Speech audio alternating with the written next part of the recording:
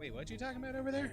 Oh, I'm using the app this week because I'm on my iPad instead of my computer. I prefer the app because I was using the browser originally, and the app is way better laid out. It's more intuitive. So let's see if I can get these levels right. I don't like to do the swayby.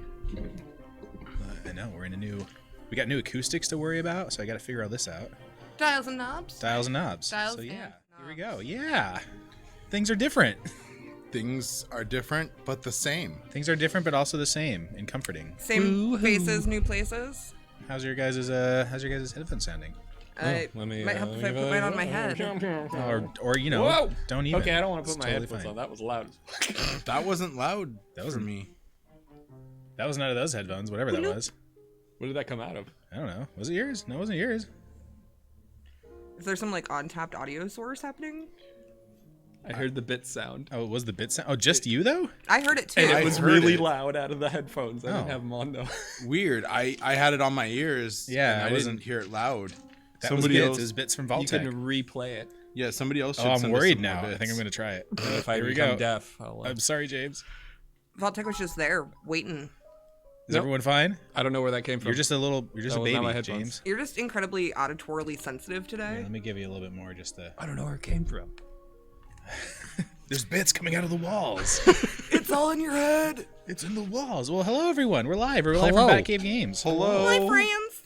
Kate's in the corner. I put Kate in the dark corner. New space. You're in my house now. I don't even know what that was. Is that Batman? No, it was That like, was like Batman if he was possessed by Satan. it was like creepy dude. I Satan don't know. Man? Satan Man? I'm Batman. Bat Satan. My Batman voice sounds more like Cookie Monster and Batman. All right. That's your next character we're rolling. Cookie Man? Cookie Man. Ever since Bat that Cookie. Community scene where they're doing the Batman voice, I've never been able to get the Batman voice right. Oh, that's even better. I Ruined you. just want Cookie Man to show up in this campaign now. Cookie McCake Face. Things you guys want that always guys come know. true. I know. Well, hello everyone. How's everyone doing this fine Sunday? We are again live at Batcave Games. Yeah, trying something a little different. As we resume our fantastic D&D campaign. And James, I'm a terrible player. I'm sorry. Me too. Guess where my notes are? Not in your head. Not anywhere in Where this is it building. coming that's for from? sure. Is Is it really it coming loud? from the tablets? The sound? Yeah. It should be coming from the headphones on your ears. I'm not getting the bits from the ears. I'm getting it from somewhere else. Is it? And it might be from the tablet. It might be from your tablet. Something I don't not know where muted. it is. It's fine. It's fine. Everything's fine. Everything's fine. Oh, God. This is fine. Well, thank you for those bits. Shelly did that.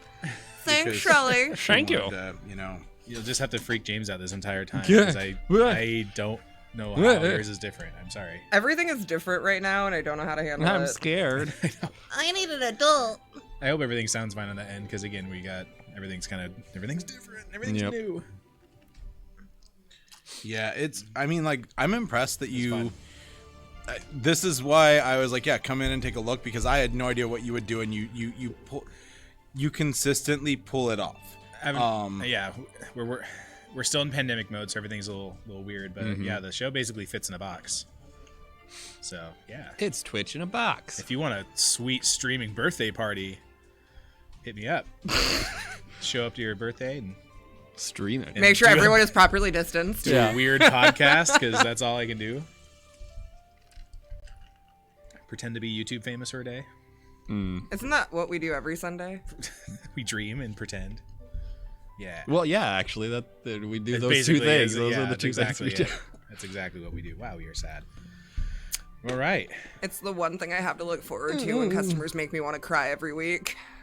Oh, Fair. yeah, but... oh, good. Ew. It's my Twitch in a box. Man, I gotta say, your place is a lot bigger than I envisioned it to be. The videos don't do its justice on how big your space is. I appreciate that. You know, it's because this whole back area is technically just kind of like treated like back room, even though it's in the front. You know, it's nice to have you here. You know, you trek from so far away that, you know, that's why you've never been in the shop. Mm-hmm. If you were local, I'd have chastised you for not having been in the shop by now. That'd be fair enough. But yeah. you're not. And during the pandemic, who travels outside of necessity? Nobody, right? Yeah. Nobody. Right. No Can we one. just categorize D&D as necessity? Yeah, it is. It I mean, What? This is What do you mean necessity. it's not? Well, also- it's necessary for our mental health There's and three to make things sure you that need we in don't life. snap. Also define Food, water, and Dungeons and Dragons. define travel because we didn't even change zip codes. He did. I did a several lot. times. But you, I went you through did. a lot You're of the zip weird codes. one. All right, That's why we appreciate you. that is right. We appreciate you breaking the rules. Breaking the law. Pretty Am soon I? though. No. Pretty soon though, we'll all be vaccinated. I get my second shot on the 4th. Yay! And then I gotta wait 12 days, and then I'm 94% immune to it. David and I on the 28th. 28th we will be Sick. fully inoculated. Yeah. Fully? Yeah. Fully. That's awesome. Because we got J&J, but they say 28 days after is when it's like, Right. Yeah, Yeah. you can lick a doorknob if you dare to. Don't do that. Don't do that. But though. only 65% of the time. Yes. Right. Well, I mean, we'll get sick. we won't 65 to die. 71, depending on which analytics And you're that- looking at. It has stopped 100% of deaths and hospitalizations, and that's fine. If I get sick, I get sick. I'm not going to die. Yeah, and not to From bring that. it down, but hopefully the Brazilian morph Oh, doesn't gosh, come up. Let's not go down. Don't that jinx rabbit it. hole. Let's not go down it. However, in Washington though, April 15th, y'all are. If you haven't gotten it, That's go in get 4 it. days. That's in 4 days. It's open season in 4 days. 69% of the seniors 65 and older have been vaccinated in either Washington or Clark County. I can't remember, and I would imagine it's Washington because in Clark County we have way too many conservative folk. We are one of the reddest counties on the western side of the state. Yeah, if you actually look at a map of Never gonna do that. blue versus red, Yeah. it's like Vancouver is Clark County's Google liberal Maps only. butthole, Yeah. What? and it's just surrounded Oh. by red areas. Yeah, Camas is bad. Battleground is awful. Ridgefield is awful. I love a lot of things about these places, but Shelly and I were in the Fred Meyer and Battleground months ago, and we were chastising people for not wearing masks or just mocking them to each other loud enough for the people to hear. Yeah. And the one guy said something, and I'm like, yeah, dude, I'm talking shit about you. Let's do this. And it got really ugly. And then this woman, I'm gonna say it this way just because it really puts it in context once I've said it, and then say the next part. So this black woman in her probably mid-20s comes strolling by in her cart. She's like, that was fucking awesome what you just did. And I'm like, thank you. She said, I feel like I have to keep my head down and mind my own black business around here because of the way Battleground is. So it's really nice to have somebody actually do something about it or say something about it. I'm like, thanks. It felt good. Wait, date for all was pushed back to 4/19. Quinn just said. No, I just saw a thing that's like JK LOL. Man, I hate when they do Womp stuff like womp. that. Yeah, I don't know what to believe. I'll have to double check it. All Okay, that so- matters is that by May 1st, everyone should be eligible, Yeah, don't and take that my we might word. actually be able in May to play at a table together. I guess I don't And- really know, so don't take my. Well, And if you want, you can call around to the places that vax. And there are people who just sign up and don't show up, and they can't refreeze or That- reuse those vaccinations. That so happened to one of our other bartenders, Troy. He Yeah. was literally Yeah. shopping at Safeway, and they're like, have you had your vaccine? And he's like, no, and they stuck him right then and there. right, So- because My they can't sister- they can't reuse it, so can't, they have yeah. to use it that day. So Yeah. call, you can get in, and then you get your second one scheduled that same day. So there's numerous things that factor in on that, and actually this is a good thing to talk about for the people that are listening potentially. We've dealt with it a lot on the subreddit. A lot of people on the Vancouver WAS subreddit are always like, well, how can I get the vaccine? And people are like, oh, just go in and just lie about it. Say you do this, say you do that, and it's like we're having to shut down those posts because that's not true. Yeah. And what I want to make very clear is it's like we're not trying to shut people out of getting the vaccine. We're trying to make it to where the people that have been deemed more important are getting it first because that's what's going on. And I want to go in and lie and get it, but at the same time I know that's the bad thing to do because there are elderly people that are still getting it. That's why I mentioned that rate on the old people doing it, because as long as the people that are supposed to be getting it are getting it and it's not going to waste, absolutely. You don't have to lie to get it if it's supposed to be going to waste. I know people that it's like somebody said that they were at a Rite Aid and it was near closing for the people that were doing the vaccines, and they announced over the intercom like, hey, we've got 3. Is there anybody in the store who wants on? Yeah. We've got to stick it or it's done. done, yeah. And so they're doing Yeah. that. You just have to be in the right place at the right time, and nothing is going to waste really. That's really kind of more of a rumor because there are enough people hopping on it. CMAR is daily, basically every CMAR location has them. and you just have to get lucky in their like that day. I haven't had the availability to check every day because life, but that's where I figure it's going to happen for me, you know. And it is important. Everybody, as long as everybody's getting a vaccine, even if it's not you, your time will come. Absolutely right, Solaris. Absolutely. Yeah. Absolutely. Be responsible. Be responsible. Yes. Drink responsible. On that happy note, Drinking. it's a cool thing to think about, though. Honestly, that Private event. potentially, potentially by the end of May, early June, that we're all good. Yeah. Yeah. I'm just looking forward to actually like being able to sit across the table from another human being for the first time in over a year. I want to sneeze and not look like I'm being judged. You will. I want to I have hug your al- mom. I I have will never allergies. eat a birthday cake that's I been know. blown out on. I'm really excited. Never I again. put up a weird advent calendar in the bar that just has like me knocking off days until I can hug my mom. It's every time I want to hate him, I'm really excited. he does something ridiculously cute, like days until I can hug my mom. It's been over a year since I've been in the same room with my parents for more than like a minute. And yeah, I'm excited. Your first shot is this Friday. That is great news. Yay! Yay! Hey, That's Quinn, I saw your exciting. face like an hour ago. Oh, go ahead. Sorry. What? No, I was just gonna say your actual face, not your. Where did you see Quinn? He was in here, Oh, or maybe he wasn't. Maybe I shouldn't have said that. I don't know. I've only been here for like 10 minutes. Just ratted him out. Quinn, were you in here earlier? And did I Crap. miss you? I just ratted him out. No, I didn't see him. I know what Speaking you're of talking mothers and Quinn is the Yeah, only that person to did ever take my Quinn's your mother mom? out on a date. Many years ago, Quinn took my mom out on a date. Did he really? I mean, he took her to dinner. He took her to McGrath's. He took her to a nice dinner.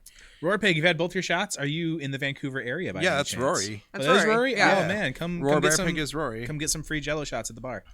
That yeah, absolutely. We have a lot of people that are local in the chat right now, names I recognize. If you have had your vaccine, one, both, whatever, come in, see us, hang out, have a fucking Jello shot. David and I hate making Jello shots, and we made these just for you.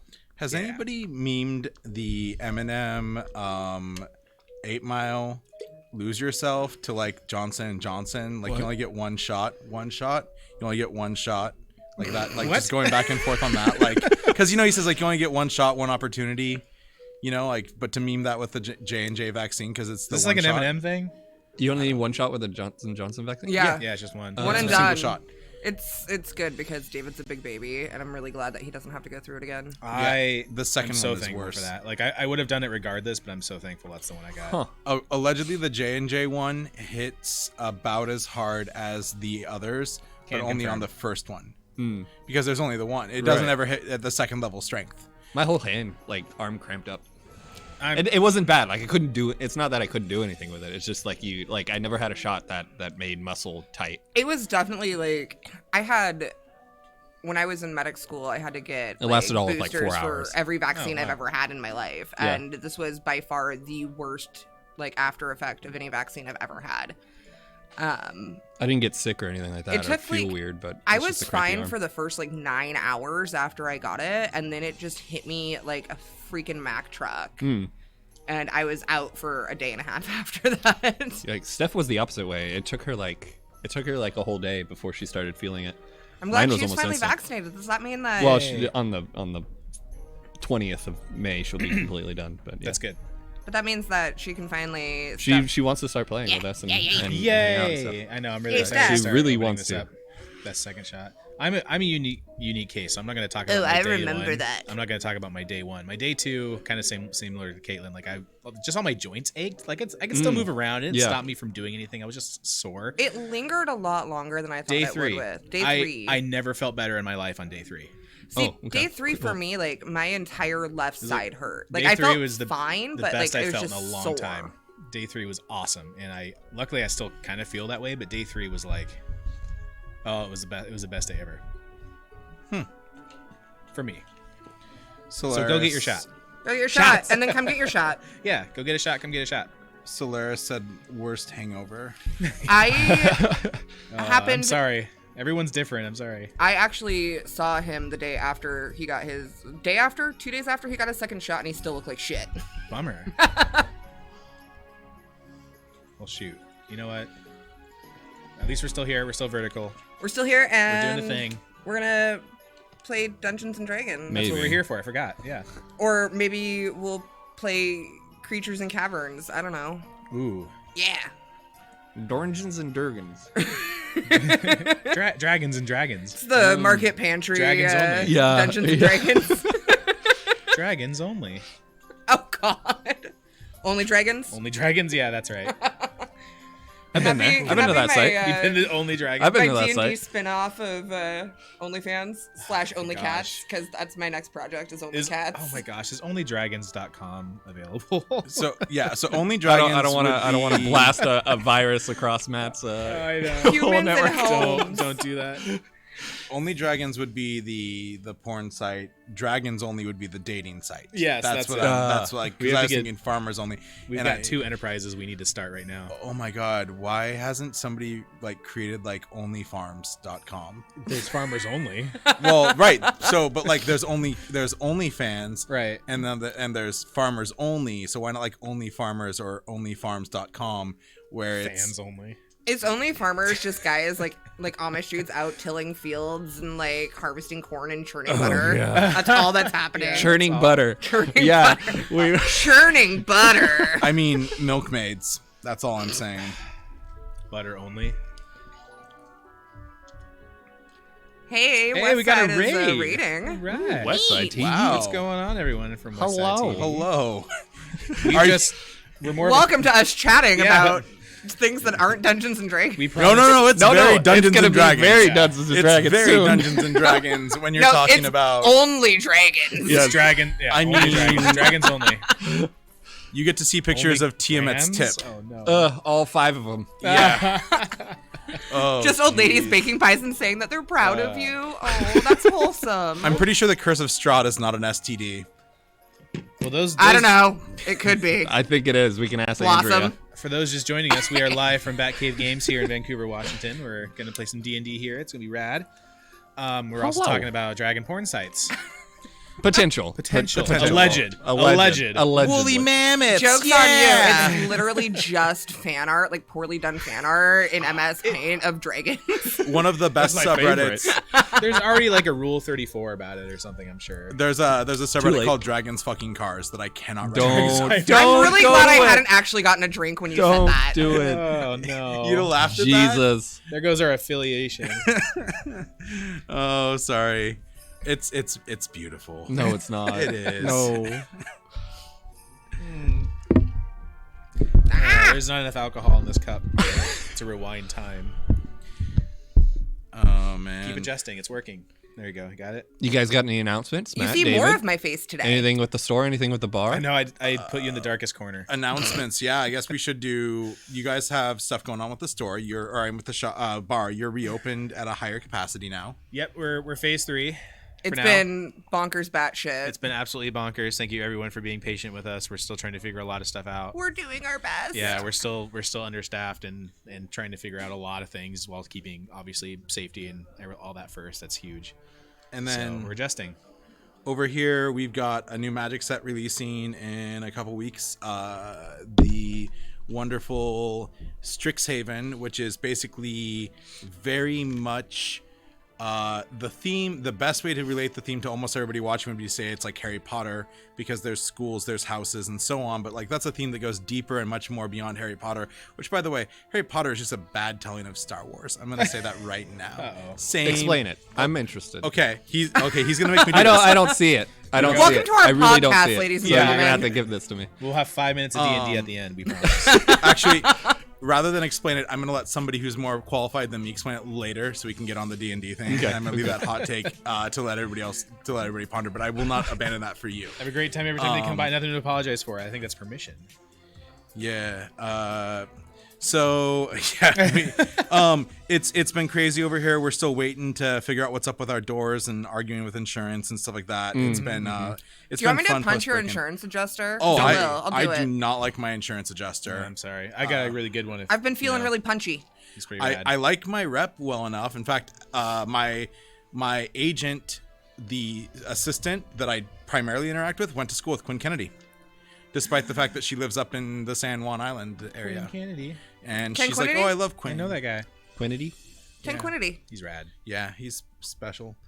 Yeah. Speaking of, I know you're in the chat, Quinn, and if you don't come by, I'm looking directly into the camera right now. If you don't come by soon and at least like prove that you're alive and not a robot, I'm going to find you and kill you. Monkey TOS. Quinn bots. Cool. I'm ready to do this. I was gonna say I have a nice thing to say, but I don't know if I want to follow it with that. Like, I love you, Quinn. Metaphorically. Quinn, I will send you her name in private. I'm pretty sure I told you about this in the past, but I guess not. But yeah, let's do our recaps and stuff. yeah, Yeah. So what happened last time? I'm so prepared. I know all of you took diligent notes. Super did. I mean, I did. I just don't have them, right? I forgot my homework, teacher. Shame. It's in the vault. Well, I'll give you guys a head start here. You guys started out by taking out the leader of the bandits. He was a dick. And so we took him out, did a bunch of stuff, explored some things. We went and saw a banshee. Don't let me take notes. It's not good. We went and saw a banshee. I'm trying to make friends with the mare that I kicked in the face or head or gut or The something. Marith? The Marith. The Marith. Yeah, we went and got some information from a banshee, and there's orcs in the hills. I can't read my own writing. Matt, you're always better at this. You know, you guys are gonna laugh so hard. I just do it from the top of my head. Well, let's get it from your point of view. You're Then. better. Let's not, because last week I was an absolute wreck. Or not last week, but last time we did this, I was an absolute wreck, falling apart and not able to like keep myself alive on stream. You had some stuff going on. All right, there's so- I feel like for there's no sure, need to for explain sure. that. Yeah. So yeah, We all get it. We killed the bandit guy. When We was went it- down to Coneyberry Trail, and we saw the banshee, and we got some information, and we took it back to the mayor guy, and he gave us some money, and then we went and hung out in an apple orchard. Oh yeah, I remember that. And we also explored the old mansion that connected to the cave, and we made a friend down there. Yeah. I found some money. Got some beaver pelts. I'm gonna make you guys some hats. Did we That's get cool. did we get an item from our friend? Did we get an item? I don't have that written down. Maybe not then. Matt, you were the one that made friends with it. I wasn't paying attention at I that don't remember point. receiving. I don't anything remember from- receiving an item. Okay. I usually note that stuff. Oh, you did. You got a longsword with wings. I wrote it down. We got the sword of Blackhawk. Yeah, suck it. Oh, I remember Who that. did? You did. Yes. It's not good. I was It's mine now, motherfucker. I was not good. I didn't. Yeah. That's fair. I remember. yeah. I remember hearing that wrong. the sword of Blackhawk. Benadryl should not be considered a recreational drug. Or should it? I wish I had some, I mean, actually. that straight up was like the what's the joke in 40-Year-Old Virgin where he talks about the Tylenol PM? You know, I'm not gonna go into it, but you know the one I'm talking about, right? It's Oh. been a long time. Oh, and apparently I also Allergies. found a creepy bone doll. That's it. That's what I have. I have a winged longsword. James, I'm sorry I'm the worst player. It's I know. Me too. We all are. I'm me so too. bad. I'm a horrible player. You are a terrible I'm a player. terrible player. You're an amazing Annie DM, Katz and can, we're so can terrible. attest to that. Having So played can with you you for and a Marion. very long period of Yeah. time, we're not allowed to sit together when James and I are both playing. Oh no. Can't sneeze if you're in a coma. Benadryl. I have a longsword from before that I reminded took off me, of my a eyes are corpse. so bad. What is this longsword I'm supposed to have? You should have Blackhawk. Is it It's like my tentacle Blackhawk, staff? it's a longsword with wings at the hilt. yeah. Instead of like a handguard, it's little wings. But that still uses strength, doesn't it? Yes. Is it mine now? Is it better than my tentacle rod? No. Your tentacle rod is pretty amazing. It is yeah, pretty that's dope. like super powerful. As long for as I'm your level, lucky, Jesus. yeah. It's all role dependent, but most things are. Oh, that's D&D. Yeah, and then we Yeah. hung out in an apple orchard, and I think that's it. Something happened though, because I'm down 6 hit points. I don't know. I thought, didn't we rest? Or we long rested? I don't know if we did. No, we were hanging out waiting with the dude. I remember that. We're waiting for Fabio to come back. Sildar had just come back when we ended, and yeah, his hair flew out right, of his that's ponytail right. and his cape picked up. That. I'm in love with him. Moist. Moist. Said as if No. nice. Something's Noise. Don't make that a thing. No. Noist. Moist. Moist. So need an Sildar adult. comes in. He comes riding in about on time as when he said. He said he'd be gone about 7 days or so. He had to go back up towards Neverwinter to report on what was going on. He did send the other group of adventurers that you guys almost got into a combat with last game. He sent them up north into the high forest to look for a dwarf named Gundren. And they were going to explore an old keep called Cragmaw Castle. Or Cragmaw Ruins, really. Ruins of a castle. So yeah, you guys, he rides in, all majestic Fabio-like. He hops off his horse and he goes into the town hall to talk with the mayor. Who's going to be my best friend. He just doesn't know it yet. You guys spent the night in the Lion Shield coaster, if I remember right. In the what now? It's one of the shops in the town. You guys had spent the night there. We were staying in the apple orchard, I thought. That's what I've written down. Okay. Maybe that then. Because there's a whole paragraph about silos. There's okay. We got this. We're professionals. Yeah. We know what we're doing. That's fine. I started to. I play D&D, We can go guys. there. We can. Yeah, that's I started to review footage like early in the week, just like to watch it, and I'm like, I can't do this because I'm just so mad at myself watching myself. But like, I just stopped, and I really wish I would have been able to power through, but no.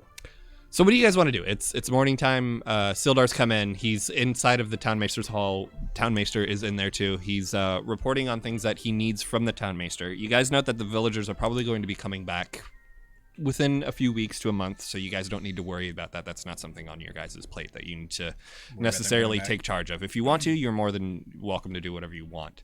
But he goes out of sight, leaving you guys just on the edge of the apple orchard. What do you guys want to do?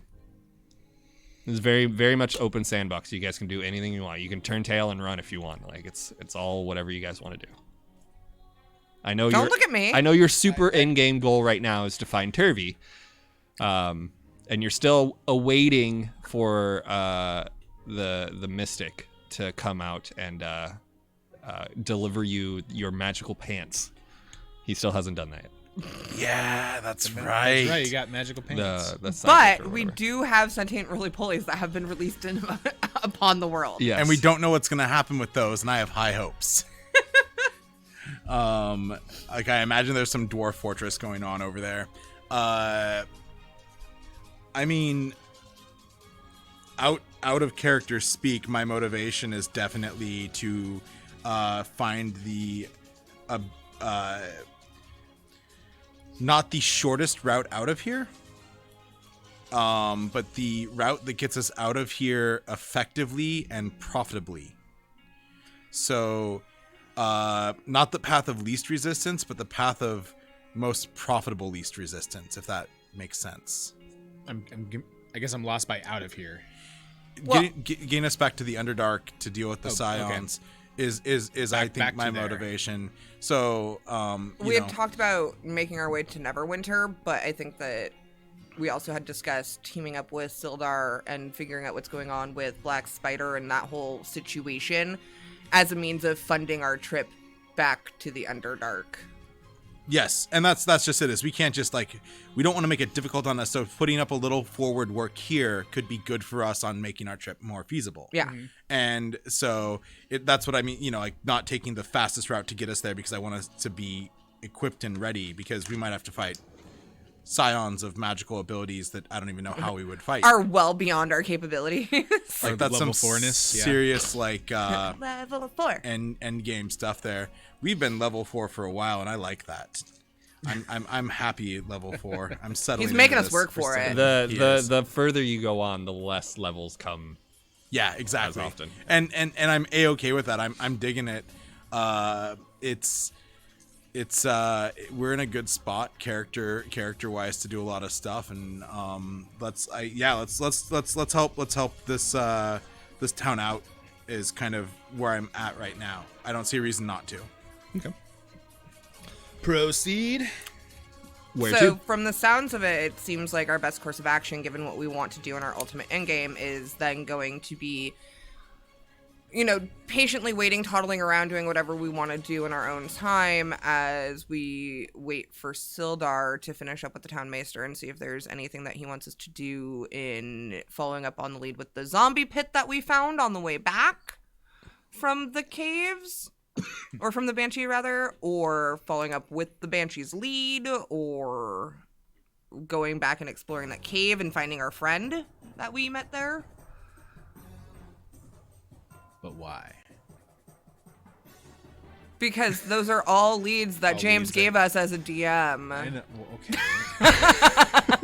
okay. Never. Damn it! No.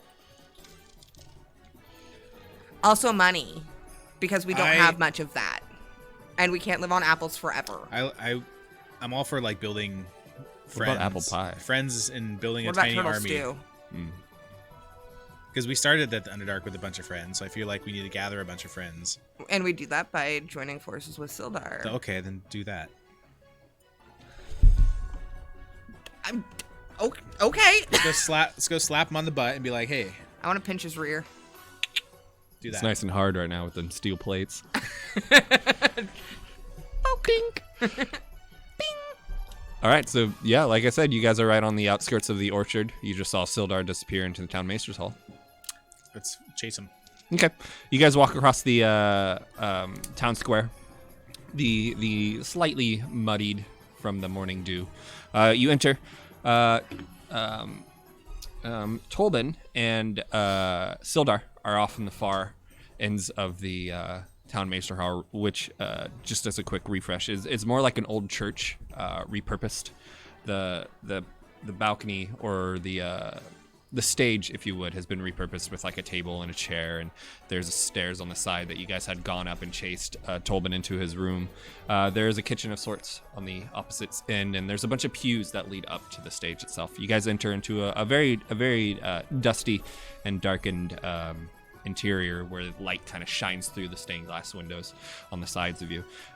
They both look up, and Tolbin rolls his eyes audibly at your guys' approach, but Sildar stands up and jogs down over to you and gives you guys handshakes, and he goes, how was the trip out to the Banshee? How did it go? Hi. Hi. Hi. Can Sprig touch your butt?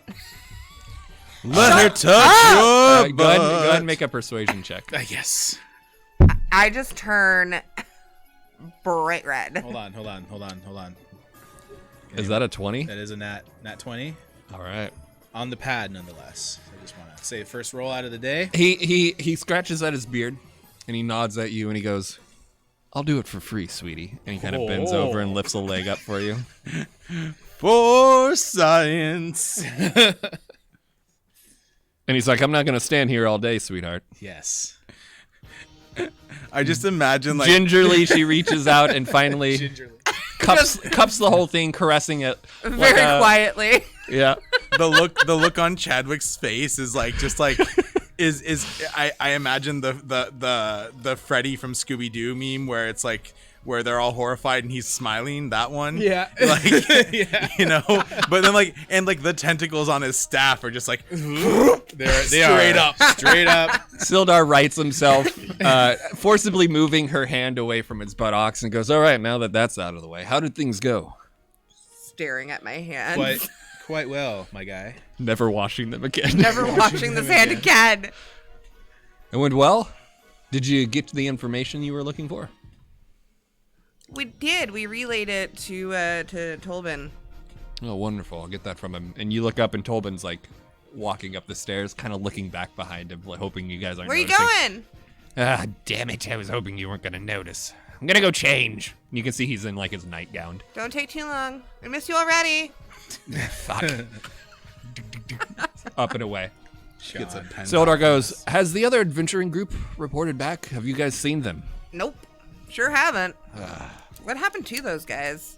I sent them up north to look out for Gundren. It's a shame that we haven't seen him yet, though. How long was it supposed to take? They should have been back by now. It should have only been a couple days. Eithlin is very strict with her time management, so that's a little worrying. Yeah, that's not great. Hey, new follower. New Hey. follower. I know it made like a Zelda sound. I can't remember. I what liked things it. did. I liked the sound. Yeah. He Thanks for stalking us. Sildar scratches I'd at his follow you beard. too. He goes, "Are you all engaged in anything else? Are you free? I could use some more help." I'm not engaged yet. He winks and gives you one of the finger guns. Some stellar finger guns, my man. I can help you. Well, if you all are free, if you wouldn't mind traveling north, I need to stay here, and when the villagers come back, I need to rouse a local militia, if you would. I'd go myself if not for that. But if said you all are rouse. free and for perhaps some gold, and he picks up a sack of gold and Gold. he throws it over at Chadwick. It's a very hefty sack of gold coins. He goes, "That's for the Banshee. I appreciate what you've done for us." Does he have to roll to catch it? Because I'm just imagining it hitting him right in the face. You said rouse. Do you want to try and catch it? Do I or wanna- just? I mean, it's a quick. No, you catch it. It's a quick throw. I was like, You just catch the coin. Whack. I catch it because I have no. Catch it with your Actually, my face. dexterity. So is awful. that's for what we've already done. Yes.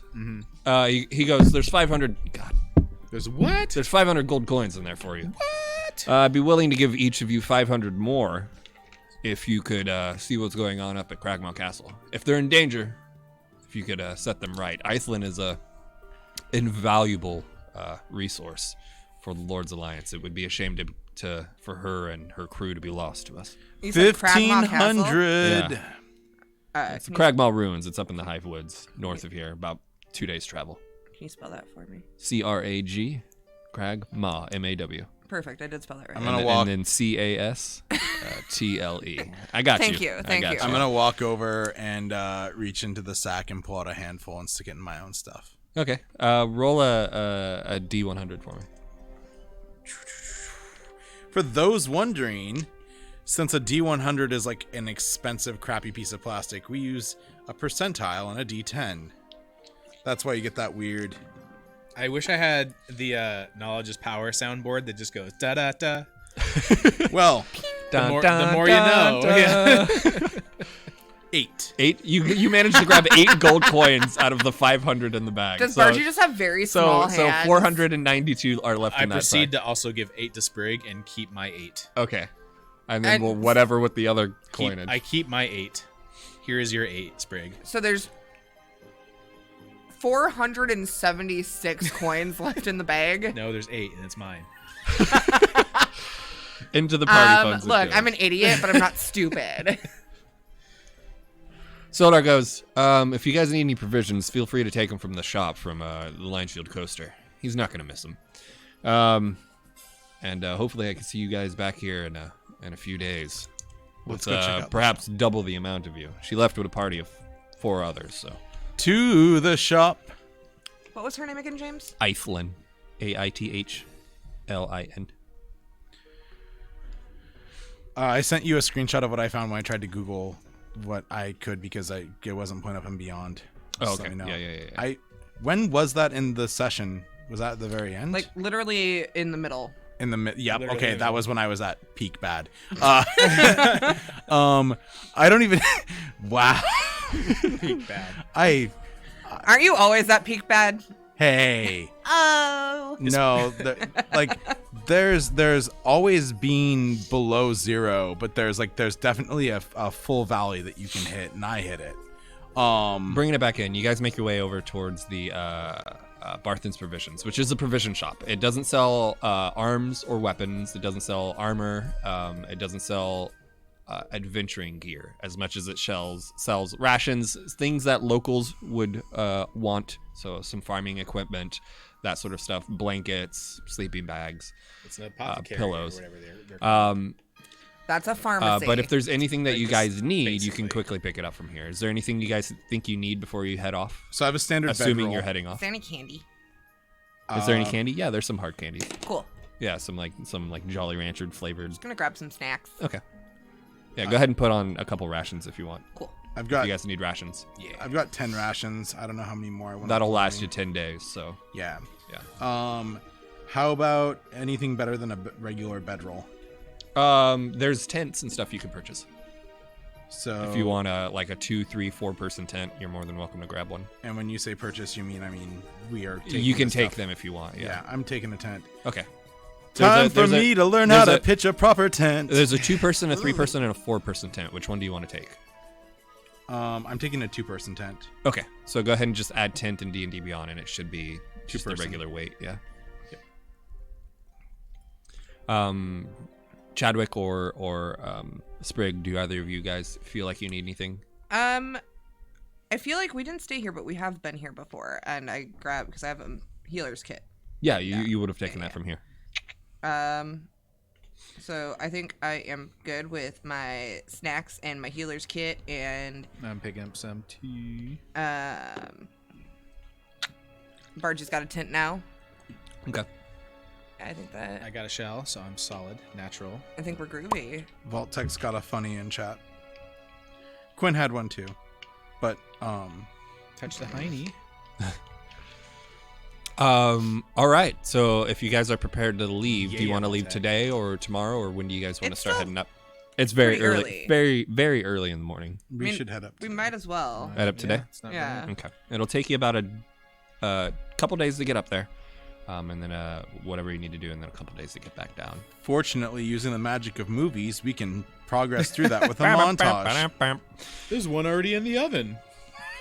All right. So, who wants to lead the group with survival checks on making their way through the forest to get to this place you guys have never visited before? I can do that because I actually have a pretty decent survival score.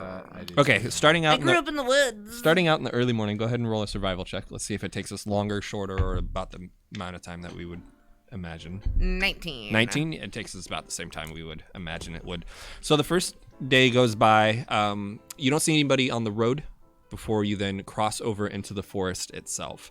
It's a very dark, tight-packed wood with lots of ferns and underbrush. You hear the sound of animals always bouncing away and getting out of your march through, but you manage to never see any. You can hear birds above and the canopies. Let's see if you guys come across any.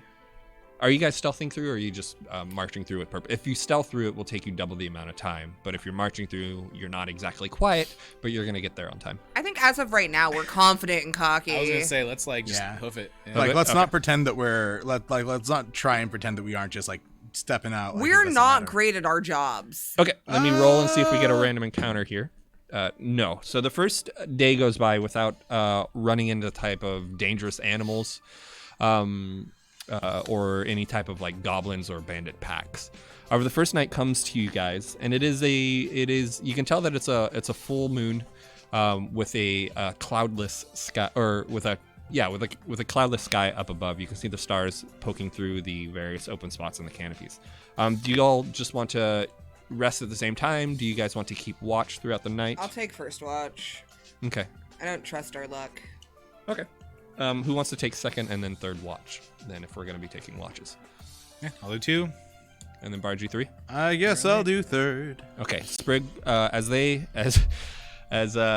Chadwick plops into his turtle shell for the night, getting ready to hibernate, and Bargy sets up his 2-person tent. Bargy, I want you to go ahead and make a survival check. Let's see if you can set up this tent well enough. I'm just 7. gonna sit there and 7? eat my candy and watch him.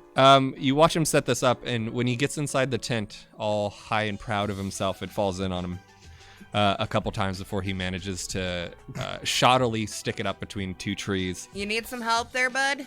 You want to help me pitch a tent? I want to say no. Yeah, no, I'm definitely gonna say no to it when you put it that way. Sprig, go ahead and roll a perception check as they settle down for the night and get some sleep going.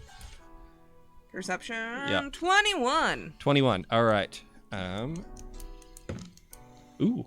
Okay. Uh-oh. All right. I don't like the sound of that. Ooh. And dick jokes. Thanks, Steph. I knew I could count on you. Oh, hey, Annie Cats. All right, a D12. Sprig. Me. As you are keeping watch and hearing the crickets and other night creatures cascade this symphony of night throughout the forest, you hear a large crack of a stick behind you, somewhere in the darkness. Just a sudden, and you hear some. What languages do you speak? Common, Elvish, Goblin, and Undercommon. It sounds like a very crude goblin. You can't understand, but you can tell it's something related to it. And the voices are getting closer to you. Voices. Sounds like your 21 tells you that there are a total of 5 voices. Ruh-roh. Whoa. I am going to very carefully go over to Chad. Mm-hmm. I'm just gonna on his shell.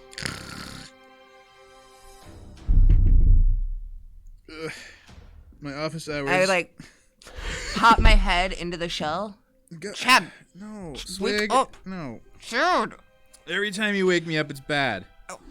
I wouldn't wake you up for other reasons. What do you want? There's people, something, goblins, maybe, I don't know, but Your they're first watch. This is your job. not to fight them by myself. Do you want me to die? No, don't answer that. All right. What? Wake up. I'm up. All right.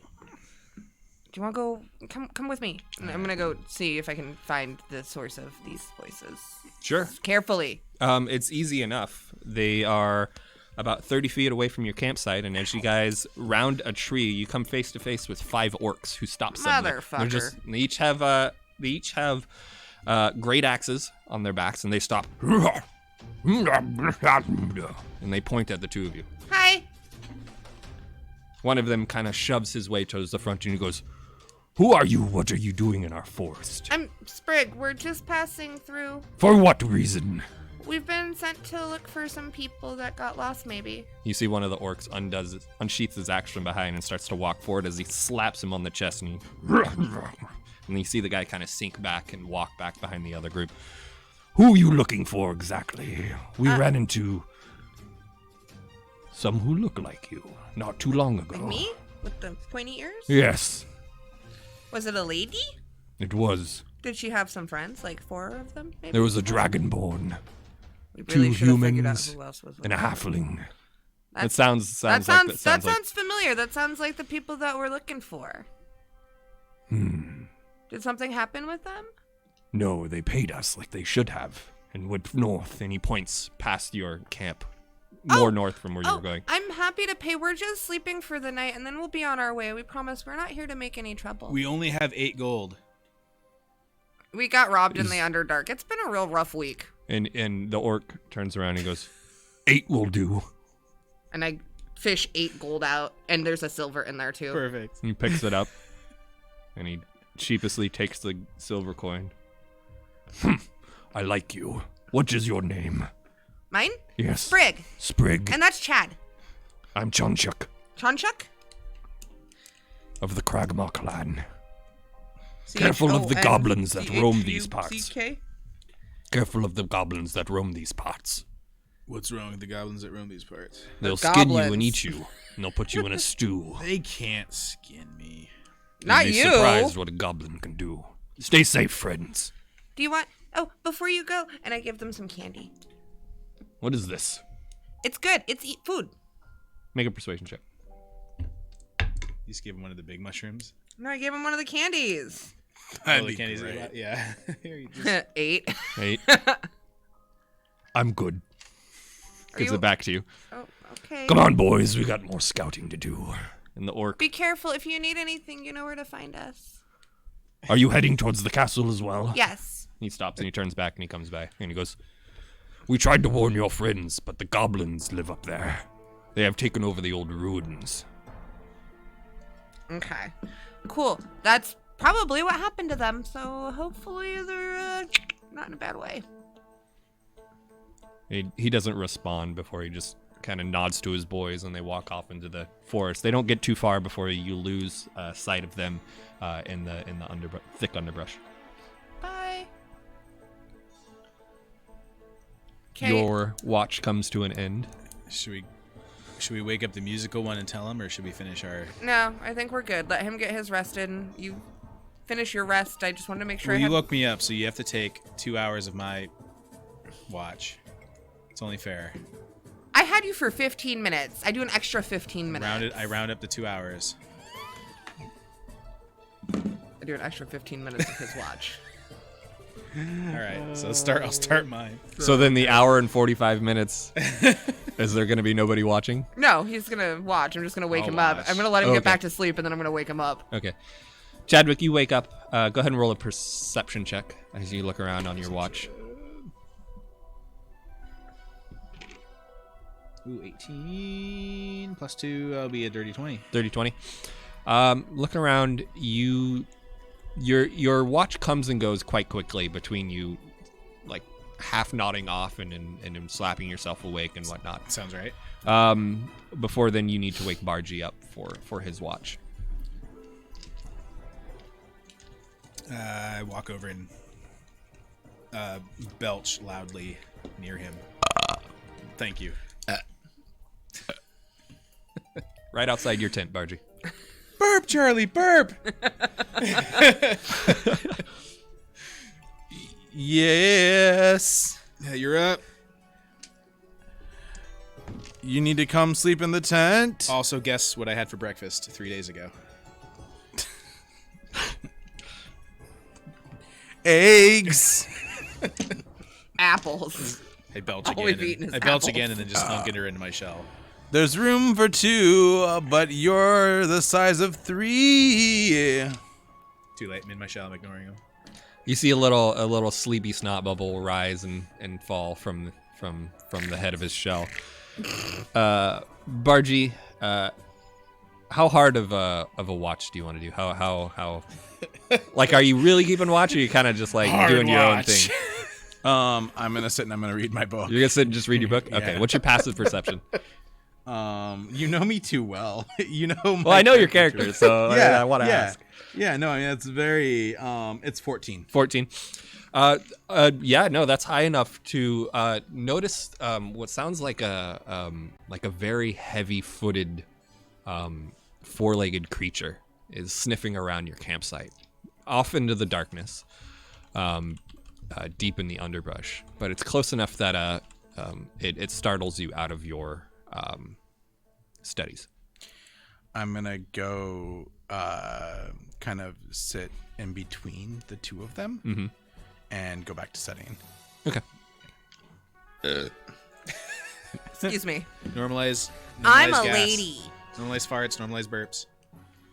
From your left, over where your tent is, you see it start to like move a little bit, violently at first, before then it clumbles in on itself, and it wraps over this large creature, almost the size of a bear. And you just hear this, and the tent, Ooh, an owl bear. Cute. and then the tent tiny flies off before you see the face of an owl attached to the body of a bear, and it looks up and it stares at you. You can see the sheen in its eyes from your dark vision, reflecting off of the moon, and it's just staring at you, not moving. I mean, I've got my book bag with me, Yeah, you got everything. so with you. I should have my. I'm gonna take out my.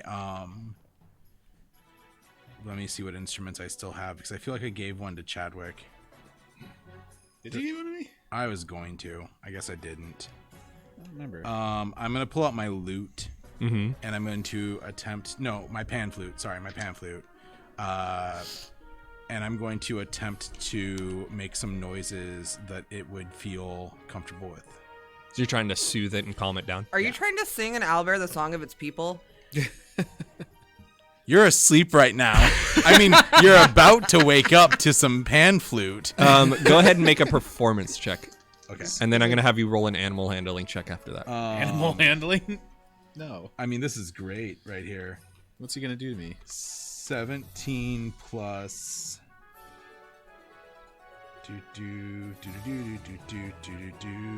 Music's pretty on cue right now. Yeah. There was a moment with the orcs that the music was like perfect. Also, I really love that. I like how it's more fantasy. Like I really like that Yeah, about this playlist or whatever you got going on. Last week right it now. wasn't It's doing it perfect. that bad, but this week it's 25. 25 plus. Is that a plus 8? Yeah. God, nice. Yeah, dude. You know what I'm all about. Yeah. I'm a showboat in this shit. Show off. Your music, your tunes, your pan flute is soft and somber. It echoes the moon above you. It's and the owl bear. He kind of sniffs into the direction of your music. And it kind of gets down really low, stepping onto your tent a little bit. I'm gonna see if it. And then it like picks up its paw before it like slams the tent to the side. I'm really glad I didn't go sleep in the tent. and he comes over and he's right next to where Chadwick is, and he gets down. And then go ahead and roll an animal handling check as he gets close. Been me. 21, 18 plus 3. I'm gonna feed it some rations. Are we gonna have an out there, friend? The owlbear comes over and nudges into your bag, sniffing heavily the aromas of your rations. And it you can see a sense of intelligence in its eyes as it goes from your face down to your bag, back up to your face, and it nudges it with its large beak. Yeah, I'm gonna pull out some rations and give him rations. The way that it eats it is very violent and harsh. And it's like a seagull swallowing an entire fish. And it's God damn it! and it doesn't sit down, and it doesn't seem like it's Gross. tamed by you by any means, but it looks around at your group and it sees Sprig. It looks over, it sees the hardback turtle, and it looks over back at you, and then it turns to then walk back out into the forest. Perfect. Flawless.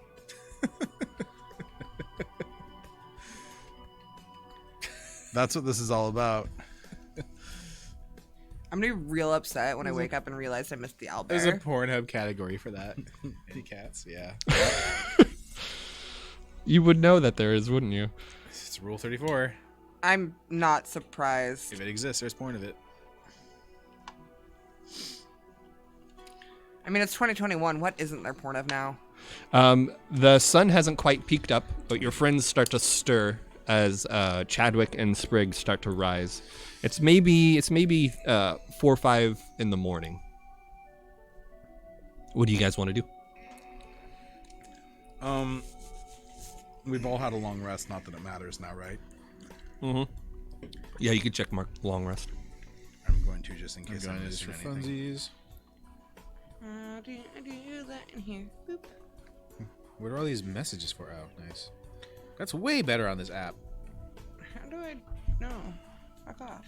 Long rest has been taken. I don't like this app. It's stupid. I'm gonna. Is my tent salvageable? Yeah, he didn't break it. He moved it to the side, but I rolled and he didn't rip it or anything. You can roll it back up. I'm just gonna roll up my tent. Okay. You know. What happened over there, man? It looks like your tent got mauled by a bear. You have any friends over? You have parties without us? Do you have other friends, Burgee? Never mind.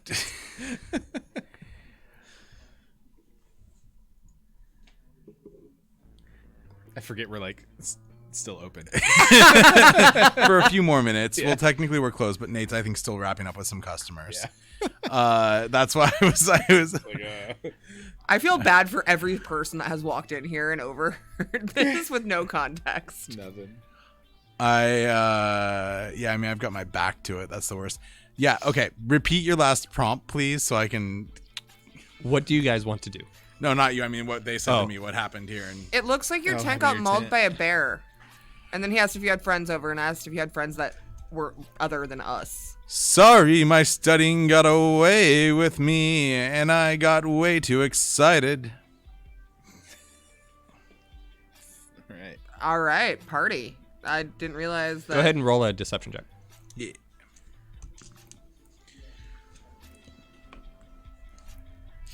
That's adding skills, deception. 24. Motherfucker. Yep. He seems like he's on the level. I don't understand how that could happen, but okay. He just got real excited about his book, apparently. His book. His book? Hey, Swig, tell the musical one what we saw. Oh yeah, there's some orcs that are like patrolling the forest, and they said that they actually saw the party that we're looking for pass by. We paid them off, and they're happy, and they seem pretty friendly. That's a crazy coincidence. I was working on my self-production of 12 angry orcs. That explains the tent. What about these orcs? How many were there? 4 or 5 of them, I believe. And what did they want from us exactly? I need to stop reading the chat. Orcs. They were just checking to see what we were doing in their forest, and turns out they're not terrible. They were actually like Yeah. really cool. Yeah, actually, like really decent dudes. Maybe we could cast them in my production so I don't have to play all 12 parts myself. I think that you should play all 12 parts by yourself, Bargy. All of your personalities would have a chance to shine. I'm used to playing with myself. Wah, wah. Low-hanging fruit. I was like, any customers hear that? Please? Anyone in the building? After 7 o'clock, we become an adult establishment. I can't tell you how many times Turn all that the became board- a thing at Applebee's. Turn all the board games around to the naughty ones. Oh, we got a complaint about your table.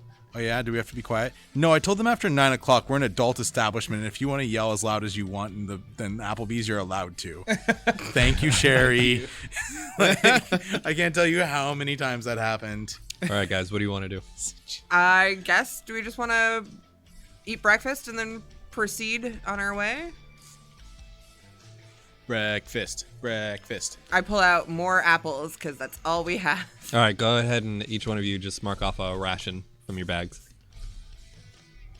It'll be a few more for Bargy from feeding the owlbear. Apples and candy. I already marked off the 1, but I'll mark off 2 more.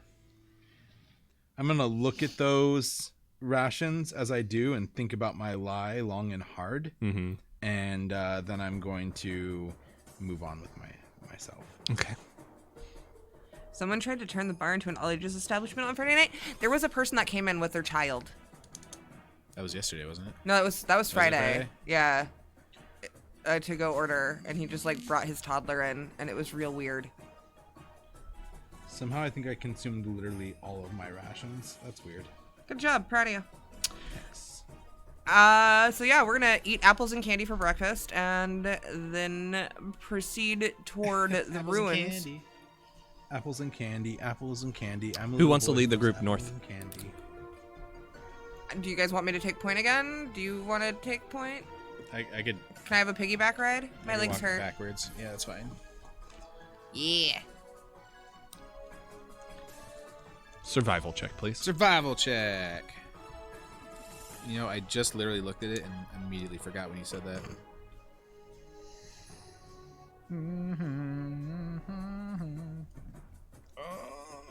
5 plus 4 is 9. 9. You get turned around a little bit, Yeah. and you only make it to the outskirts of the castle as nightfall starts to come across. You can see the horizon is starting to turn to purples and oranges.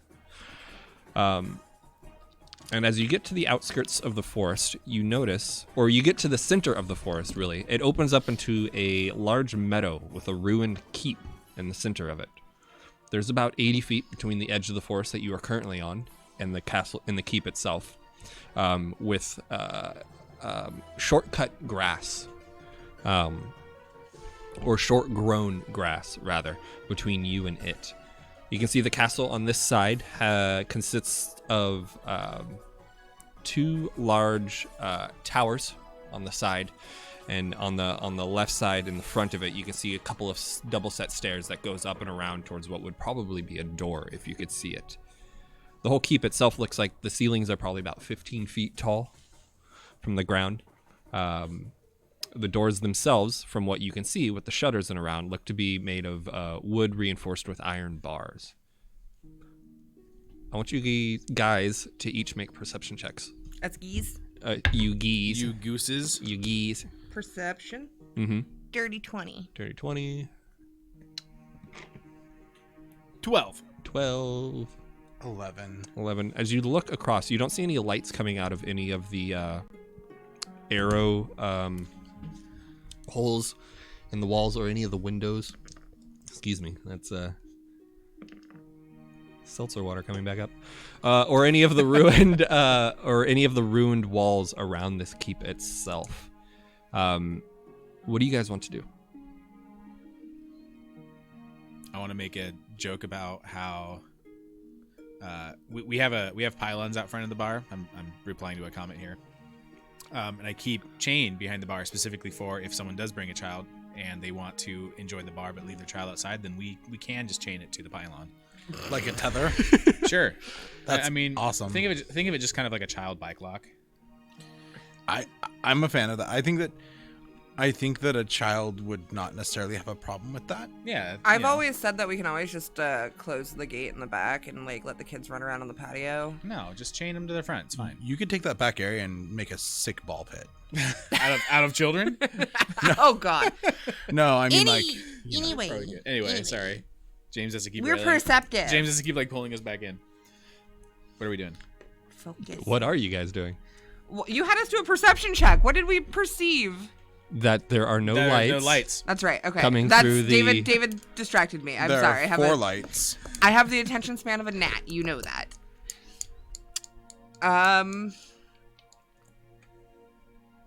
Okay.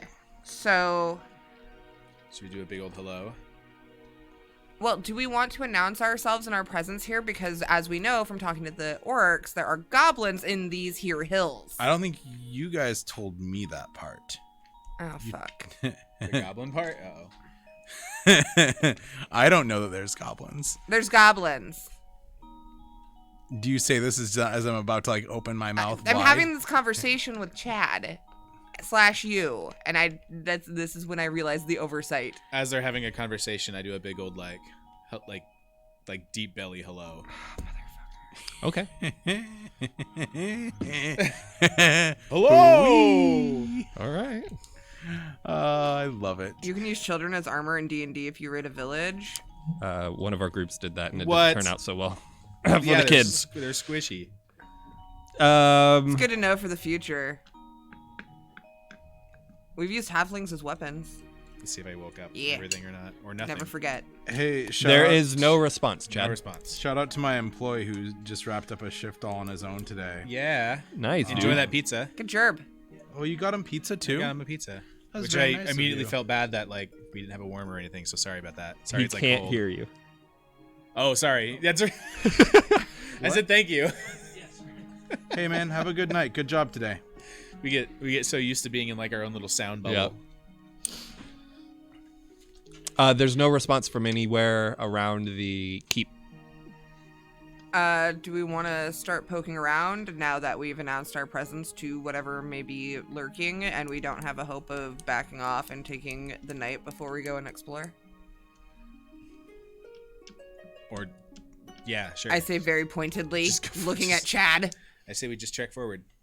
See if do we notice anything? Or not, I mean that's a broad term, but No, we perceived nothing, and that is the problem. okay. Well, if we walk forward, do we notice anything like a door or a gate or a hatch or Go ahead and make a perception check. somewhere we need to like walk to where I mean it's gonna be a 3. A 3? Yeah. Um, One plus 2. the castle consists of 7 chamber towers of different sizes and heights, but the upper stories are all in varying states of collapse. A short flight of steps leads up to a terrace in front of the main entranceway. Past the wreckage are a pair of sundered doors, which lie in a shadowed hall. Rounded towers loom over the entryway, with dark arrow slits looking down at the terrace.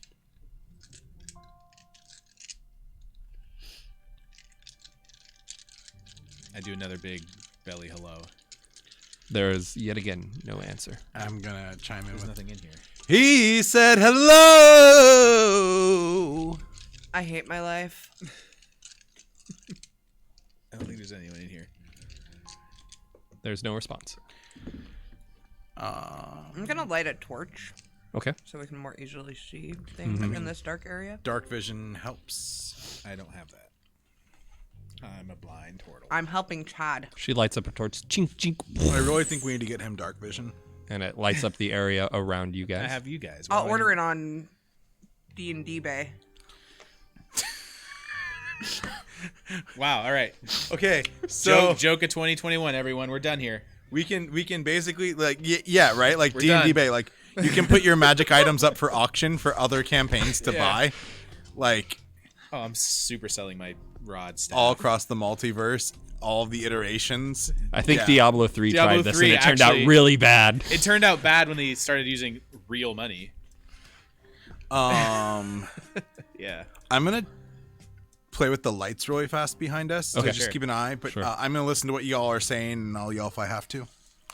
So you're down at the bottom of these two sets of stairs that switch back up towards this collapsed entranceway. What do you guys want to do? There were no responses from either of your hearty hellos. I'm gonna... Can we get through the collapse entranceway? Yeah, you sure can. Okay. That. Let's head up towards there then and poke our head through. Okay. Carefully. Big hello. So you guys are stealthing? Ooh. Yeah. Ooh. Spoopy. It's spoopy. It's Not perfect for great. Kate. Perfect for Kate. Kate's in a dark corner. Almost, and it's perfect. It's fine. You can for see her. the sheen on her glasses like she's some weird hacker in an anime. I was gonna say like an anime villain. I do. She does. And that's why she's illuminated They're a little bit. trashing our rights. Hack the planet, Kate. Hack the planet. They're trashing our rights. I've always wanted to be an anime villain. Trashing. I reference that scene all the time. It's like one of the best things to chant. Are you guys being stealthy as you guys move through, or are you? Matt's lost. I made a pact. I am. Well, I guess He's you can't be. probably You not. already like hearty helloed. Are you gonna try and sneak at this point? That doesn't make much sense. I'm still does gonna it? try to. The what? I'm gonna try to be sneaky. All right, go ahead and because make they're idiots. go ahead and make a stealth check.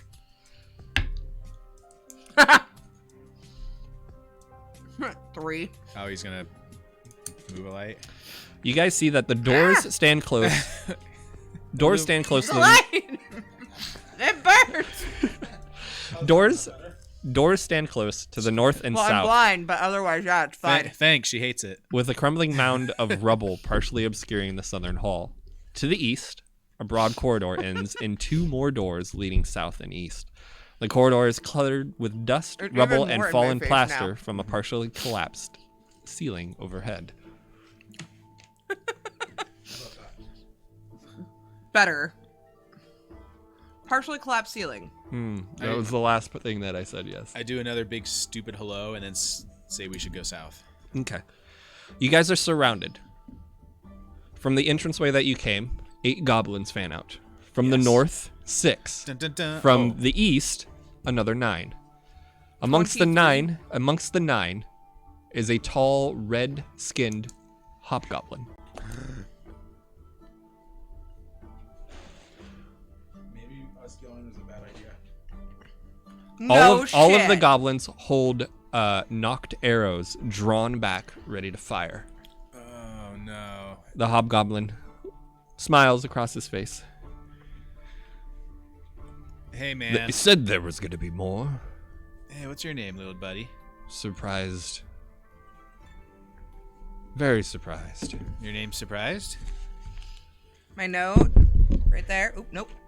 That didn't work. Whatever. It just says the boys are stupid. You're stupid.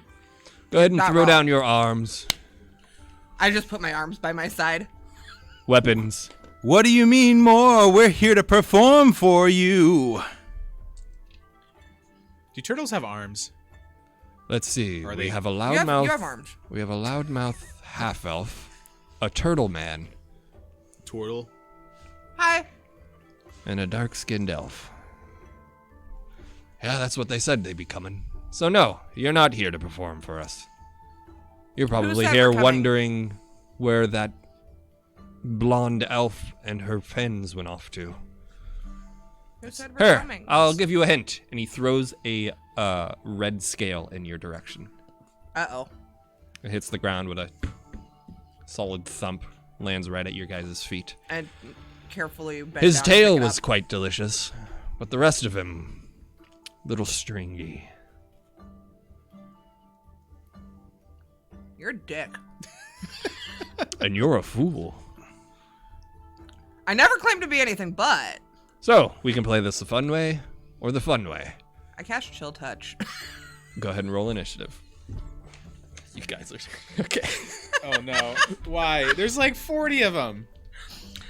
There are 23, It's and they have like 12 hit points. This guy's gonna be the worst. Why are you doing this? Why did you scream hello when I told you to approach with caution? They were gonna do it anyway, but why are you gonna? 9. 22. I hate this. 18. 9 for Sprig. 18 for Chad. And 22 or 23? 22. 22 for Bargy. All right. Let's see here. I mean, yeah, you get the leader and they're mostly screwed. Tab and then our friend here. All small creatures are throwing weapons. Did you Annie. see that one? No. All right. attack. Bargy, you're first. You see Sprig get ready to cast a spell. What do you do? Can I use my bonus action first? I've never. Yeah, asked you can that. use you can split up your movement as much as you want. You can use any action in any order that you want. Okay. Once per short rest, you can choose 4 creatures that watched and listened to you perform for 1 minute. Each target makes a wisdom saving throw and is charmed if it fails for 1 hour.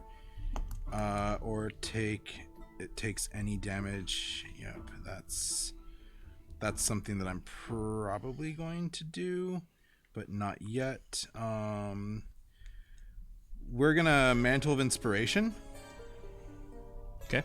1 bardic inspiration to grant 5 temporary hit points up to 4 creatures you can see that can see within 60 feet. Each creature can immediately use its reaction to move up to its speed without provoking opportunity attacks. All right. So Was we it 4 can- or 5 temporary? 5. 5 temporary. So we're all 3 getting that. Okay. So give yourself 5 temporary hit points. Yeah. And anybody who wants to move right now is the time to move. So if you want to get close, if you want to whatever, I'm going to come up on this guy and I'm going to come up onto his, onto like almost his back, like diagonally his back to where I'm kind of to his side, but I'm also kind of behind him. Okay. Yeah, you move past the goblins and you don't get opportunity attacks, right? Because of the. I don't provoke opportunity Okay. attacks. Perfect. Yeah, you get right next to the dude. Anybody else want to come up here with me? Sure. Yep. So we're all up on him. We're gonna trek all up on his. You're all gonna move right next to the hobgoblin. Like puff chests roll up on him. All right. As you guys move into that room, you see 3 other hobgoblins, about 10 feet behind them, with swords drawn. Doesn't even matter. But you get right next to the leader guy.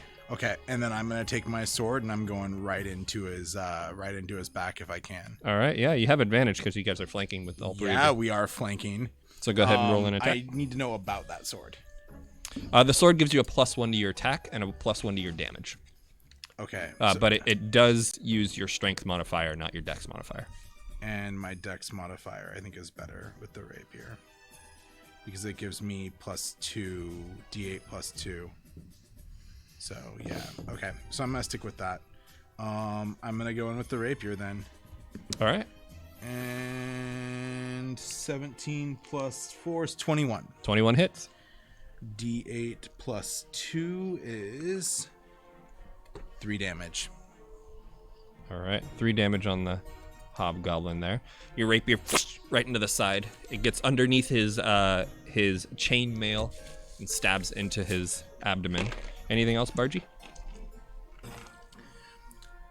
I'm gonna blow in his ear, just like So, not erotically. I got real scared for like the rest of that conversation or the He's rest of just that whispering sentence. sweet Like, nothings. just to Okay, you blow into his ear. see if he's alive. He's got like long reddish dog tipped, almost like elf ears. It's Chadwick. more of a taunt. I'm going to make sure my tentacle rod is nice and moist Okay. and Gross. slap him with it. All right. First attack. First roll is oh my god, this one's gonna miss. 2 + 9. It's 11. That misses. It slaps against the side of his shoulder armor. Makes a meat slap sound. Good. Second one's gonna be a 23. That one hits. That's gonna hit for 4. Third one is a 16. That one misses. That one misses. So yeah, the second slap right across the side of 16 his misses? Dang. exposed face. Yeah, he's wearing chainmail and he's got a shield Oh, what an with him. asshole. Okay. Okay. All right. Yeah, your tentacle rod. But with his heavy armor, most of one. them miss. The hobgoblins move up. 3 of them are flanking. 3 of them are flanking Chadwick. As the other one turns towards Bargy. So Bargy, the first hobgoblin, the one that you attacked, draws his longsword and is going to make an attack on you.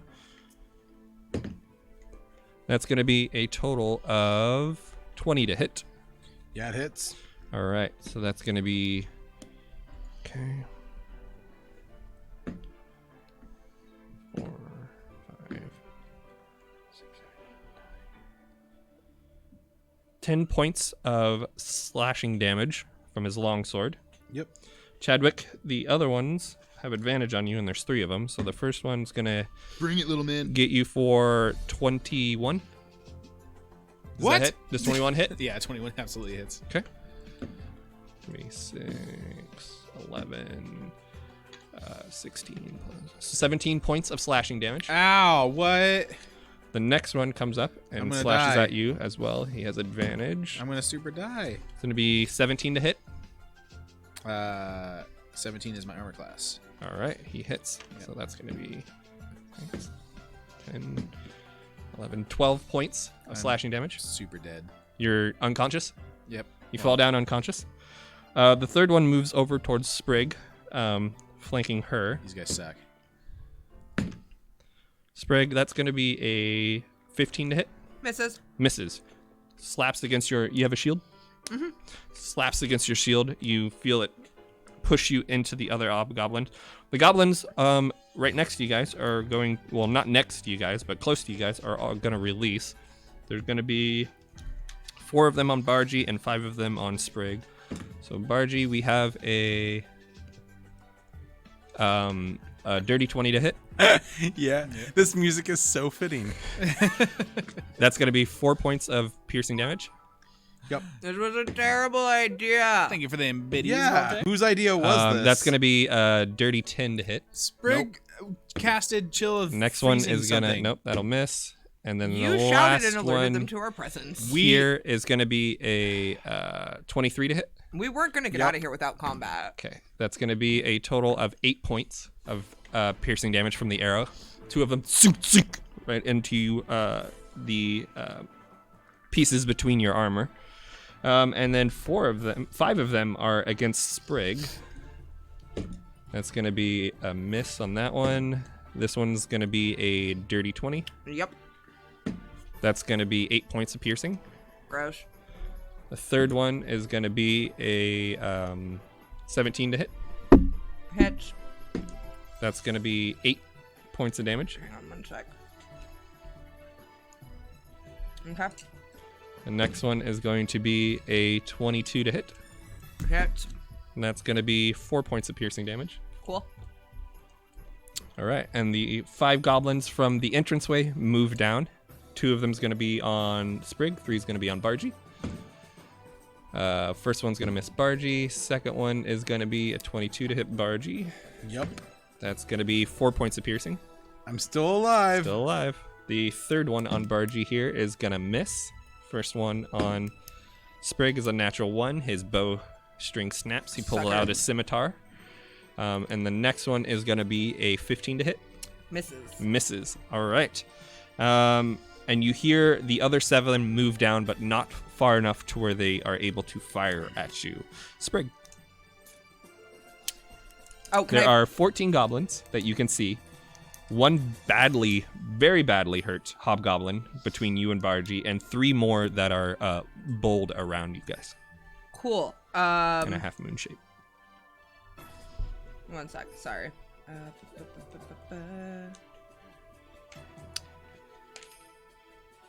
And you were casting chill touch, I was. so go ahead and do that.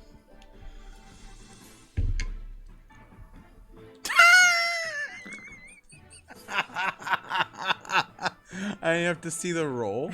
I just the moment face. the roll happened, I couldn't even see her face.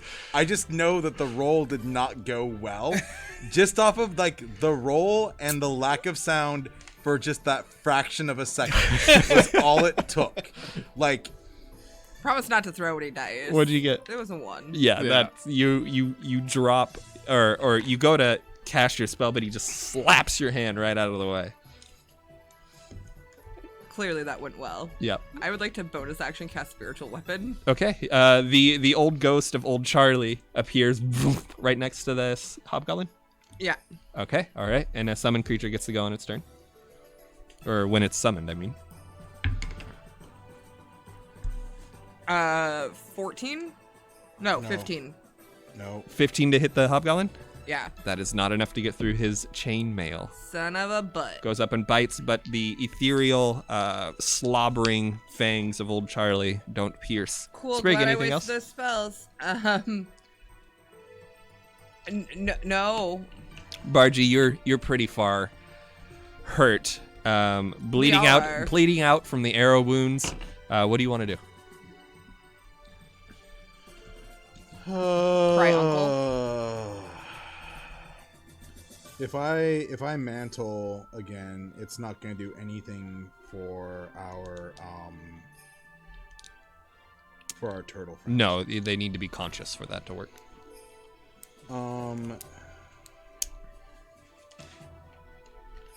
You could healing word him. Yeah, but any type of healing will bring him back But that's from also unconsciousness. That's also going to take away my action for the turn. Healing word is a bonus action. I'm super fine here. You guys sound like you got this.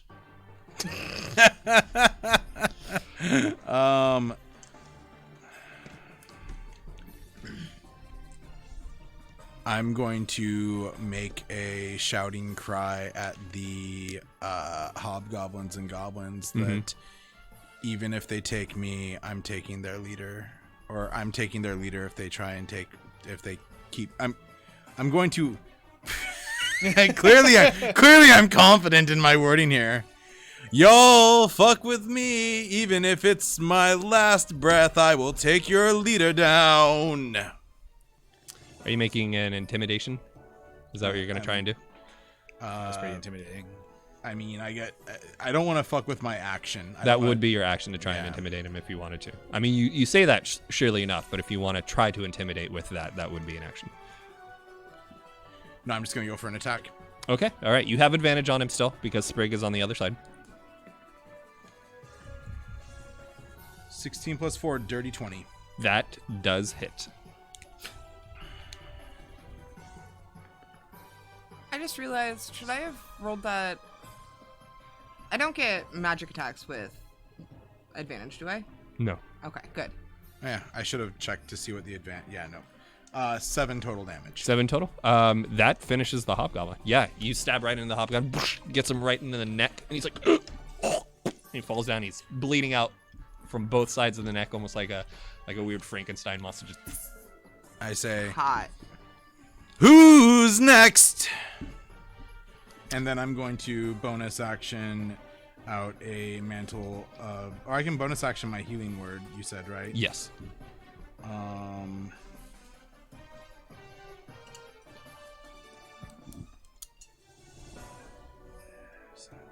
Forgive me, I've never actually done this on here. How do I have my bardic inspiration that has the 4/long rest. Mm-hmm. The healing word, I just say I'm using it, I can just repeatedly use it. As long as you have a spell slot for whatever level you're using it as. So you'll go over to the spells and you'll see where it says first level spell, second level spell. When you use a leveled spell of whatever level it is, you just click one of those boxes and it will expend the spell slot. All right, I'm gonna healing word him. Okay. Go ahead and roll for that. It's a D4 plus my spellcasting ability modifier. So D4 plus 4 looks like. You take 7 hit points. All right, Chadwick, you are healed for 7 hit points. Yeah. You see Chadwick's eyes pop open. His turtle legs shoot back out of his shell. Bargy, anything else on your turn? I don't think I can. If I move, I provoke an attack of opportunity. There are no goblins directly next to you. And the hobgoblin that would have provoked the attack of opportunity is not there. The other hobgoblins are around Sprig, not you. I'm going to proceed to head towards Sprig. Okay, you just move over 5 feet and you get right over towards Sprig. Chadwick, you are conscious but prone. You can spend half your movement to get up if you want, but your turn is yours.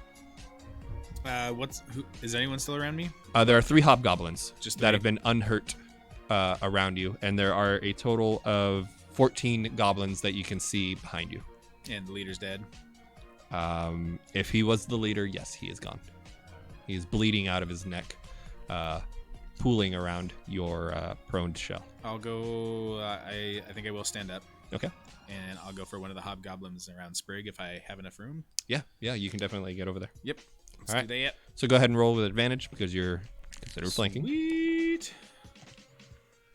Yeah, 24. 24 will hit. For 2. 2. Second one's nat 20 to 29. Yep. For 6. All right. On a nat 20. Yeah. And if. Oh, plus 9 is a 21. Wait, you had a natural 20? Yeah. So you should be able to roll double damage. Oh, yeah. When you get a natural 20 on an attack, What? you roll the damage dice twice. Sounds like you should be. I mean, you can only. Can he tentacle more than one as with his? I can. Yeah, he can spread it out if he Because it wants. sounds like you're going to be able to spread some damage. But are you just attacking one or slapping all 3? When I see him using this thing, I just imagine him like if there's two dudes, like and he's got the tentacle thing, like I just imagine him like kind of shoving it in the middle and just kind of wiggling. Yeah, just slap. Whatever it hits, it hits. Is what I imagine. That's how I imagine him attacking with it. So what did we get with that 6 damage? You rolled another D6 with it? I haven't for the third one yet. So the third one is going to be a 5. Okay, so that's 8. If it's That double damage. finishes him off. Boop, boop. Yeah. He's gone. All right. Yeah, so all 3 Party. knocking him down. Chadwick, anything else? You still have 2 hobgoblins next to you. You have a bonus action of healing word. Cough, cough. I am probably going to use that on myself. On Okay. yourself. He only has 7 hit points. He only has 7. Ask me how I'm feeling right now. Hey, Barty, how you doing over there? On a scale from 1 to 23, I'm feeling like a 2. I'll do a healing word on Bargy. Damn right you will. He only has 7. God. Yeah, fuck you. Don't you have potions? I've already been unconscious once. But, it's cool. I All can't right. use my Chadwick, do you potion. stay where you are? Stay where I am, and a healing word. All right, so go ahead and roll for that health. That's going to be a 4, 4 plus your healing modifier. which is I think it's a 2.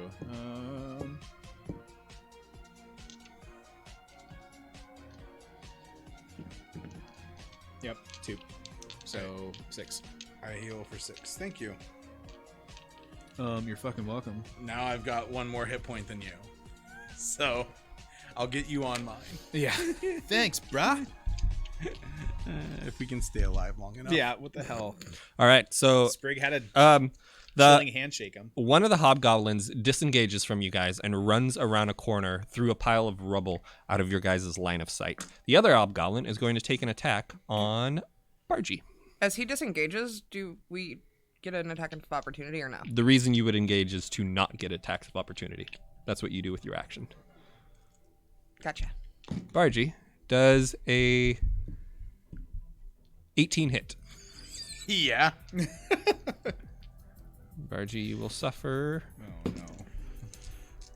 Oh, no. 6 points of piercing damage from this guy's longsword. I was hoping it would be 1 extra to kill him. Just 1 more point needed. And you will take, let's see, there's 14, so you'll take 4 goblin strikes. You'll take 1, which Dang. means you're taking 9 goblin strikes. Oh, good. Bargy, the first one of the 4 is going to be... that's going to miss. The second one is going to miss. The third one is going to be a 16 to hit. Yup. With this bolt, you will suffer 7 points of piercing damage. -5. -5, all right. You are unconscious, which means the other 2 are going to go over towards Chadwick. Yeah, bring it on, little That's going to be a rascals. dirty 20 to hit. That hits. You're going to suffer 3 points of piercing damage from that. Eat it.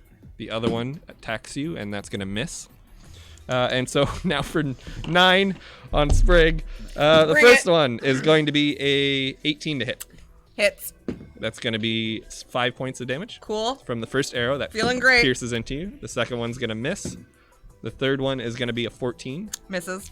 Fourth one is going to be a 19. Hits. That's going to be 6 points of piercing. Cool, I'm down. All right. So that means that was 5. That means 4 more on Chadwick. This is great. We're all dead. That's a natural 1. His bow snaps. Good. The other one I that laugh. bow snapped before is going to rush up on you and try and hit you with his scimitar. That's going to be a 17 to hit. Ah, hits. Chadwick, you suffer 4 points of piercing damage. Nice. I'm dead. All right, Unconscious. guys. You had a chilling handshake him, Sprig. We were fine. They were going to come out at some point. No, we could have talked to them or given them something. This I will tell you. This is the first time I've had a TPK where it's not my fault. Yeah. Chad, if you've ever wondered what a TPK looks like, you just saw it. Well, I've been through one. Why'd you chill it? Why, Sprig? Oh, where's Turvy at now? I got nothing. Womp womp. Well, all right. That was a lot of goblins, guys. That was Like, a lot what are of you goblins. thinking? I wasn't, Yeah. but to be fair, I Chilling. did tell them to shut the fuck up. Chilling handshake. fair enough, Whatever, fair enough. Whatever you did to them. So we can start a session 0 right away if we want. After break, making new characters and deciding what kind of game we want. If you Yeah, you gotta guys give him a wish to. frosty hand. Why'd you have to go and do that?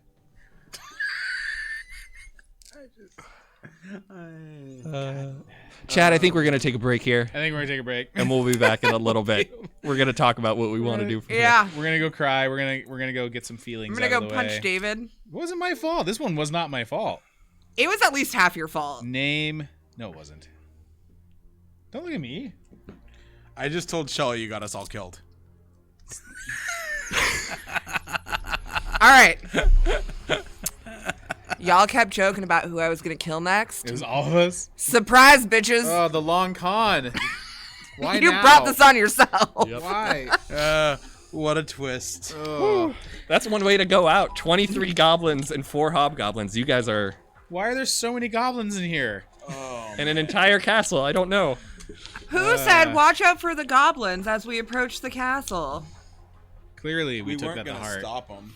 All right, let's go to break. I wanted an army. All right, we'll be right back, everybody. We'll be back, guys.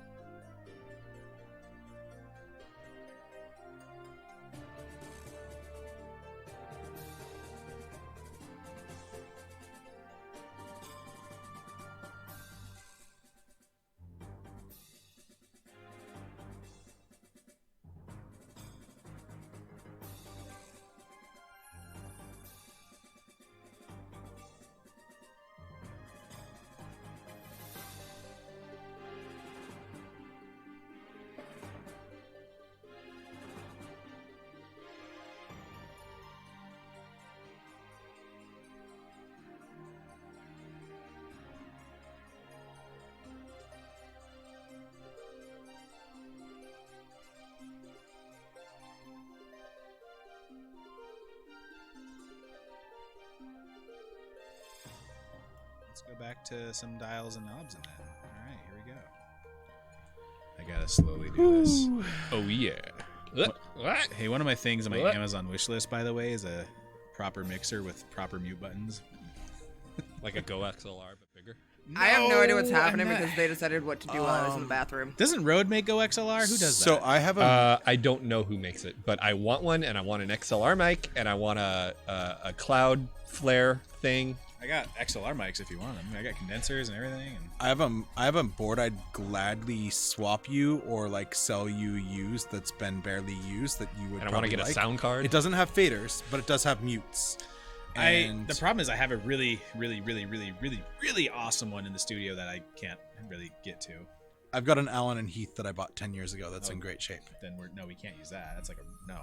But the reason I don't is because I'm not a big enough streamer. Like I don't care. My That's my Yeti, my blue Yeti, It's fine. is amazing. Yeah, you sound. Well, it's not perfect. mine, but You sound fine. it's amazing.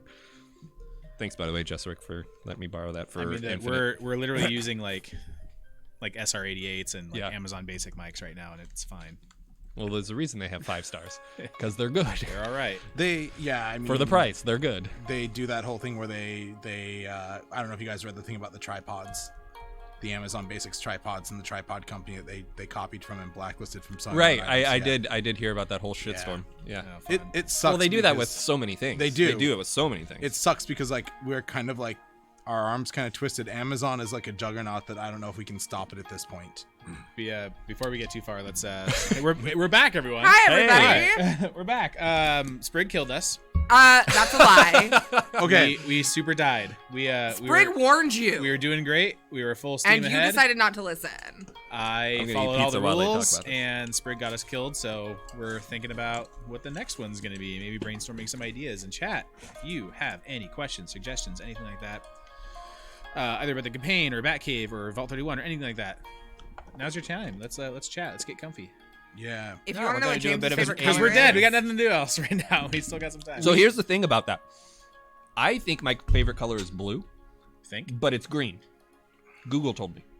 Because it knows the things I purchase and it knows the things that I look at. And it's like, and I go and I ask it, Google, what's my favorite color? And it goes, your favorite color is green. And it told me why. Because of all the green things. Because of all the green things that I like. I didn't know that was a thing. I I'm didn't afraid know that to. I could do that. I'm gonna ask Google my favorite color, and I bet it's gonna tell me the correct one. It's probably pink because I always buy a lot of pink stuff. I was surprised and I thought it was really cool. But scary, but cool. We should be the goblins that killed us. So the first time I ever like a played weird D&D out-of-body with experience. James DMing, You're Duro. yeah, we played as Duro, and he made me go swim through a fucking toilet. No. That's what you deserve. I didn't make you do anything. You chose to swim through No. the toilet. No, Sounds no, right. I went and peeked in the toilet and then rolled really low, and he made me fall inside of it. She rolled low Is that how and you fell died? inside it. How No, do you, she didn't die. She No. flew away on the wings of a bronze dragon. It's true. how do you get Google to tell you your favorite color? All different I don't types remember. of clerics. I did it like a year or two ago. Oh, Should we just all be bards So- in like this power band that like surfs the universe? Oh my god, I kind of actually love that. All different kinds of clerics. My Oh, initial. Annie Katz, you're especially involved in this conversation because, yeah, we all know why you are. Yes, we know why. okay. So I want to ask some real questions, and you can tell me you won't Please, answer, I and that's need fine. another Yeah, yeah, yeah. person that actually has logic and understanding and doesn't make me want to kill everybody else in the party. Oh, shut up! You, So- you did that. So, Oh, I did kill you, didn't I? You said this is the first time that there's been a TPK, and you had nothing to do with it. And it wasn't my fault. Yeah. Okay. At what point did we realistically, like, okay, you're watching poker. Okay, you're watching poker. Everybody here's watched like poker go down on a table, right? And they know the two hole cards. Everybody's hole cards are there. Right now, basically, it's we have 2-7 offsuit as a collective, and this horde of goblins has pocket aces, right? And the flop comes up, and keep in mind here, the flop isn't even us interacting with them at this point. The flop is like we're approaching the castle. It's Time. right? Like we aren't even aware of who's playing, right? Like the flop comes up and it's like ace 2 7, and the aces. A wrestling troupe, a bunch of entertainer barbarians. That's amazing. Yes. That would be good. So like we have like good odds at this point, even though we really shouldn't have good odds. So when did I realize you were fucked? Yes, that's really what I'm. When she cast I told the you. spell with like 28, 30 enemies surrounding you. You Here's had to the give thing. him a frosty Here's the thing. handshake. I'm gonna do something every professional DM would tell me to shut the fuck up, stop talking, because I do this all the time. When you guys first entered and Chadwick did a hearty hello, that was fuck up number one. Told you. That was fuck up number one. Well, duh. It wasn't it's a TPK fuck up. It was just like, oh, things are harder for you now. Everyone in that castle stealthed and hid. They drew weaponry and they knew where you were. They tracked you as you moved around the castle and went through the front entrance. When you guys looked for things and you got a 19 on your perception, it's because you didn't roll high enough to see past their stealth. Which you would have seen them in the hidey holes in the arrow slots, but they were aware of your things. The second one was when you did the second hearty hello closer. Okay, so now they definitely know where you are. So 5 of them ran around the back to flank you guys, as others went towards the north, which was the only other way you could go other than the south, which is the way that you went. So they split off and they created the large group on the south to head you off as the other 14 of them came behind you. So you were pincered behind almost 2 fully, battalioned goblins of this whole keep and stuff. And you guys could have talked it out. You could have done nearly anything that you guys wanted to. You could have gave up. You could have thrown down your arms. You could have tried being little shits like you continued to do. Like, hey, what's your name, buddy? But We're here to We perform. were starting. yeah, we're here to perform. Like, you're not. But because of everything that they knew from the group beforehand, because they interrogated them and whatnot, they knew you guys had a potential of coming up, and so they were already aware of you. They just didn't know when. It had already been 7 days by the time they had gotten up here. Knowledge and of stuff. us, yeah. But the thing that broke the straw that broke the camel's back was definitely the attacking what you thought was the leader, surrounded by a bunch of hobgoblins. Yeah, there was your frosty no little way handshake. of coming back out of that. If you guys were just like, I surrender, they would have still killed you. They'd Frosty handshake, Man, Sprig. that is so it's not all her fault. I know that, and that's what I really want to make clear here is we set ourselves up to fail, and we got lucky, and we kind of rode that out, and then like what the comparison I was trying to make that's Steph, right? Is Cat Annie. The comparison I was trying to make is that like when a card hits, you watch the statistical probability of a hand go from like good to bad or bad to good. Yeah. And it's just hilarious. And I just felt like at that moment we were on the river waiting for the river to come, and it was like 99 to 1%. And I was like, well, we're going for that 1% odd and just going balls to the walls here. And no. and you guys could have made it out. Like if there was good rolls and I rolled bad.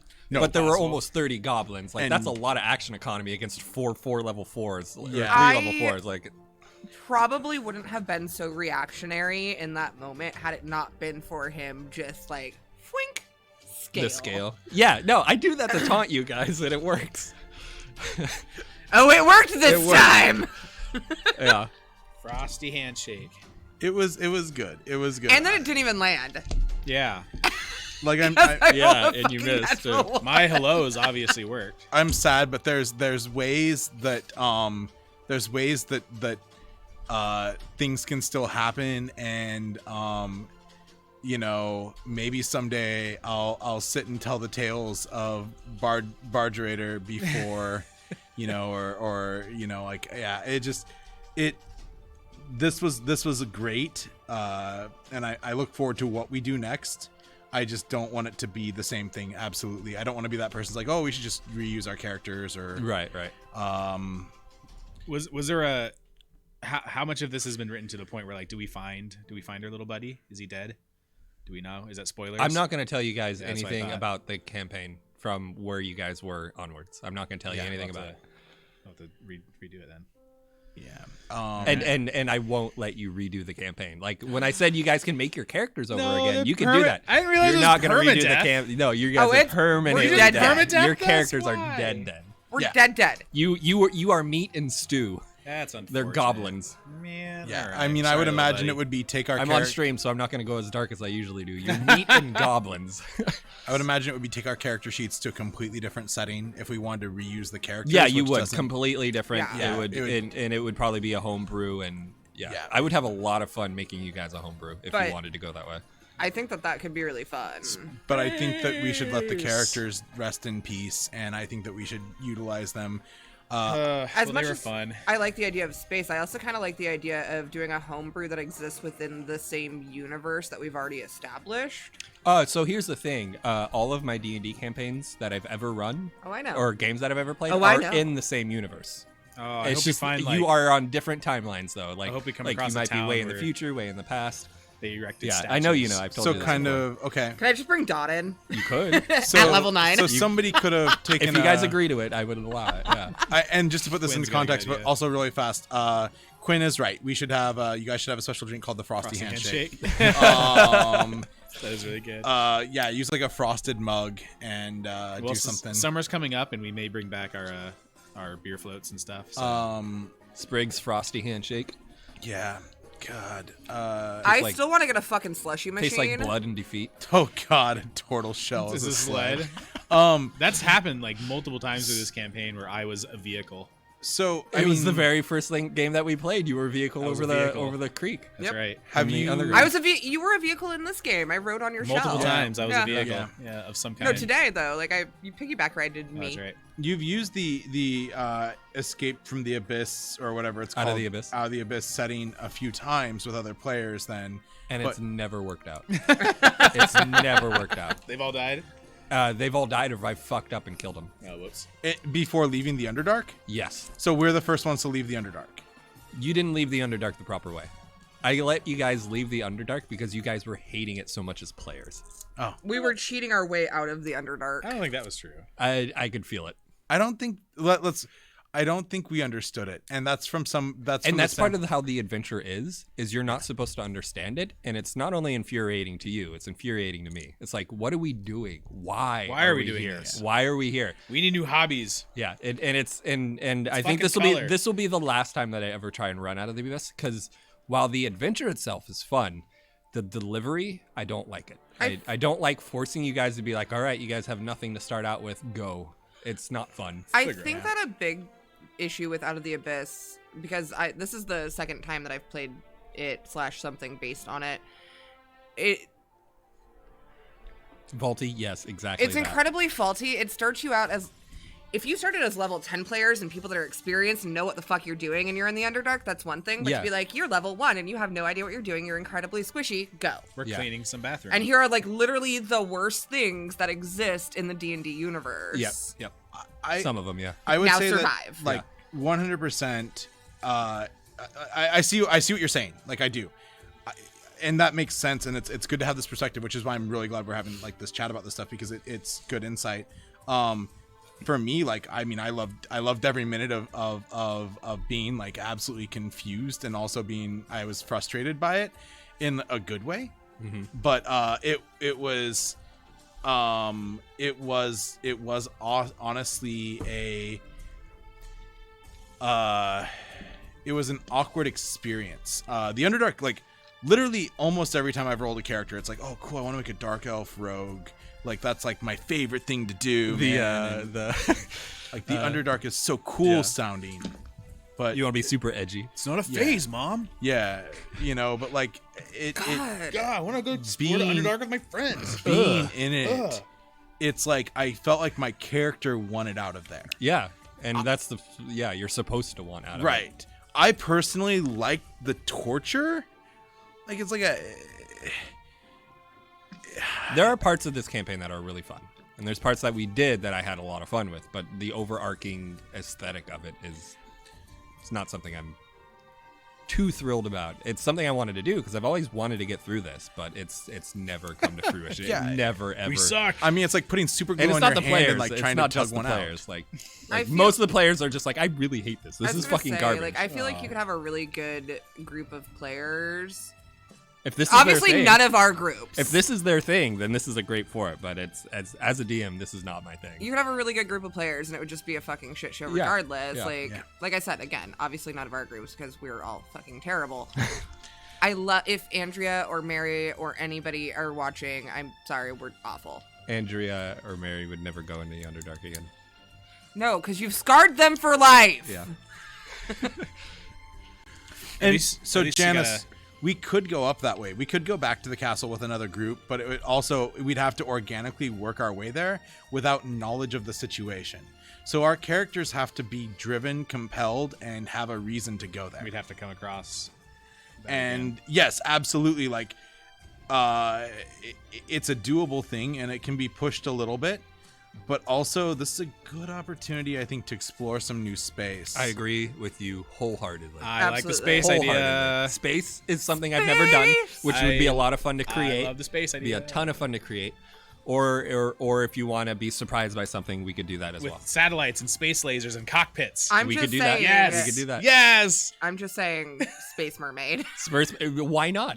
It'd be Why really not? awesome. Why not? Space mermaids. I have a and- character that I wrote up literally right before we started doing We all could of be on, this, like, a and I was drilling on the thing on fence the of moon. whether I was going to play Sprig or I was going to play this character, and she's a Triton warlock that made a pact with a sea witch, so she's essentially Ariel. Ursula?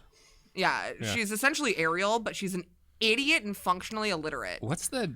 I forget what the god's name is. That's the sea witch. She's called the bitch. Yeah, Umbra? Umbra. I think so. Umbra yeah. the sea witch. But bitch. she's never been on dry land, or in this case, off her planet apparently, and so she's functionally illiterate and like doesn't know how to spell her own name. So she signs contracts with like little like stickfish drawings, and I really want to play her, and I feel like it would be a really good opportunity to be like, I'm a blue mer person. Hi. in space. In In space. space. In space. In space. Yes. So We could have so many like soundboards and stuff we could create for this. Oh, I'm so into it. That gives us time. Mystery Science 3000 over here. Yeah. the MST3K. what we do potentially would be in, I mean, like, it'd be in the same universe as what you've done already, but at the same time it would probably be such a stretch if we're doing this whole space thing like It would be completely different it'd from be anything completely- else. it would be We completely could visit detached. the planet and like explore the ruins of it and be like, whoa, what were this weird turtle ancestors? Yeah, I mean, we have to find their past, and then we find Turvy. it's so distant that'd be like saying that like the Breakfast Club and Alien took place in the same universe. Exactly. Exactly. That's how I would It's do a it too. stretch, That but is exactly how I feel would like do it could happen. Like even if that's even if you visited the same planet. Like let's Yeah, be real here. it's way out there. Like Right. Like Okay, you're on Fey Run. Would you really ever out of all of the planets in the universe that is out there, would you actually start here? Like Okay, but bear with me. We start on a spaceship and we go to different planets, and one of them is Faerun. you could, yeah. You could also do the other planet that the Fey Run split off from, because they used to be two planets and then they collided together. That's why the Dragonborn Yeah. are here on this planet and stuff. And I don't remember the names of all of them, but that's the 5e Fey Run lore of it Yeah. all. Well, and we can do this other thing, and when we die again I as would a drop all party. of I say when we die again as a party. I hope not. Well, but I mean, come on. We Kay will open some bay door she's not supposed to. We get sucked out into space. yeah, but that's only She would after I frosty taunt her handshake to it. Yeah. yeah. I mean, but after that happens, we can always find a way to come back to this. Thanks, Vault. and- Yes, and that is revisit exactly this. who we were thinking of. You all wanted to know who I was gonna kill next. Umbra the Bitch Queen. Joke's Yeah, on that's you. exactly who I I'm was thinking super of. into like a brand new space campaign. Space campaign sounds cool. Yeah.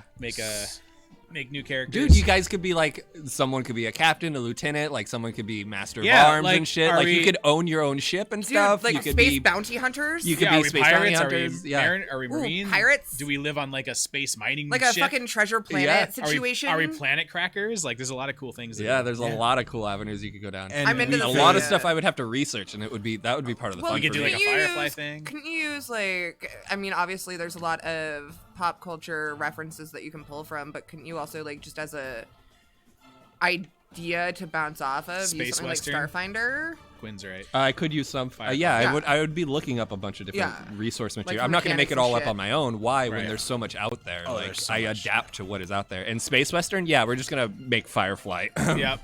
Starfinder. We're gonna make the sequel we all Firefly wanted. 2. Starfinder's really good, but you do have to obviously modify because it is essentially 3.5. Well, still. yeah. But Starfinder is a great resource.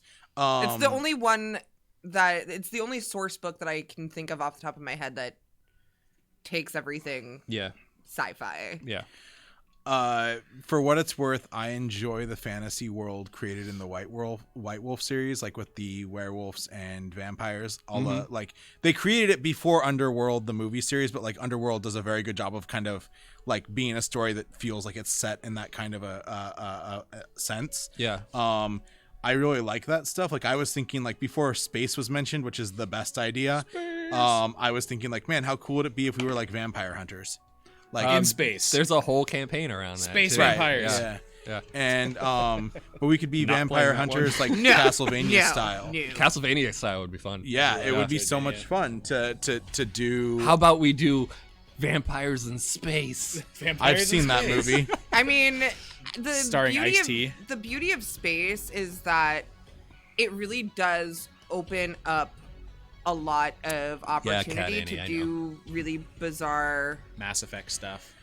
Yeah. Well, we could. that would if- be super fun. We could have like vampire aliens, Yeah. mer aliens. Yeah. We could go to Faerun. Jeff Yeah. Goldblum might Like- be in it. We don't know. And we can. He's we the can, Grandmaster. he's He's the actually Grandmaster. the big bad. Keanu Reeves is in Keanu it too Reeves. because he's Um, also an immortal. We can bring in the people. Like one of the big ideas that I had early on in this was that I wanted to eventually bring people in for short runs, Yeah. whether it's Yeah. single We're almost episode there. or multiple. Yeah, they could be like friends from an alien planet that you visit for a session. Yeah, or two. we could bring them in to be. We could basically, as you develop this and you know what planets we're going to, you know, when I say develop, I mean, you know, you're gonna do whatever magic you do. You could source the people and kind of work that in. Yeah. And they have their backstories and they're good to go. And it could be an episodic style of play where like a session or two is an episode, and then who knows how much time has passed or whatever between the next session, and then like it's the same group of people. You guys have grown from the last one, but you know, like how Firefly was, or it can be, which is what most people are traditionally accustomed to, is each session starts up exactly where you left off last session. I like to think of the first one more akin to like HBO shows. How Yeah. like you like every time you watch an HBO show, there's almost always like these massive jumps of time, and it's like so frustrating because you're like, what happened in this downtime, and you have to watch the whole episode to figure it out. Yeah. But like, yeah, I'd be okay with that on a campaign. Whatever you want to do that's going to be fun for you, because the more fun you have, the more fun we have. Yeah, I'd have to figure it out because I've never done space before. Space. Well, either have we, for that matter. Yeah, I mean, I've never done space. Yeah, we'll all be fumbling through it together, Yeah. so it'll be a more fun shit show. Technically, space has never been done by anybody in a real sense, so it's kind of, I mean, like, And that's the magic of it. yeah, that's the magic of it. We don't know what any I go watch a bunch of SciShow videos on space. That's one of the. I think that's one of the magical things about like a show like Rick and Morty is that when they tackle otherworldly things, they do so in such a way that like, no, dude, we don't have a firm confirmation of what it's like. Whereas like in the Star Trek universe, you know, everything was like there was this canon reason why everything was humanoid for the most part. Yeah. But in like Rick and Morty, they're like, no, plumbuses and shit. Ants on my eyes, Johnson and stuff like that, you know. But I mean, like, yeah, space could be. All right, I'm gonna write that down. Space. Vault in space. I like that, Quinn. It's Yeah. good. Oh God, this is actually a good opportunity for doing those opening slides and everything like that, and having like. I want to bring all the effects pedals in and stuff that we were talking Remember, Yeah. about before. keep your tray tables So- in upright position. You are definitely voiceovering our female flight attendant. It's gonna be like 100%. a. Or should it be in The sultry, deep-voiced flight attendant. Or should it be in the voice that I narrated all of Lovers in a Dangerous Space-Time in? That, Yes. please do. Remember, guys, keep your tray tables in the upright position when the ship is in flight. God damn it! Oh, man, we I really need need a to- script. It's when you Yeah. land on the planet of anime girls. We need to play that and do that again. That might be a next week thing. Oh, dude, I'd be down if you Yeah. wanted. We might I'd have be to. so we might down. have to do that again because Lovers beyond is fun. so much fun. We should Oh do my that next God. week. It's so much fun Next piloting week. that ship. All four of us. We need 4. Okay, I can do next week. Well, technically, you need 5. Someone needs the pilot. Someone needs to be, and then all 4. We need another vaccinated. location. We made it through just fine with 3 of us. We I did. feel like Okay. we probably could make it work with 4. Has anyone played that single player by any chance? No, It's I haven't touched it since fucking. you- Okay, so you think that game's adorable with multiplayer? It is Yeah. so much more adorable with one player because you get a pet that you can control, Oh, and that pet could be a number of different things, like a cat or like a space cow, and it's so fun. because it's just you and your buddy going on adventures. It's awesome. Everyone I needs to want get my that bunny game. to have a cat friend. It's really fun by yourself. I didn't think it would be, but it's actually really. I had a friend just message me and say that we just all need to play Tabaxi Bards in Space. It would also Space be interesting cats. to Space cats! If we literally just Andrew Lloyd Webber's cats, but in space. Yeah. Oh no. No. If we do no. this, would we be using character sheets instead of D&D Beyond? So that would be up to you guys, because there probably need to be some like more homebrewy stuff, especially with space. Yeah. Magic would definitely be a different thing. If we even wanted magic, we could be like, hey, I want low fantasy, high sci-fi. And then I'd just be like, all right, how about we just say fuck all magic and we just have magic devices, gadgets that we create, laser like guns. Star Wars in a sense. Where Yeah. like And lasers if we lightsabers go and down maybe that a force road, power. if we go down the road where it's a very highly modified 5e, we would have character sheets. 100% have character sheets. All right. And I'm okay with that. I'm 100% okay with that. Sure. You That's guys fine. just need to keep track and not leave your homework at I home. will be better at it. And I will actually do start that. having to do homework because it's hilarious that you said that I'm so good at doing the recaps because it's all from the top of my head. You're better at it. Though. Well, You're better then- at top of the head stuff. My memory on this stuff because like I said, I've loved it. I've had so much fun. I could go back and I could tell you about our first campaign and how we killed the dog. Well, that makes me Trigger super the happy dog. because it to me it's like, oh, Sorry. they're engaged enough in my adventures and enough to remember it. Yeah, they're all good. but They're last always good. session. Like Well, when you're fucking doped up on drugs. yeah, no, it was awesome, but no, it was not. But like, dude,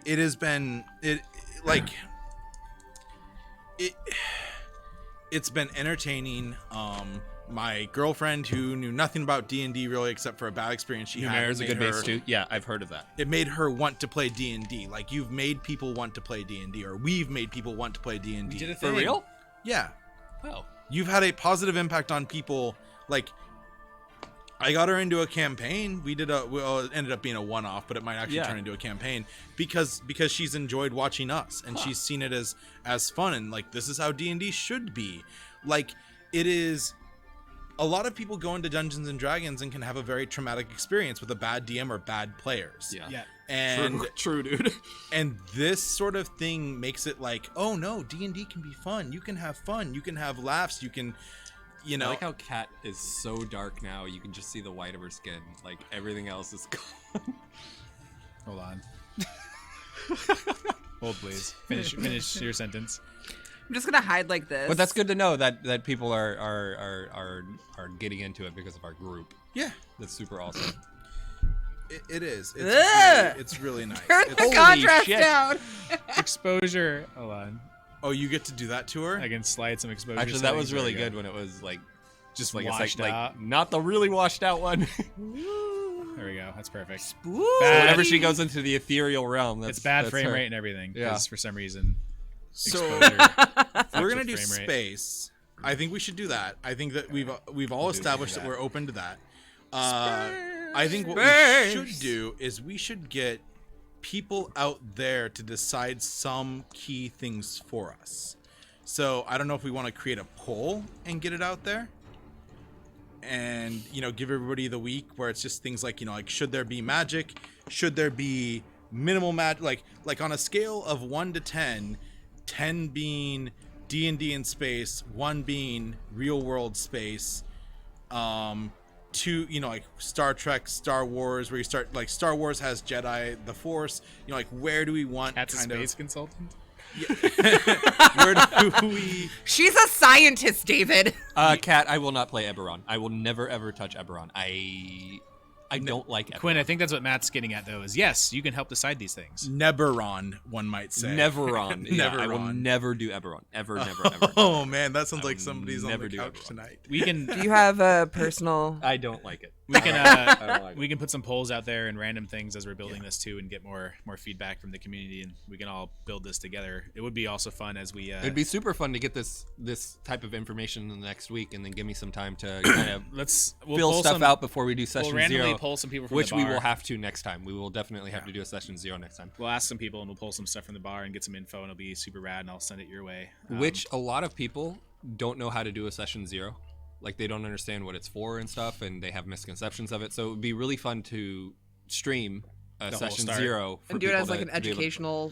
a little bit of educational, learning and opportunity. it'll be us. So it'll Characters be a and shit everything. Yeah, show, but it'll be it'll rad. still be a session 0. We didn't do a session 0 on the last one. We because did not. We just did not, one- no, one off. because I just Well, it was supposed to be a one shot, and here we are, weeks and weeks and weeks, Weeks later. later. Yeah. 6 weeks later. all of what December, January, December, January, February, March, and part of April. Yeah. Like literally, it has been 7 or 8 campaigns, or 7 Sessions. More yeah. frequently the last couple because we Yeah, used to do we this doubled once a up and month, stuff. and now Yeah. and then we did every other which has been great. So what is the session 0 for those that don't know? Cough sort of me, cough unquote sort of me. So session 0 is me explaining the campaign that you guys will be going through, a general sense of where you're going to be starting, and then you guys creating your characters from the ground up, and then explaining why your characters are in there, how they fit in there, and why you guys know each other, and why you're going to go do this thing.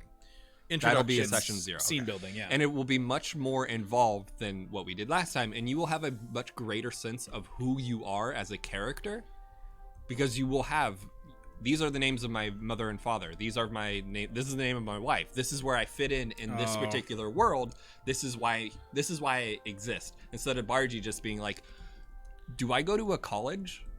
And Like, how do I figuring that learn out, these yeah. things? Like, you had asked me, and then it was kind of fumbled with, well, we didn't really ever do any of that. Right. It will definitely be most of that stuff before we start. We can't fill, a 34-year-old human's life in, a session, but we can get enough basic information for them to feel like they're a real person. Yep. I'd be down to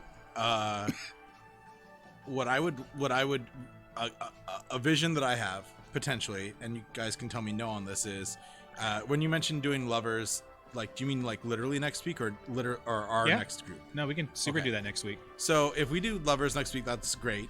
I would say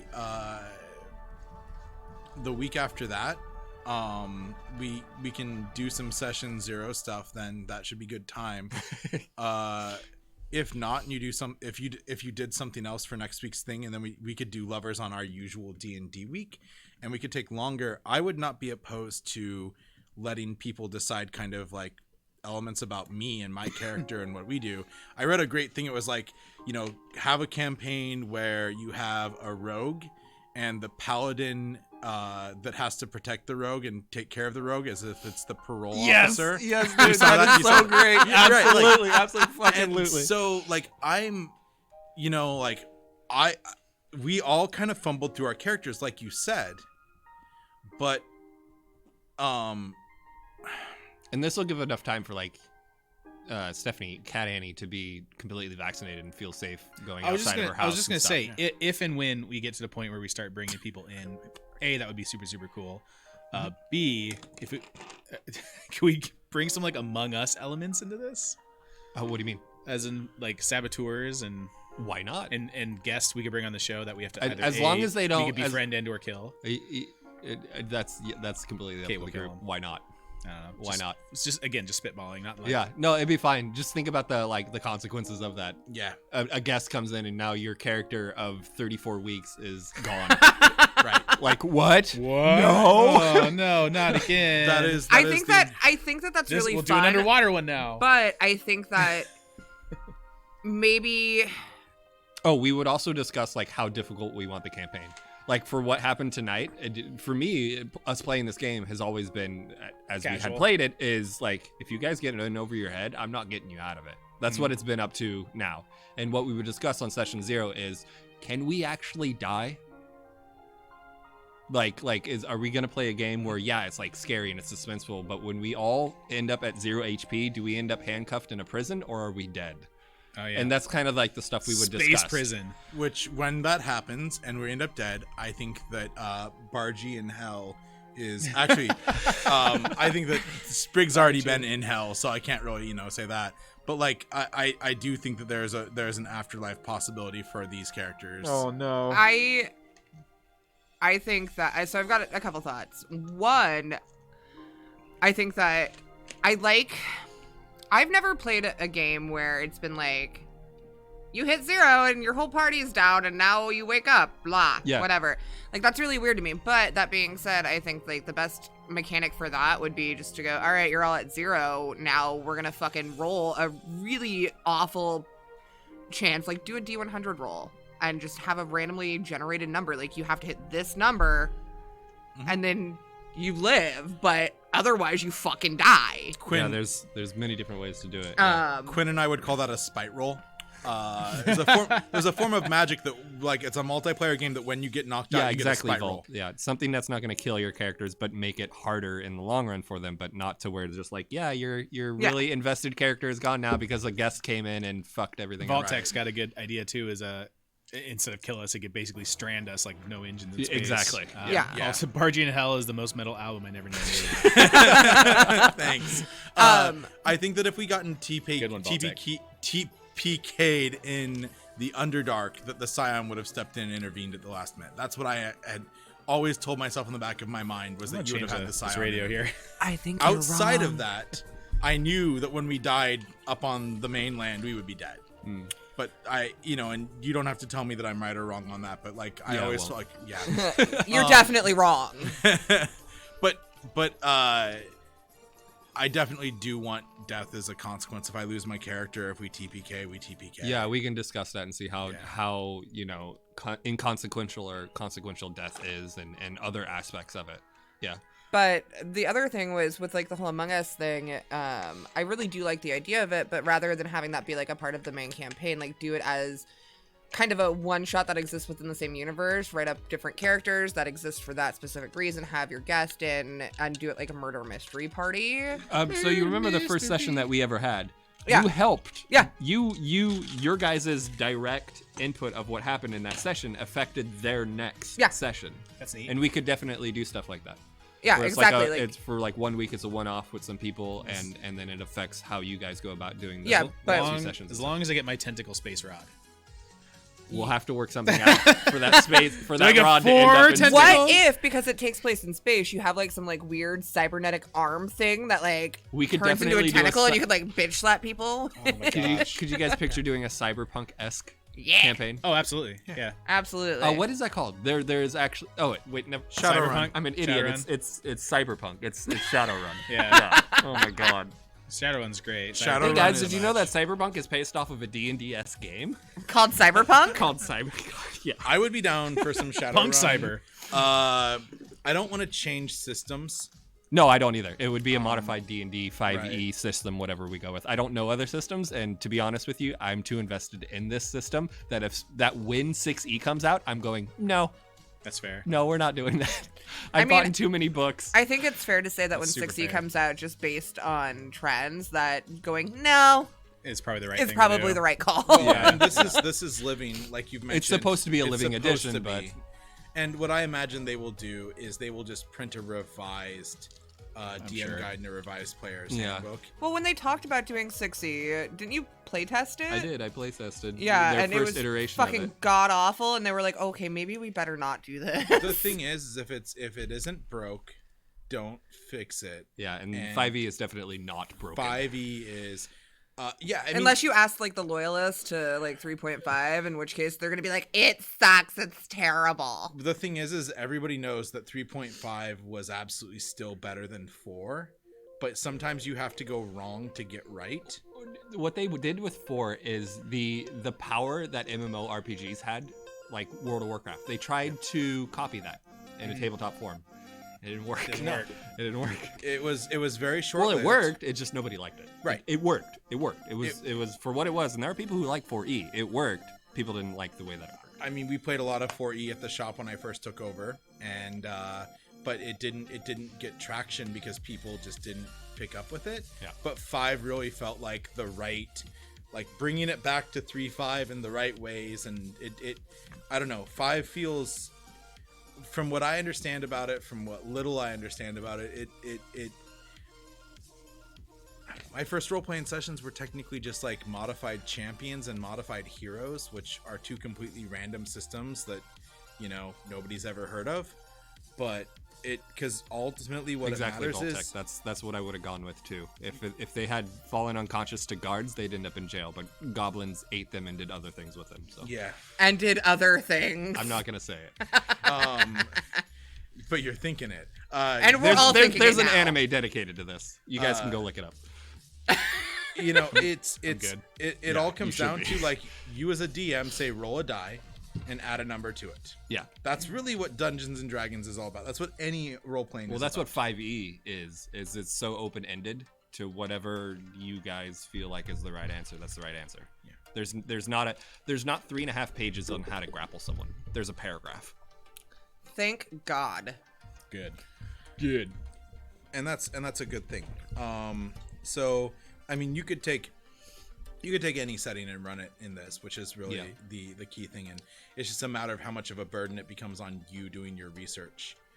The research part is fine. It's when you want to get like chat and other people involved in it, we'll have to like open it up to how long, we want that to sessions run are and for, whatnot. so that we can develop this world, and then I have no idea how much time because I don't know how much feedback we're gonna get That's fine. for all of this.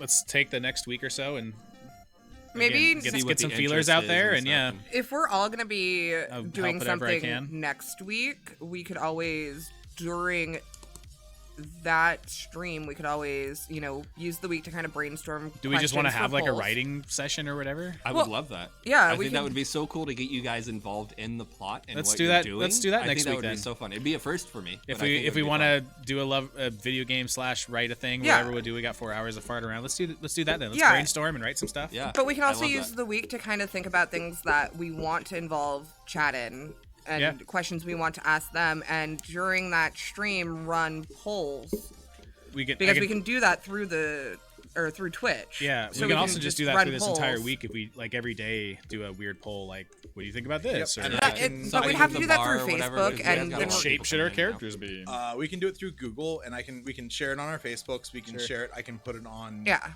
I can put it up online in other places too. We can make it a contest if we want to. I We can do can- it yep. similar to how I used to do the event polls that I would do, and just make a Google Doc and throw it up on Facebook. That'd be awesome. I'd still like to take our limited pieces of art and discussion and award somebody some store credit for doing a memorial to our 3 fallen heroes. I'll make a shirt out of it. Yeah. I would really what I would like to do. So real talk here. I'm gonna hold this up. These are playmats that we I love have, these things, by the way. and They're like the perfect size. Yeah, but they I don't are. like the ones I got. they're for 14 me. by 24, and I would like to do a commemorative playmat that is either this size or a different size, whether for various purposes. But I'd like to get some art done and do some stuff with it. I would love to see your guys' characters on a mat like this size, Yeah. or like some other art or whatever. That'd on it. be- I think it'd that'd be be great. rad. I would buy one of those. Well, I do have my Art of Sprague. And I have Yeah. my partial art of Barty, So Bargy. Like, Bargery. I think that maybe we should also spend this next week then writing descriptions of what they would look like at the end of this, and let people know and put that out there. yeah, and we'll get some formal details up. I mean, I can't pay a ton, but I can do something for somebody. It'd be enough to get them some dice and a book or something like that, or a couple of books or whatever. My fear in us getting together for a writing session, dying when dropping days. Oh, you're laughing at something else. No, I had a random earworm. I'll say in a second. Okay, I'm worried that if we get together and we start writing and start plotting and planning, like I'm worried that we might try. Like, my fear is that I might be like, ooh, we should make this part of the story because I'm like theory crafting what I'm gonna do when I get there. Well, why not? Or Why not? You can always do that, but it doesn't just- necessarily mean it's going to happen. Yeah, Yeah. why not? You'll be feeding the entire stew pot like on content and stuff, and I think it would be great to Okay. have a writer session Yeah. and stuff. Let's do that. Yeah. That'll be super fun. For those of you who don't think there's a writer session on Critical Role, you're morons. Uh, Just gonna so- say, just gonna no say, one- the you're one thing morons I've- if you don't think they have writer sessions. The one thing I've learned through doing this for the last 6, 8, 10 weeks, however long we've been doing it, is that no one can fucking improv that easily. No, it's hard. No one. that they do. I love Yeah. Critical Role. I love Critical Role. They talk about what they want to do as Mm-hmm. their characters and what they want in the world. They do that. And we'd also be lying if during breaks we didn't sometimes talk about that.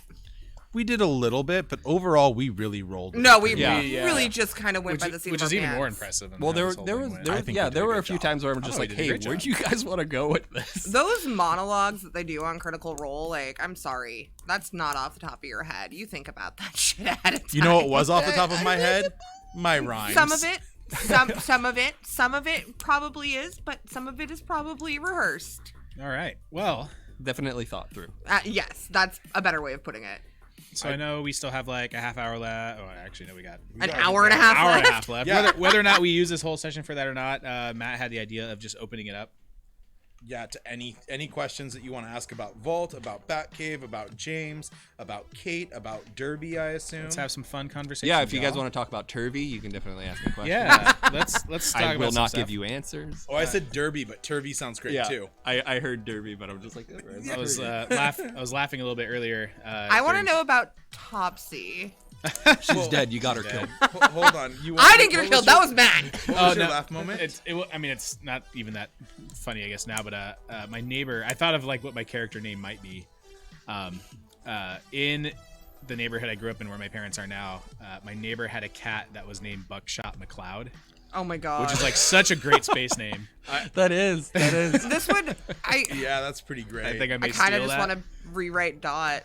Buckshot You can. McCloud. Just because there'd be Buckshot McCloud, and so in one of And the then campaigns Dot. that I played with James, I had a character who was a fallen Asmar rogue, but her name was Dorothy Matrix, like Dorothy- That's as so in Dot good. Matrix, Yeah, that's really good.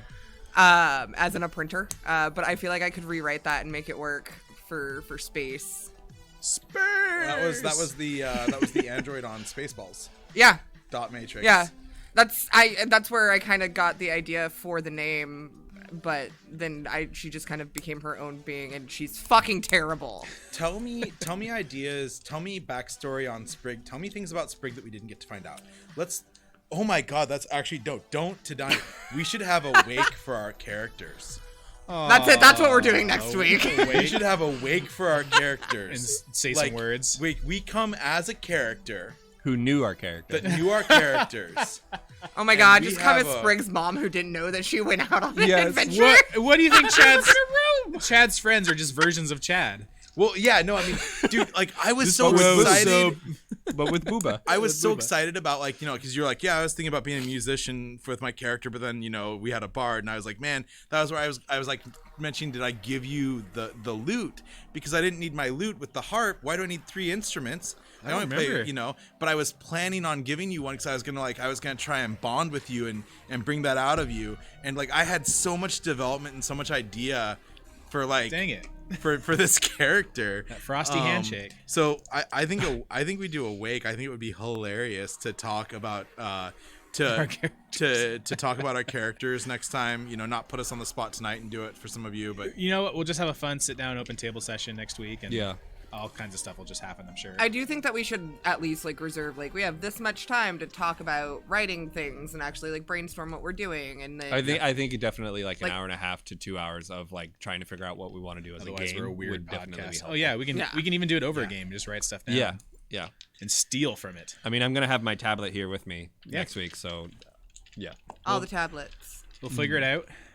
Then yeah, go from Excuse me. seriously, questions about Vault? Anybody got good questions about there. There's no questions. there's no questions. Everybody in here is Everybody like, knows. yeah, we know everything. No one knew.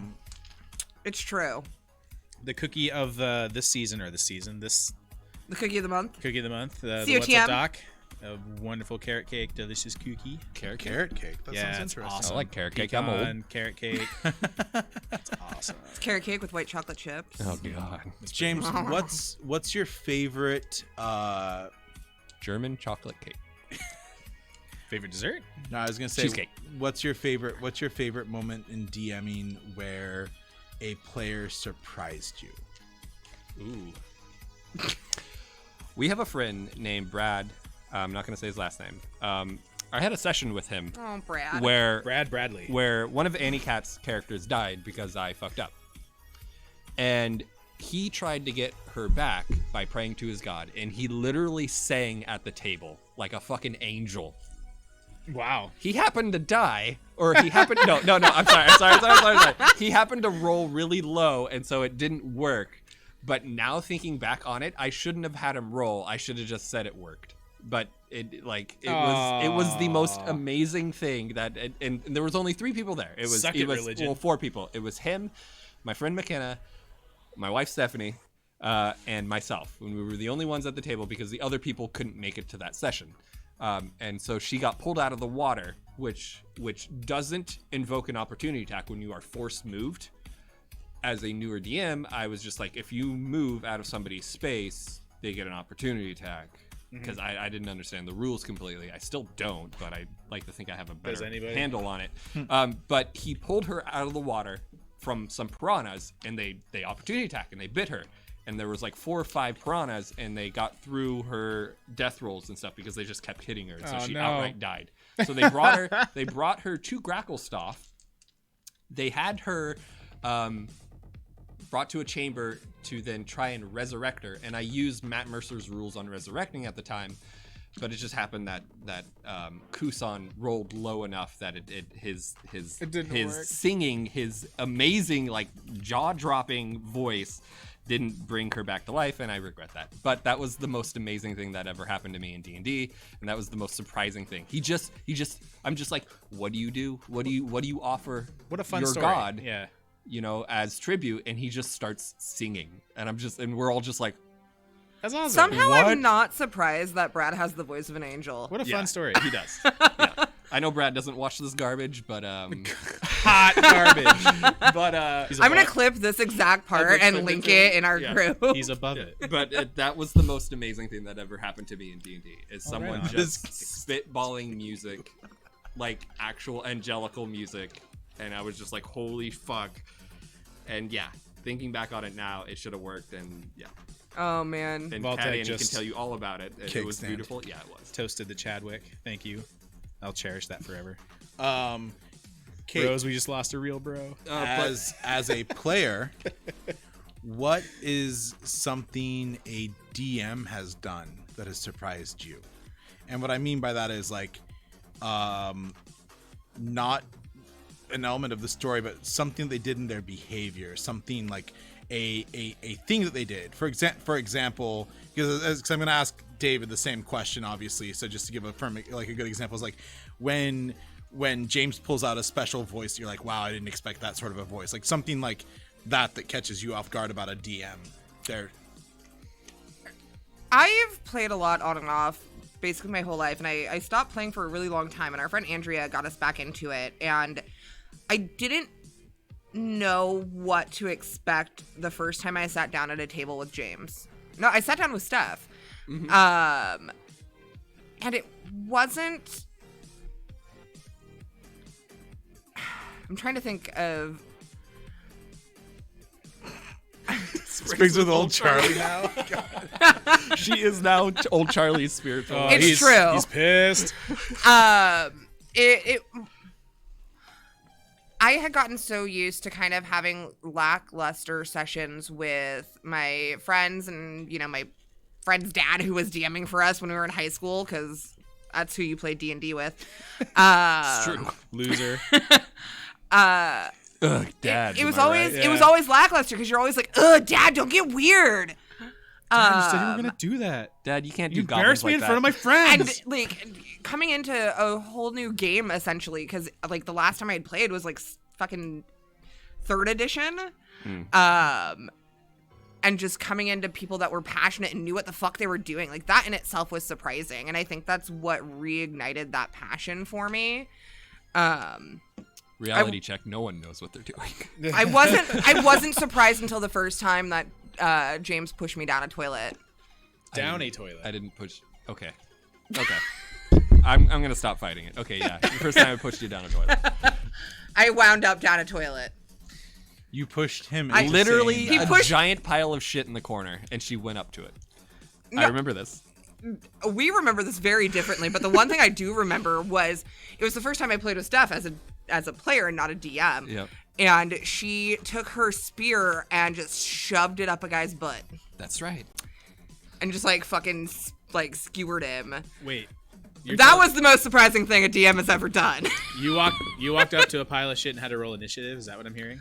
It wasn't a pile of shit. It was a fucking latrine, and I looked down the hole. Yep. And I rolled really low, and you James was like, slipped on you the seat fucking and you fall fell in.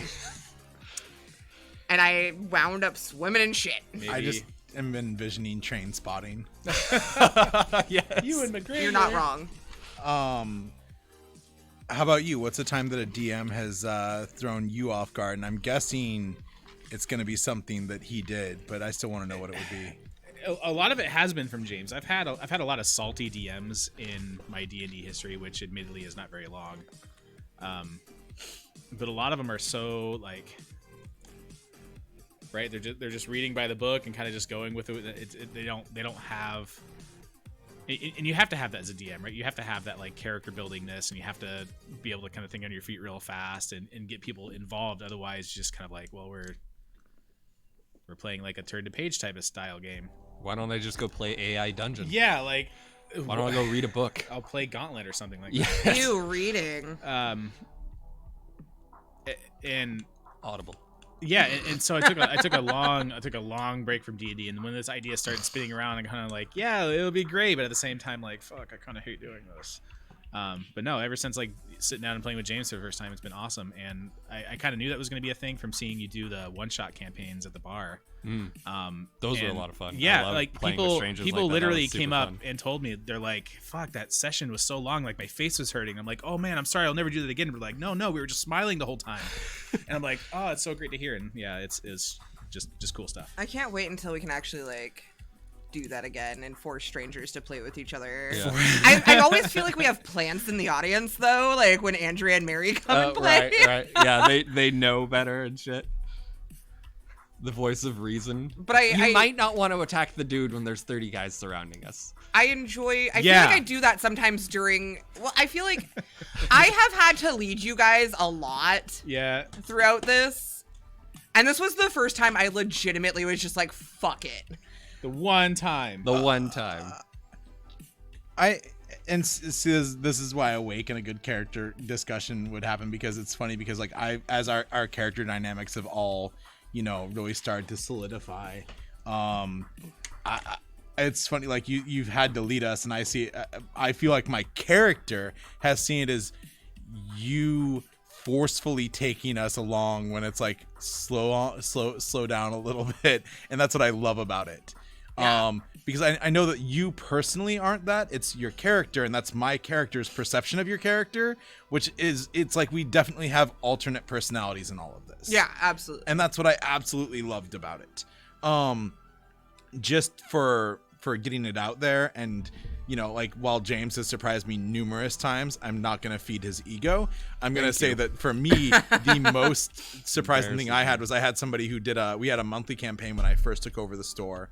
And it was a monthly campaign we'd run on Saturday night, and the person who did it, she would sketch, like whenever we'd go into like an area, she'd sketch it like on the spot, and Neat. like just had That's really awesome. good sketching abilities, and it really like helped set it.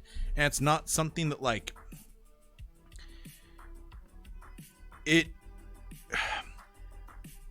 She was a great DM, not as good of a DM as you are in like everything that a DM does, I'm not gonna feed James's ego. but she couldn't like I would not expect you to be able to pull the sketching like she could. So like having some like being able to like translate what she's got up here and use that physical space while she's still talking and do that was very impressive, because you immediately felt like you were all envisioning the same room. Right. Because when you're describing something to us, or even with little bits of maps and stuff, we're still all seeing it very differently in our head. And the thing with doing this, with us being 20 feet apart, 15, like 8 feet apart, is I don't get to do things like that. Yeah. On my other games, I get to do plenty of that kind of stuff where it's just like, hey, so I'm envisioning this thing and I'm having a hard time like getting through what it's supposed to be. And I'm just like, fuck it, here. Or I find a quick YouTube video and I show them what I'm talking about. Or like you hear the holy voices of angels and I'm just like, wait, I can just pull up a church thing with a hymn This is what you hear. Yeah, it's very different. And when you can be, you know, all within 6 feet of each other, on top of each other, it's a much more engaging and personal experience. I mean, that impresses me alone, just being able to, because I mean, we've never done anything like this, right? Right. A lot of people have done anything like this, and the fact that you've been able to do this almost flawlessly. It surprises me because I tried doing online, almost with, not like, even skipping a beat. with like online, like, you know, with like online maps, and then people are just like using Discord or whatever. those tools like fantasy grounds and stuff. I've tried doing those. I can't do it. I can't get involved with my players enough for them to. Yeah, we've somehow been able to make this work somehow. I think it. And there are DMs that can do it. Like Arcadium is an amazing DM for doing stuff online. He's on Twitch and stuff, and it's amazing to watch what he can do. And just being like, I can't do that. I've tried to do that. I can't. I'm an in-person, and it's personable with me. And if I don't have that, I can't play D&D with people. Well, I think that for us it worked because we kind of We're the four best friends. we let it kind of roll, right? Like, if something seemed a certain way, and then a minute or two later it seems a slightly different way, that's how it should have seemed, and that's cool. Now it seems that way, and if something changes, because in the grand scheme of things, we're here to experience a story and decisions and reactions and interactions. And as long as the rug isn't getting pulled out from underneath us, or the tablecloth out from underneath us, or whatever, you know, at the end of the day, we're still experiencing the same thing.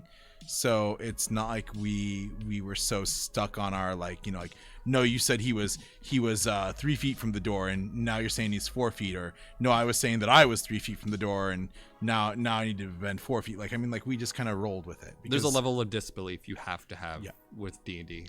But we all did this knowing that, like, I mean, here we are trying to keep people entertained. We're trying to keep people engaged. We're trying to tell a story as it happens. We're thinking on our feet. It's not rehearsed. The only things that we have are maybe like some thoughts about, like, man, these are things that my character might do if pushed into the spot. You know, we're not having those levels that you see in shows like Critical Role or other similar shows, where, you know, they're not improvising. They're improvising a little. They're improvising a lot. But they have discussions, and Matt has even said this. Like, I wasn't shitting on Critical Role for saying they're something that they're not. They're definitely improvising everything that they do.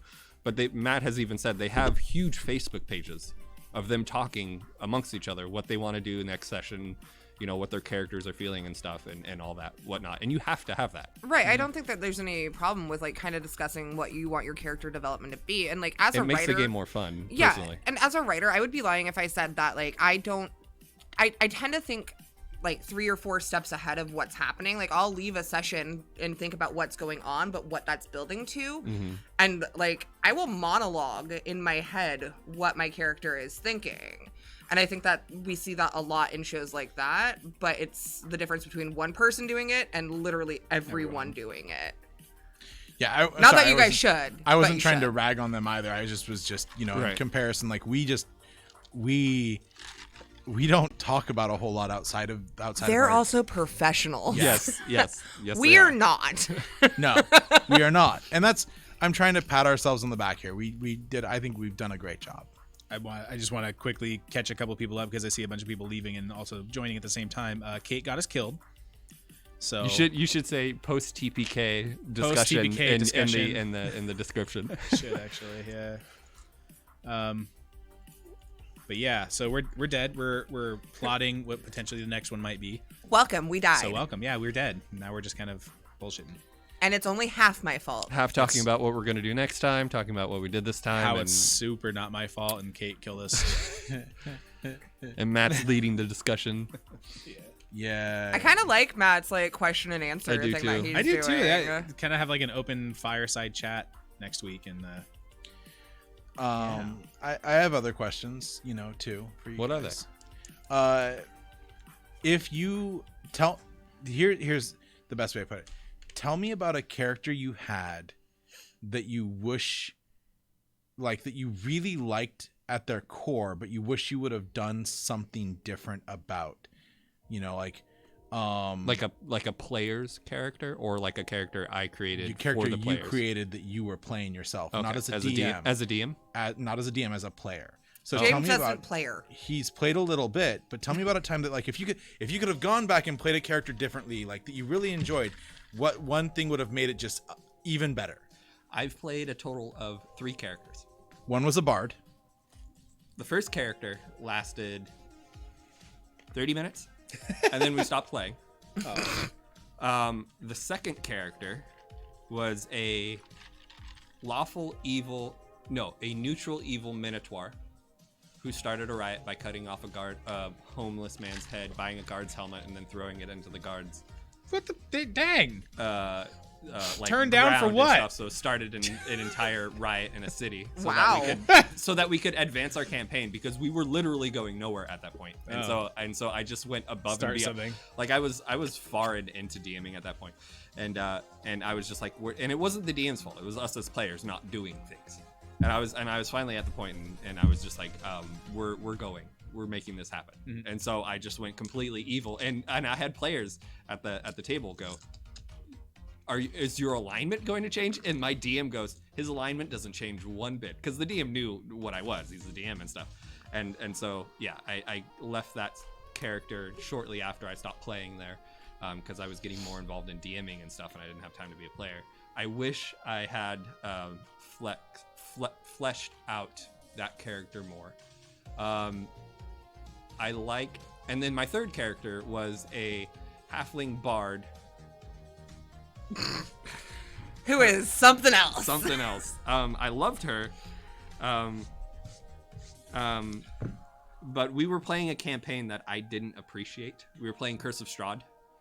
I'm not a big werewolf vampire person. I could give 2 shits about it. I couldn't give 2 shits about it. But I liked the people I was playing with. Sort of Kat, and but definitely Andrea and McKenna. Wow. Ouch.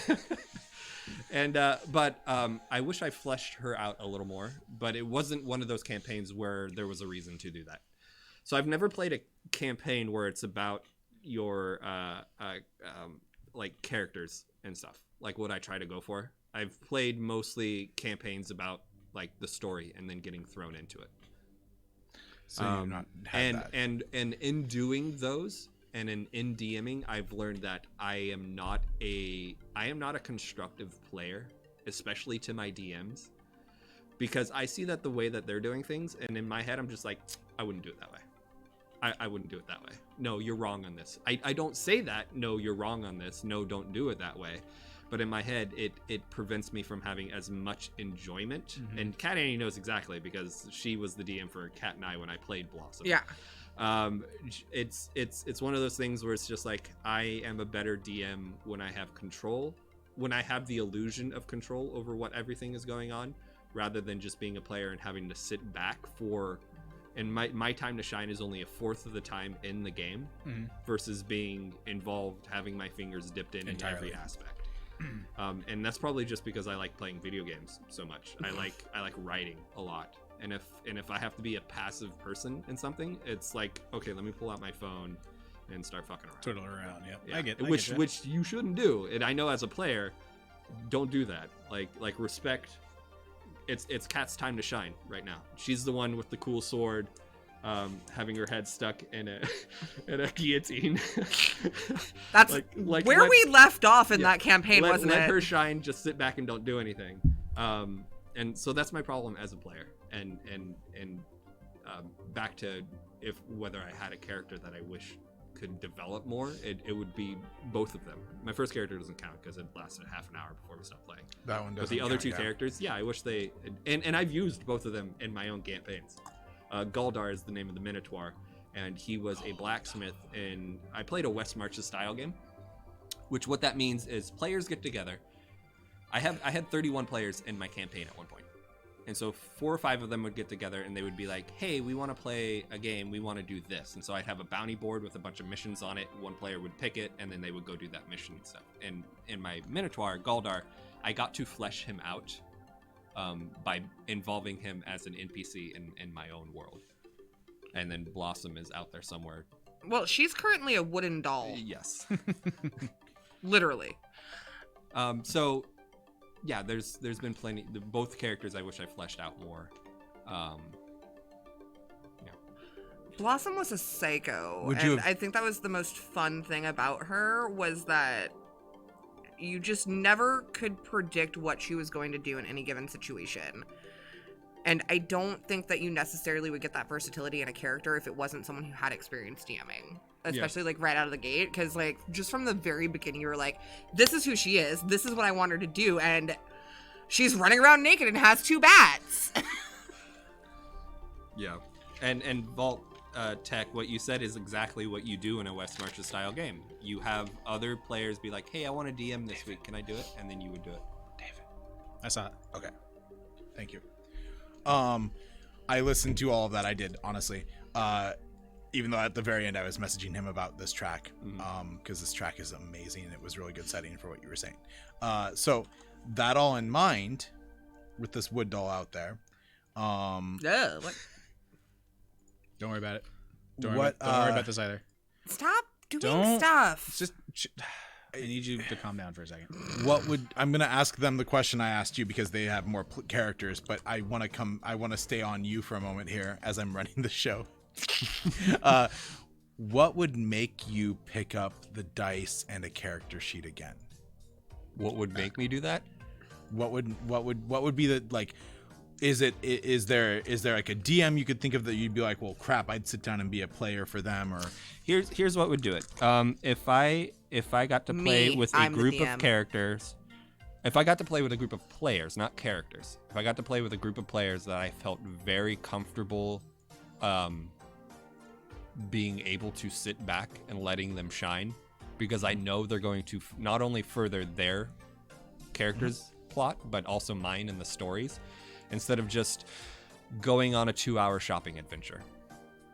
Hey, X person, what do you want to do? I want to go shop for like a longbow. Okay, you can go find one. No, like I actually want to role play it. And then everyone at the table is just like, fuck, dude. Which usually there's always that player Here's the that same likes bow, but with a wood that handle. likes yes, exactly. Yeah. There's always players that are like that really like the quieter things. I hate the quieter times. I want there to be action.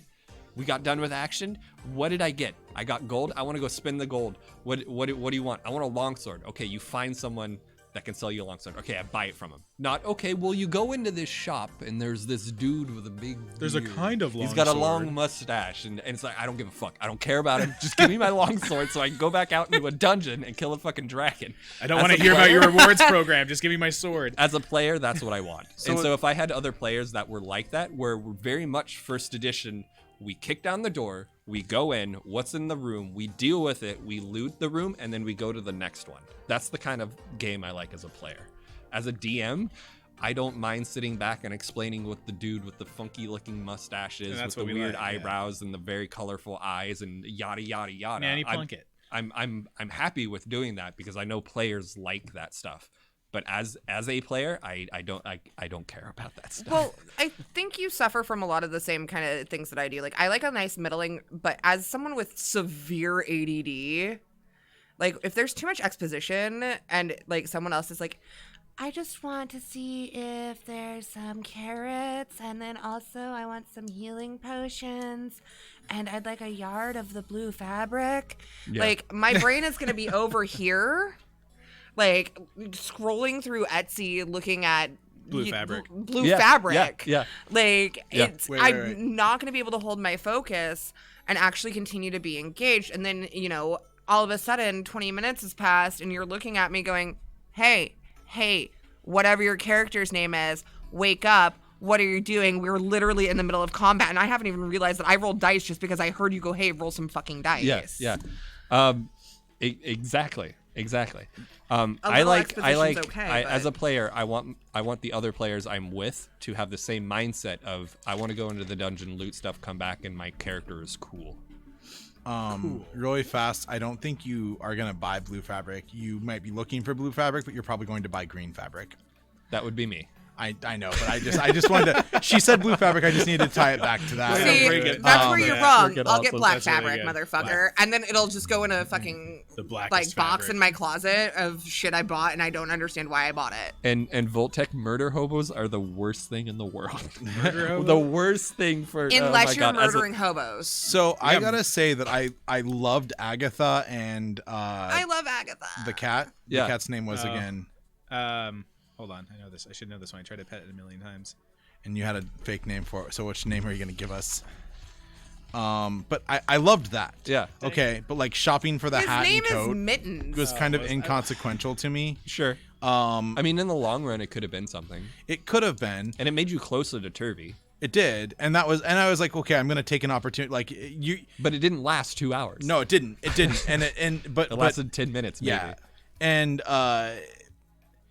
that was one of the things that was always fun about Kate's character is you know Sprig is furthering things along. So I just kind of imagine like at some point I'm just like, well, I can just stick my face in my book and do whatever because like nothing I do matters because she's gonna call the shots and make things happen, and I don't have to worry because she's looking out for that stuff. And that was kind of like my character got comfortable in the idea that like I'm along for the ride, so you know I don't have to be the active participant. I'm the guy that's holding the purse at the you know like on the bench outside the restroom. That's well, you me. get Right, ready right, because this right. next character, she's an idiot. Perfect. Yeah. She's basically a lost puppy, and you She's just gotta even- make sure you take care of her. She's and more feed her. idioter than the other one. So to that point, Double frosty back to the handshakes. original question though, then Kate, what's a character you had that you wish you would have fleshed out a little differently with hindsight and made some improvements on? Honestly, I'd have to say Lyra, who I had the opportunity to kind of flesh her out as I played her more and more. She was the first character that I played when coming back to D&D. The character that I played in the campaign with James as Halfling, and Steph as the DM. And The tiefling, right? yeah, she was a tiefling paladin, and so much had changed, and I was overwhelmed, and I panic wrote this character. Yeah, you did, Kat Annie. You did love her. She was not the smartest. At one point she said something along the lines of "I'm pink and delightful" or "I'm pretty because I'm dumb," and kind of rested on her laurels. Excuse me. As we continued to play, I was able to kind of get a better idea of who she was, and then unfortunately because of COVID, before I really kind of actually had a chance to flesh her out more, we weren't able to continue. So it's a character I never really got to see come to fruition, and I kind of fleshed out as I played her. But if I were to go back and write her all over again, I would take a completely different approach and change a few things about her, because it turned out she was an idiot, but she was not nice. And took things to an extreme in a bad way, and I'm surprised she never went full Oathbreaker, because she just took shit over the top. Yeah. What about you, David? Yeah, I knew it was going to come down. Well, like I said, my D&D career has been relatively short, so a lot of the characters I've had, I've always been a druid, I'll say that. Only because I panic. And that mostly comes back to my characters in World of Warcraft, which have also always been druids. Mostly because I can never Alliance or Horde? decide. The majority of my WoW career was actually Alliance. However, I am faithful to Horde. That I am that same exact way. I It hoard just- forever, but I am forced into alliance. The by one longest thing or time I another. played WoW was with a bunch of work friends that was Alliance at the time. But Yeah, as that dissolved, I eventually went to Horde, and that's kind of where I am now. Yep. There's now a giant Horde flag hanging in the bar. Yeah, but as far As as there should be. my characters go, For the they've Horde. I've always had druids ideally because I never like being one thing, and that's kind of why I like druids, because it's I really like being a warrior, but no, I think I'm going to respect this now, and I like being able to do that. Yeah.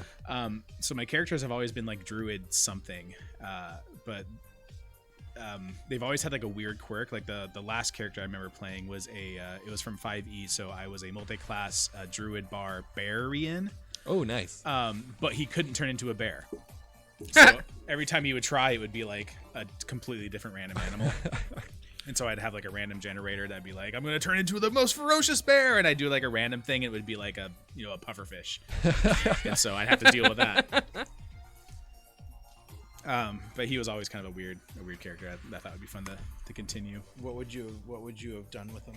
I don't know. And that's why I always have trouble with. I really started to like Chad because he started to develop like that bro character, but he never really had aim of any kind. And which I think speaks about the character on yeah, Chad. like Chad, he was just kind of like, whatever, man. I'm 20. I'm a 23-year-old druid turtle. Like, Chad to me as a character was the dude that went to college because his parents had money and majored in something but didn't take it seriously and ended up like probably like forensics. Like I was gonna say like or a chiropractor. Yeah. But like not one of the like legit ones, one of the ones that like pulls out the magnets and talks about toxins. Want to buy some crystals? Yeah. You know, I mean, like, yeah, he was really growing on me because, you know, he just, like, you could see, like, I saw the Underdark kind of, like, turn him into, like, oh, shit, man, there's a world happening. Like, we weren't military, right? Like, we were not in military, but think about, like, when you're in military and then you see the shit for the first time. Like that was be like what I imagined the Underdark was for my character and for your character. When he gets out of his sheltered college environment and sees what the real world is like. Whoa. Yeah. Whoa, man. I mean, and for Sprig just struck me as the character that was unfazed by anything, but also fazed by the slightest thing. Like simultaneously shook and unshook all at once, the duality of Sprig. Yeah. Well, like because you're like, you know, like this is the world. It's full of shit. It's awful, but also like, oh my god, that cat talked. Like like that was kind of you in a nutshell. Well, like Sprig was written as a nature cleric. Like she was supposed to be like flighty, head in the clouds, like fucking hippy dippy flower moon child. And then she killed a dog and it was wound up being a fucking try hard goth death cleric. And like I think like had it not been for her killing a dog so early on, she would have been like, well fuck, things don't always work out how we want them to, and sometimes shit sucks. But also, holy crap, is that squirrel? Can I have squirrel friends? So eat the squirrel. Don't eat the squirrels. Eat the squirrel. Like I said, I rolled a lot of rogues. I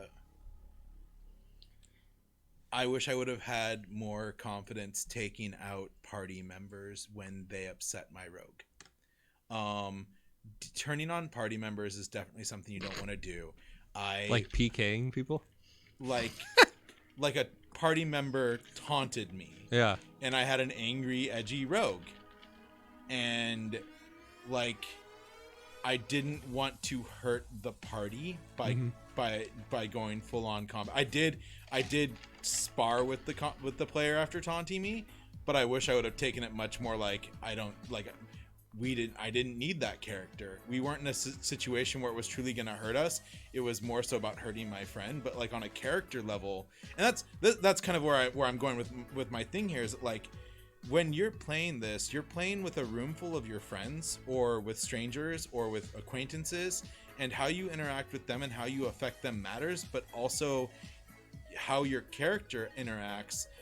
You can't let their behavior or their relationship with you dictate how your character responds. Like, this dude was my roommate and he was taunting my character, and my character needed to take him out because that's what my character would have done. And there's a big thing to be said about that though. And as an experienced DM, I can tell you that simply hiding behind the "it's what my character would do," it's not the best thing to do. I mean, it really, I guess it depends on the group, but like to do something dickish and then to be like, well, it's what my character would do, it usually turns out bad. There was only one time that I pulled that number, and it was with McKenna and the whole situation with River.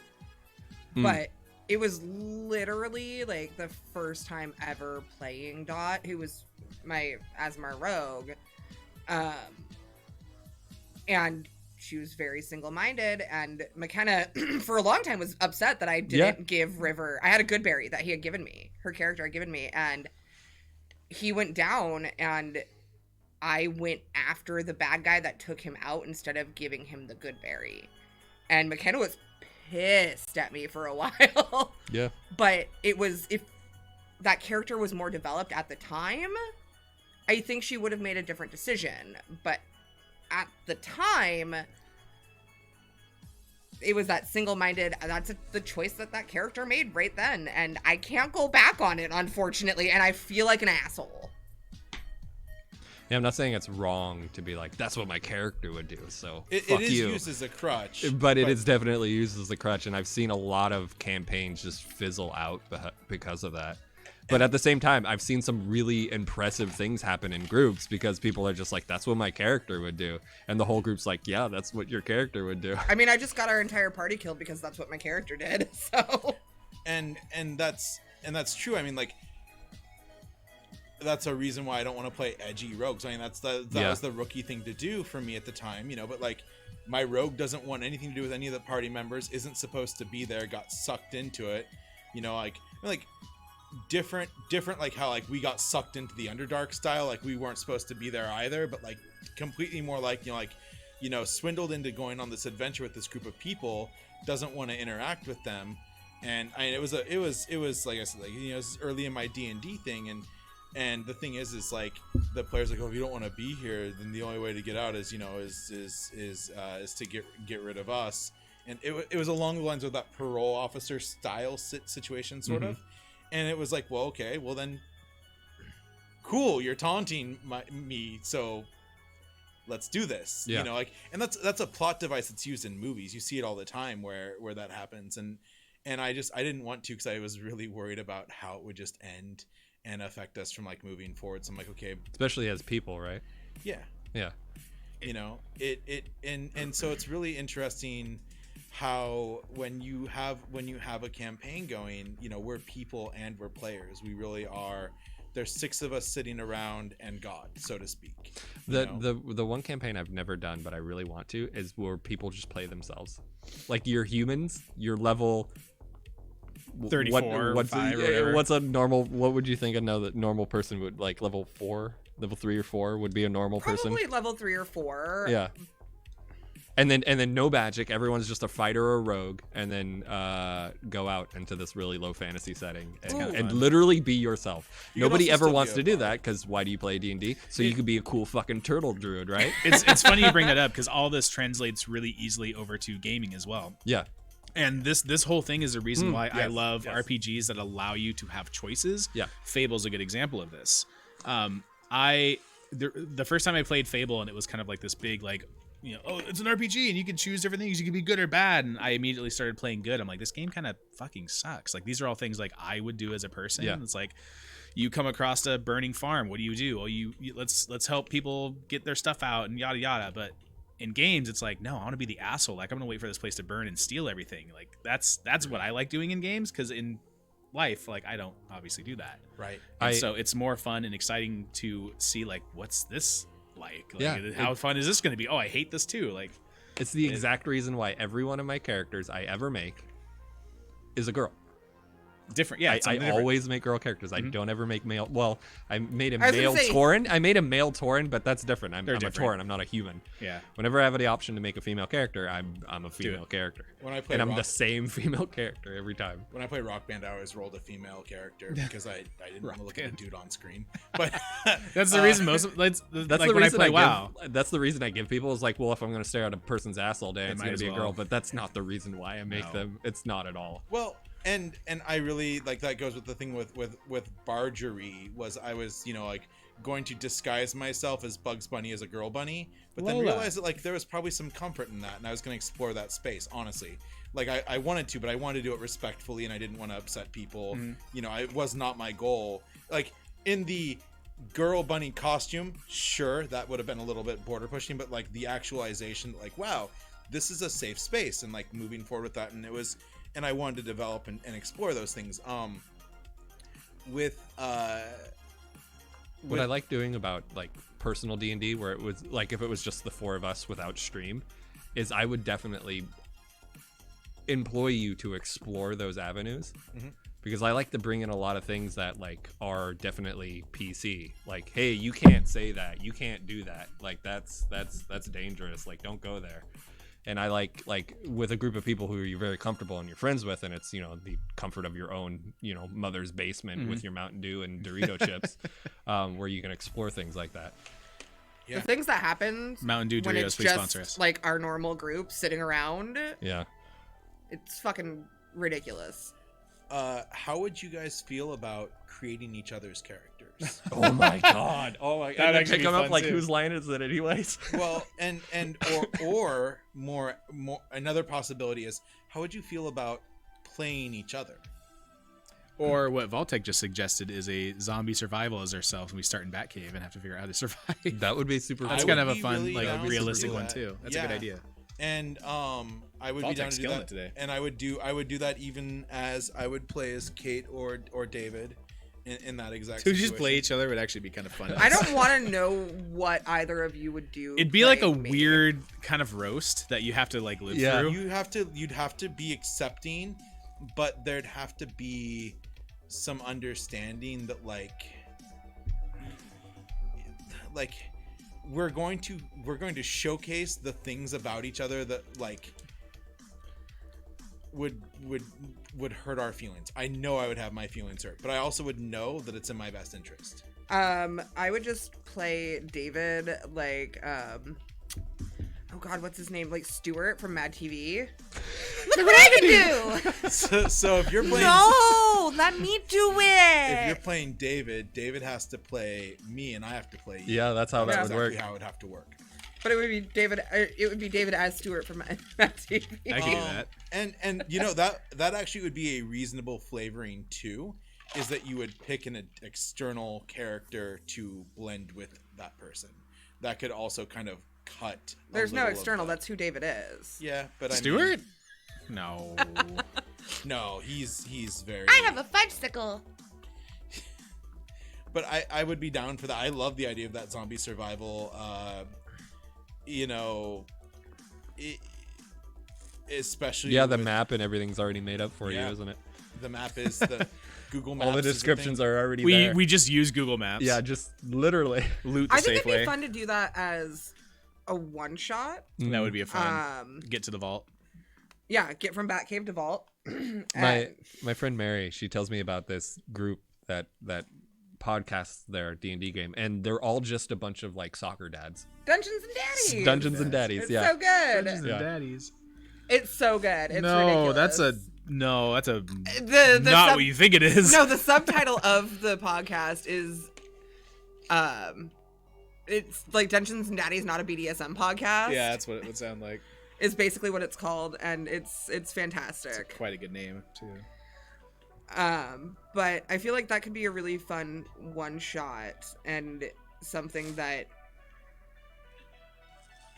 someone else could potentially DM. Wouldn't Yeah. necessarily need James to do Yeah. it, or if James wanted to participate, he could. I doubt it because again, After his I whole spiel imagine earlier, I would James- imagine no. I imagine James in DMing much the same as I feel literally walking into any other bar and watching someone else bartend. Bartend, yeah. And I you're just like, I want to like jump over the bar Yeah. top and take the bottle from them and go, no, you're Yeah. doing it wrong. yeah. When they're probably not. They're just doing it their way. Oh no, a lot of the time they are doing it Well, wrong. okay, it's different then, but yeah. I mean, we pour things in cups. Yeah, That's that's true. what we do.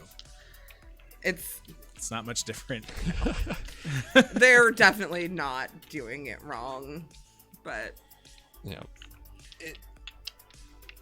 We've got possibilities. Yeah, there's a lot of cool stuff. Space is still obviously a top contender, but at the same time, there's a lot of flexibility, and I don't know how long we're gonna be doing this, but like, I'm so open. I know that eventually you're gonna be back to open on Sunday nights, and I know that we're also going to be here much later, but at the same time, I also don't have to make like. I've always kept the store 7 days a week, same hours, with the exception of Friday. We'd be open a little later because F&M would just run late. Friday Night Magic would run late. Like, we still posted that we closed at 10, but we were unofficially open until 11 because we had people here. We never, Right. But I wouldn't be against closing the shop at 7 an hour into our session or something like it was today. Think about it this way: is before we do that, like think how close we are to, because right now we're taking like a solid 40 square feet doing this thing, right? Yeah. In several weeks, we could literally be at the same table. Yeah. When So, we're all vaccinated, In, like, we could in a be sense within where 6 feet of each in other. a sense It's where the fine. bar and the back cave are open 7 days a week, we could literally just pop on a table in the back and do it from there. Like, we don't have to take up 40 square feet. This can all fit on a fucking table. It could. I just mean in terms of the volume of the store, like With one kids camera. running down. Like, Right. we were lucky that it was really quiet for the last hour today. Yeah, I mean, I can also bring in an actual professional noise gate to the point where we can have a full loud bar behind us and it would sound like this. Just RTX it, dude. I- Just get the That's NVIDIA open broadcast, now, which so is available for I've GTX actually, cards. I know, I just started testing it with this system. So this Yeah. one actually only has a GTX 1080. It would work for It would work now. Yeah. I haven't fully tested it yet. However, I do have a 2080 at home, and RTX voice is By native comes. Well, it Amazing. doesn't come with it, but yeah. Yeah, That's and what I use so for my stream, and I I- have my computer right next to my microphone. I You can't am hear it. excited. However, it is still software. Yes. And there are better hardware compressors and noise gates Right. that I already own and eventually would hopefully use some of that stuff. I just haven't because the noise gate I have is a massive. It fits in a rack. And a lot of the compressors I have are also kind of in the same way, and they're kind of a pain in the butt. So, but when we get to a point where we can, Is it like professional like sound so studio stuff? I've been playing music for a long time. That's where Yeah. the majority of the stuff actually came from. And the band I'm in now, my lead singer and guitarist, pretty much his entire basement is our studio, and we've just been collecting stuff over the years. So Nice. we've got, we have essentially a 16-track recording studio in his basement. So we can mic up a full drum kit, and it can have its own isolation. We can do different little pods and everything. It's That'd be it's cool to play there. Just with that. We can, yeah. the- His just basement's the actually sound cool as fuck. suppression of We being could do one of like a those full, rooms. like real professional. Yeah. It'd be cool. Condensers all over the place. With Are their you own- talking about turning Matt's basement into? Well, I mean, the equipment's already there, so I just have to. I mean, the PC's all used to that. I can just And slowly by progress, I mean but, Matt or Adam. God damn it! That's the second time. There's a lot of equipment. It all goes through a full rack mount. Everything's like Personas and all kinds of cool stuff. It's been neat. But yeah, I don't know how we got onto this train. I just realized. What we're going to bringing in what better we're going to gear, do with the future. We can bring everything a lot closer. So I feel like as we continue to do this, those issues of like where do we do this when the bar is open 7 days a week, or if the cave is open, or I can't at my house, it smells weird. I don't can't at don't my feel like house, it that's as smells big as a problem as we may think, if that makes sense. Huh? I get get at my house. It smells. I weird. just Yeah. That does smell weird. I do want it to keep going. Yeah. This is Today was a really awesome proof of concept too, because this proves we can essentially put it Pick up anywhere. and go. Like we Yeah. could go to your garage, or we could go out back with an extension cord or whatever. yeah. It's nice that this is a kind of a portable. It doesn't look like it, but a relatively portable setup. We did really well.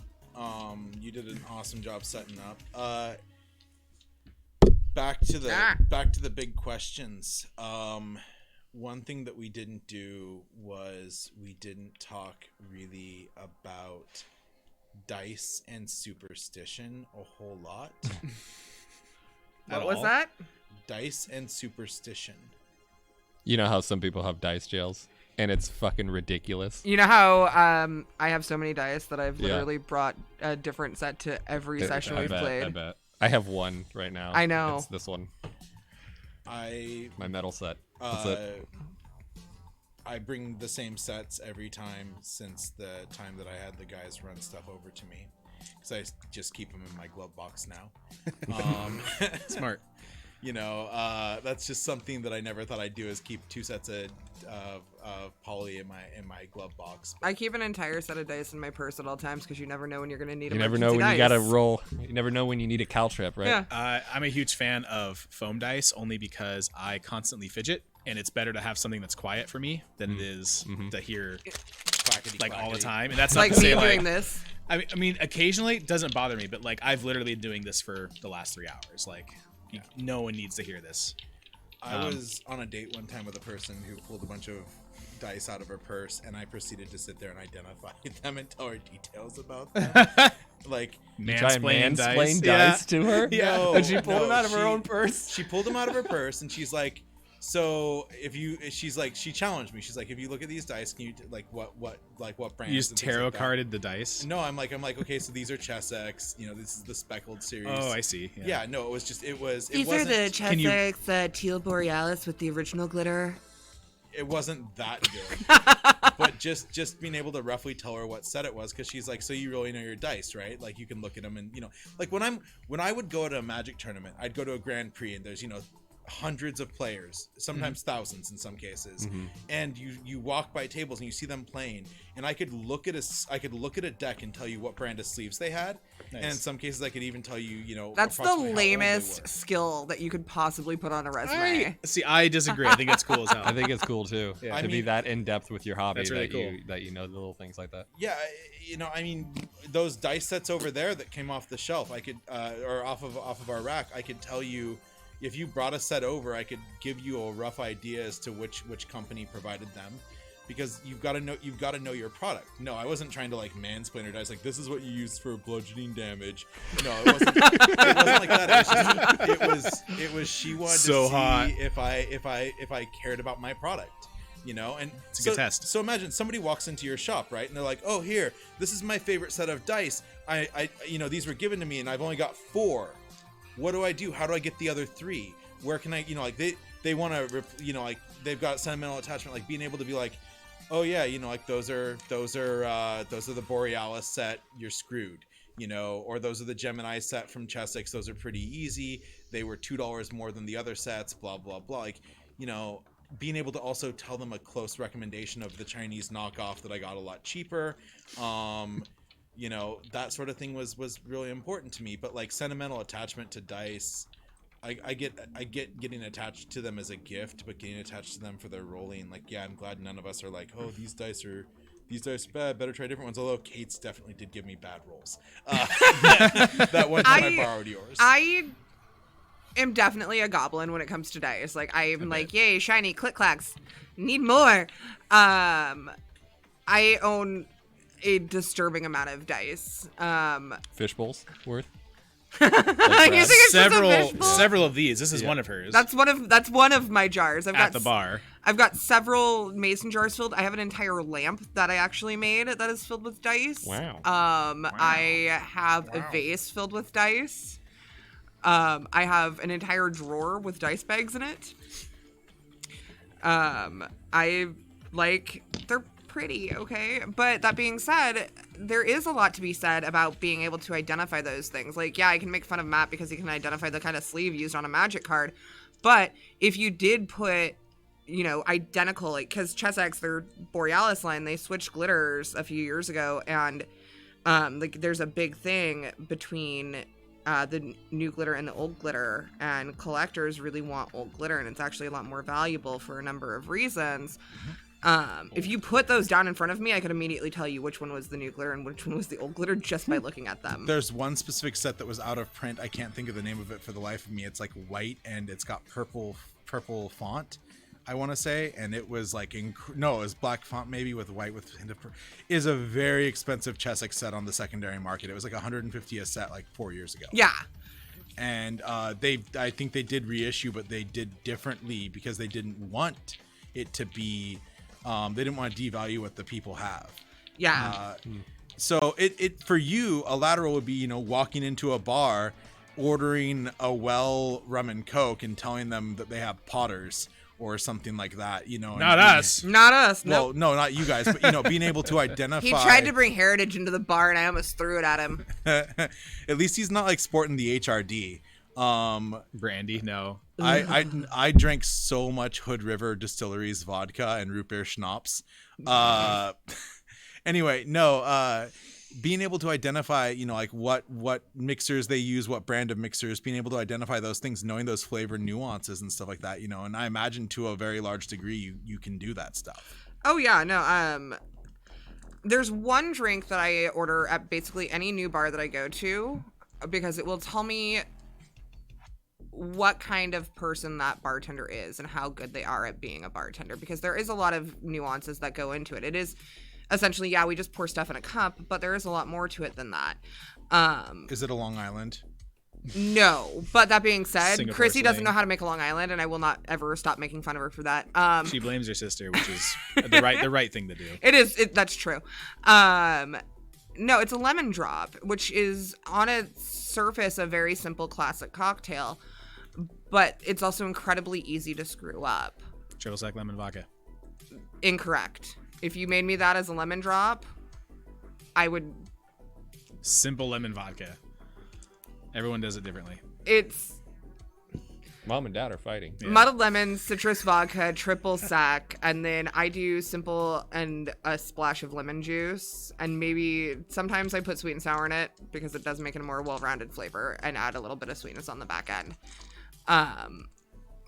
Most people would omit that step, and I think that it does change the entire flavor palette of it. A lot of people do, like in Montana, when I bartended in Montana, someone ordered a lemon drop from me, and in Montana, it's a completely different drink. It's literally just chilled vodka and a sugared lemon. So someone came up to the bar that I worked at in Montana, and they were like, hey, can I get a lemon drop? And I, make them a lemon drop, in a fucking martini glass with a sugared rum and, a fucking lemon twist in it. And they're like, what is this? And I'm like, it's what you ordered. It's crap. This is garbage. And yeah, it turns out it's just a chilled vodka shot with a sugared lemon. Sugared lemon. Yay. That sounds repulsive. Going off of the opposite happens to me on an almost daily, and what I mean by that is you're being tested that, hey, can you recognize this dice, and you're passionate about it, so you're able to, and you're talking about it, and it's super fun, and people are coming up to you and wanting to test you all the time, and people do that with drinks and stuff all the time to Kate, oh, can you do this, or are you familiar want with them that? to ask you about video games. And so I'm sitting here oh man, I'm so excited, I'm gonna get this geek in here, we're gonna geek out, and I see some guy walk up, Nvidia t-shirt, geared up and everything. I'm like, oh, this is gonna be the guy, we're gonna have a great conversation. And so they walk up and I want to play Mario Kart. I'm like, don't you want to play our PS5 on a 120 hertz TV? No, Mario Kart. I'm like, all right, cool, here you go. Thanks, I Voltec. don't get to talk about anything. Thanks I for want the to tier one chat, sub and I never for get 5 to. months. No one ever gets to. Yay, we got a sub. Yeah, that's a Aw, long time. Thanks, Voltec. You are We'll putting see you a next lot time. of trust into us by subbing for that long. We love you, and now we have to be around for 5 more Yeah, months. I appreciate that, but man, that is a lot of trust. Vault to Kate, I really appreciate you. So it's funny that you say that. So, yeah, I really appreciate you joining tonight. When I walk into your establishment, I think I want to just relax. In terms of what I go there for. Mm-hmm. And so it's I'm gonna let my hair down, and when I'm home and I'm playing, I wanna play my when Mario nobody's Kart. watching. Yeah. I don't want to play Mario Kart by myself. I want to play the thing that I don't want to get embarrassed by me screwing up.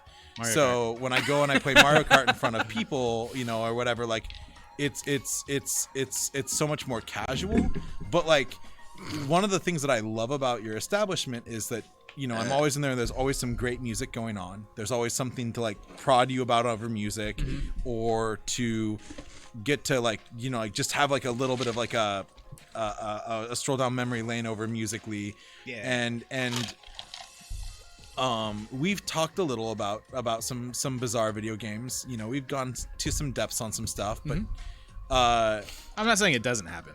but we do have the thing that you describe in my store where Magic players walk in, and I'll be damned if you don't I love it when somebody walks in, they're they want to build a casual spider deck. They just I want to build a commander deck with spiders. I'm going to have a spider commander. I'm going to play a bunch of spiders. I'm going to play the card Web that sucks. I'm going to play the cards Arachnid's Web that sucks. I'm going to play the card I'm going to play all these cards that suck because they're on theme. Do you want to win, or do you want to be on theme? And they're just there's this notion that there's 4 different types of Magic players. The Timmy, the Johnny, the Spike, and the Vorthos. The Timmy is the kid that is just excited by big flashy things, and just is the Johnny is the player that is a little bit more like, okay, cool, I want to make things like interact together, and I want to make some synergies, and I want to make some combos. And then the Spike is the one who just wants to aggressively win and like play tournaments and grind. And then the Vorthos is the one that's all about the flavor, the theme, the design, the art, everything that isn't the actual game, but the fantasy setting around it. The world. And I'm definitely, even after 25, almost 30 years of playing Magic, I guess, because I started in 1994, I am still absolutely at my core a Johnny. Like, I'm all about creating fun and weird things in Rube Goldberg machines and Magic terms, you know. And but having players walk in and be like, you get a lot of the equivalent of the Mario Kart thing, so I fully feel you on that. But at the same time, that can be like draining, but like sometimes it's even worse when you get the player that comes in all super hard and wants to talk the aggressive, deep, dark, like, you know, like elements of stuff, and just like is just so, it can be draining. So, you know, I mean, it's always kind of greener on the other side, I guess. Getting those people in are always fun. Like we've got a bunch of regulars that I obviously can get lost in conversation. There's a couple. We have one in particular that I lovingly call David's boyfriend, because like they get going and like they are off on another planet, and me and his wife are just like, what the fuck are they talking about? Yeah, he's also a big tech engineer like I was, and yeah, we can go off the rails on some really, really awesome stuff. He's super fun. We got a couple of regulars like that I can literally just go off the rails on, and it's great. You're very personable. You are very very good at helping people feel engaged and welcome. Both of you are. What's funny is that people think that I'm super social. He wants to kill everything. People think I'm super sociable and like I must be so outgoing, but like it's only when I'm behind the bar. Like we've had people point out the fact that I hide behind my mic. Like they don't understand like how bad my anxiety is. Like when I'm behind the bar, I am the sun and the world revolves around me. Yeah. But once I'm out of work, like I have to have time to recharge my batteries, and like I just very good at keeping myself composed. Well, Jared and I pulled you out that one time and took you to Tender Green Kitchen. Yeah. That was hilarious. I still remember my very first trip to Vault with Eric Milligan from Bones. Yeah, and he tried to take the Rubik's Cube to the bathroom, and I had to scream no pooping and puzzling or something to that effect. Oh, it took me like a day to figure out who it was, too, that was with you, because like it plagued me. I was like, who the fuck was that guy, and why do I recognize him? Yeah. And I had to pull over on the side of the road when it finally dawned on me, because I had to go to Wikipedia and like verify my suspicions. I took him to the airport that night because he was leaving town. He was moving out of town. And I was holding onto his car for him for some people to fly out from New York and pick up his car so they could drive it across the country. He had the custom plate. He had the Oregon plate that said Bones on it. No joke, that was his plate. He didn't have it when I met him. I met him on New Year's Day. I've never seen Bones at this point. And we got talking because he picked me up from outside here at the store so I could go to the airport. And he's like, oh, do you like Settlers of Catan? I'm like, yeah, dude. He's like, I hold Settlers of Catan tournaments in New York. And I'm like, cool. And so we start talking about that, and then he like casually drops that he's an actor, and like all that was just superfluous to the fact that he played Settlers of Catan and held Catan tournaments. That's so fun. And we were gonna have a Catan tournament here with him hosting it, but Vancouver, I will criticize the hell out of this town in this simple fashion. Vancouver is a town where people talk about how we should have this and that and everything else, but nobody will fucking do anything about it. Yep. Well, no, we'll do something about it. You will tomorrow announce snow cones and blowies.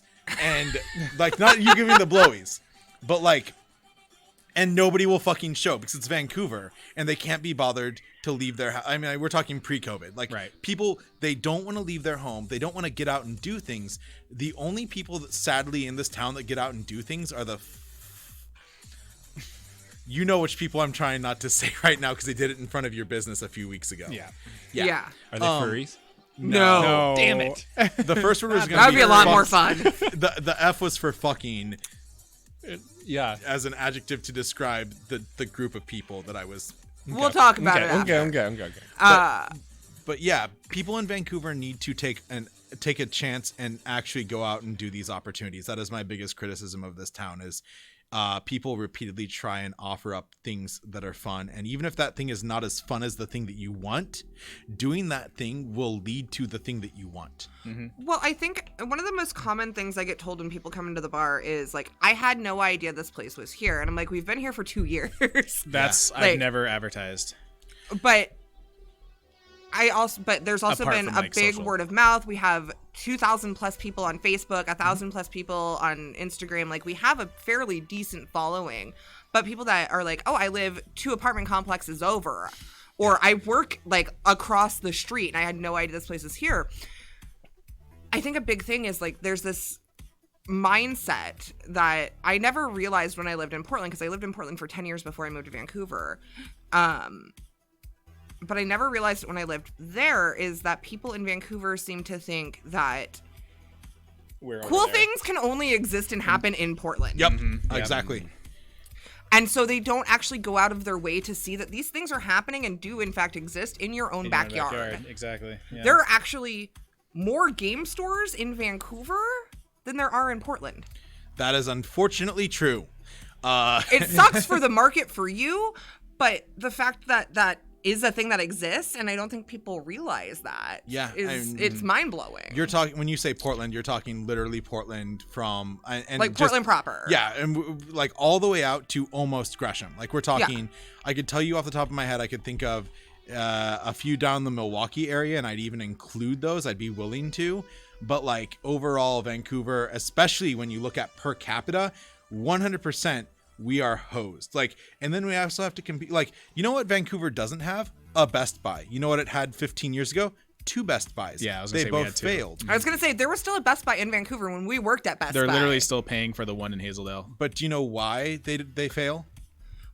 because people go over the river to Portland. Because they don't want to pay the taxes. Yeah. Because you can't buy anything over $200 this side of the river. The marketing strategy for those 2 locations, because one was like literally just down the road from here, and the other one was in Hazeldale. Mm-hmm. Their whole thing was we have to own both freeways. Exactly, and that's why they and were. this is like Circuit City times is when these ones were built, Yes. and so Circuit City went under, and they're like, okay, we're gonna take this one now, and so the one in Hazeldale closed down, and they moved over to Jansen Beach. Cool. Now we've got Cascade Station on the freeway, which ended up being a like showroom type thing, and then the one over in Jansen Beach. Well, then Mill Plain opened up for some weird ass reason. Which ended up just being what essentially ended up being a storeroom for Cascade Station. It was an accessory focused store. And so things like cell phones, cables, like really inexpensive things, and that still failed. Because you're not going to go here to Vancouver and buy a $3,000 TV. You're going to drive 10 minutes over and save several $100s. Yeah. Which is technically illegal. Yeah, but and so that store never sold any of that stuff. We had them there as like a showroom, but we never stocked anything because we never sold them. But cables and things like that, it just wasn't viable for a big box store to do that, and so they got rid of that one.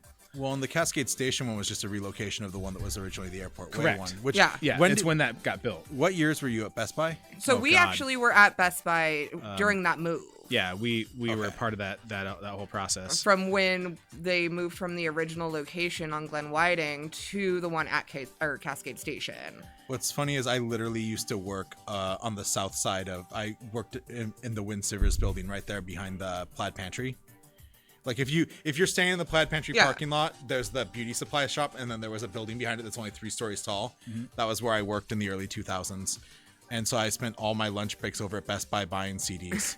I started at Best Buy right when I moved here, and it was literally like as the move was happening, and so it was like 2007 was when I started, and I was there until end of 2009, beginning of 2010. Yeah, I was 2006, 2007. I think is when I started on and off until about like 2012 or something like that. We are essentially the unwanted part of Washington State, because if you look at anybody like Seattle, completely like they're aware of Spokane, they're even aware of Walla Walla. But if you ask people in Seattle, when you say Vancouver, they think of up Canada. north. Well, I have Well, friends. aren't you guys so far away from anything major. Like you might as well be Portland. We might as Yeah. well We're be. so close. We're that, technically considered the Portland metropolitan area. But Yeah. but Portland doesn't want us. yeah. Well, and there's nothing Right. north We're between just- here and Tacoma. Just There's fucking basically nothing. redheaded right? stepchild. yeah, that's what I mean. I mean, there's little nothing. rural towns and stuff Yeah. like that, Yeah. but as far as like a development like this, it's basically Well- here in Tacoma, and there's nothing in the middle. There's Right. Olympia. We are. Olympia, Tacoma, SeaTac. I mean, it's kind of all the Well, same Olympia, thing. Olympia's an hour outside of Tacoma. As someone from Tacoma, Olympia Yeah, is not it's- Tacoma. Well, sure, all right, but yeah, it's. I mean, miles. We're talking miles. Yeah. You're talking a couple hours, right? If, hour at most. It's an hour to Okay. get to the Of next nearest nothing. civilization. It's Yeah. an hour That's a and long 15 time. minutes. yes, That's a and long time when you between go- here. And that's 5 minutes down the Centralia, street. if you can I consider was that gonna say civilization. Centralia is probably your closest bet, but it's real tiny. Yeah. yeah, there's an outlet mall, and that's about Yeah. it. Oh yeah, no, that I hate that drive too. But the moral behind, I guess, what I'm saying here is that like we need people to support these things going on. Mhm. We need people to kind of step up. Like tell your friends. Like if I could ask anybody to say one thing is like, even if it's not my business, tell your friends about the businesses and the things here that make you happy so they can do it. Like the number of people that don't know that you guys exist after 2 years that have been living here, it blows my mind. The number of people that have been living here their whole lives and don't know that I exist. This business has over 25 years of history. When I moved to Vancouver, the first thing I noticed driving to my new apartment was Batcave. Back when we had a sign on Mill Yeah. Plain. But we had a sign on Mill Plain. Exactly. We don't anymore. And we've been doing a lot better here, but in a lot of ways it's not foot traffic from people, and like we get the old people on Tuesdays that come in from Chuck's, and they're looking for just killing time walking around. I just want some board games. Hi, Hello. Lori. It's been a minute.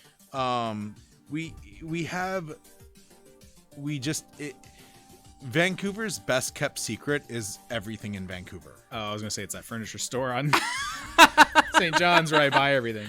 Oh, everything It's I think literally called is kept a secret in this town. I think that that's incredibly true. And on the note of like people not knowing where Batcave is, not knowing where we are, and just me saying like one of the first thing I clocked was Batcave when I moved here. I think it does also speak volumes for the kind of communities that want to exist but don't necessarily have the accessibility of knowing how to exist in a place that doesn't know how to cultivate that kind of an environment. Like, does that make sense? It does. Because like as someone who coming from a gaming background, one of the first things I wanted to know like in my new ecosystem was where are the places where I can feel comfortable and get the things necessary to accommodate my life. And so I saw Batcave and I was like, and I mean, admittedly at first I thought you were a comic book store, but then I realized That's why our name is specifically Batcave Games and not the Yeah. Batcave, because it stopped being a comic book shop long before it was always called Batcave. It was the Batcave. It was cards and comics, and comics fell off, sports cards fell off, and then we heavily invested into board games, and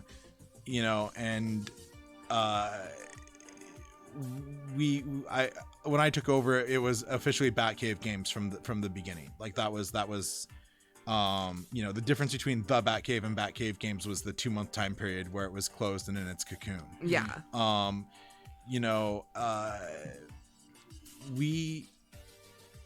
We are one of several stores.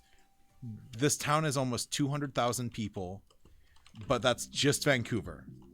And while that doesn't sound like a very big number, we're in the top 125 cities in the nation, size-wise. Yeah. That's actually pretty big when you think about it. Compared to all the cities. Think about how many cities there Thousands. are. That's like Thousands. it is. We're not small. People act like we are because we sit right next to Portland. We sit in Portland's shadow, and Lurking. Well, I mean, just for like reference, there are 200,000 plus people in Vancouver.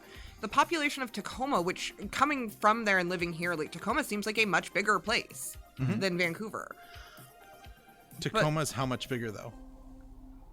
Roughly by 10,000 people. Yeah, exactly. But Tacoma feels so much bigger.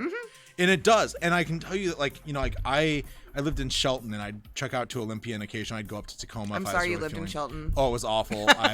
I was a very dark 2 years of my life. I lived out in the sticks of Shelton, like the sticks. I of worked the in sticks. Belfair, so I feel Oh it. yeah, no, yeah. I lived out in Shorecrest. It was awful. But like Tacoma feels like a big city because you know what? Tacoma has those big boxes. Their malls thrive. They have multiple malls. They have a lot of things that we don't because Portland does it for us. Yeah. That proves our point, Larry. We're kind of like, if we were an Arrested Development character, we'd be Buster. Who? No, you're supposed to say exactly. Yeah. Yeah. Oh, well, I thought Anne was the one that you'd say who on, but you know, we rely on the resources of the cities around us, which are Portland. Yeah, And absolutely. So really, this is a very long impassioned plea for people to tell their friends about Vault. Make a post, make a post on Facebook about a story about your time at Vault, Or at Batcave. or at Batcave, but do so because even though you've talked about it before, your friends still James's haven't house. heard enough. Please. Let them hear more about how wonderful these things are that exist. You know, We treat can it only like continue, CrossFit. We can only continue to exist and thrive because of you. I actually recently had a few people come in because they saw your post about us on Reddit. Yeah, That- we've had a lot of cross platform promotion. Yeah. That post on Reddit should have done a lot for you guys. I don't know if everybody even said that that was the reason why they came in, but a lot of your new customers should have been a result of that post. Yeah. And that was an intentional thing. The rules about self-promotion are we don't allow it. Like I can't make a post about my store, but the post mentioned my store and the fact that we had a break-in because that's the Vancouver WA. It's on the border of Oregon. That's definitely exactly why this is Thanks, Janice. Yeah. You live here. I'd hope you know where it is. I do want to put out a tiny bit of history that we were actually here first as far as Vancouver. Oh, absolutely. We were here way before Vancouver, BC. What it was there was a bunch of white racist assholes that wanted to settle a town and That's settle northwest. That's just the northwest in Well, general. Yeah, but- basically. I mean, but basically there were so many of them that it made Portland prosper because Oregon was founded on like institutional racism Yeah. and I mean like that. If that- anybody wants a good background on how shitty things are in Southwest Washington, or rather the shitty history of Southwest Washington and Portland, just look at Lewis and Clark and also Vanport. If you haven't heard of I was gonna Vanport, say it was Vanport, a tragic situation.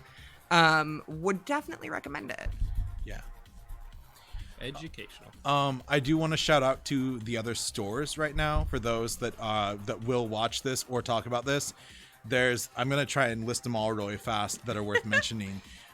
There's a pop culture store that settled into the space next to my old location, next to the tattoo shop. It's owned by the same guy. I don't know the name of the shop, but it's right there in that same spot.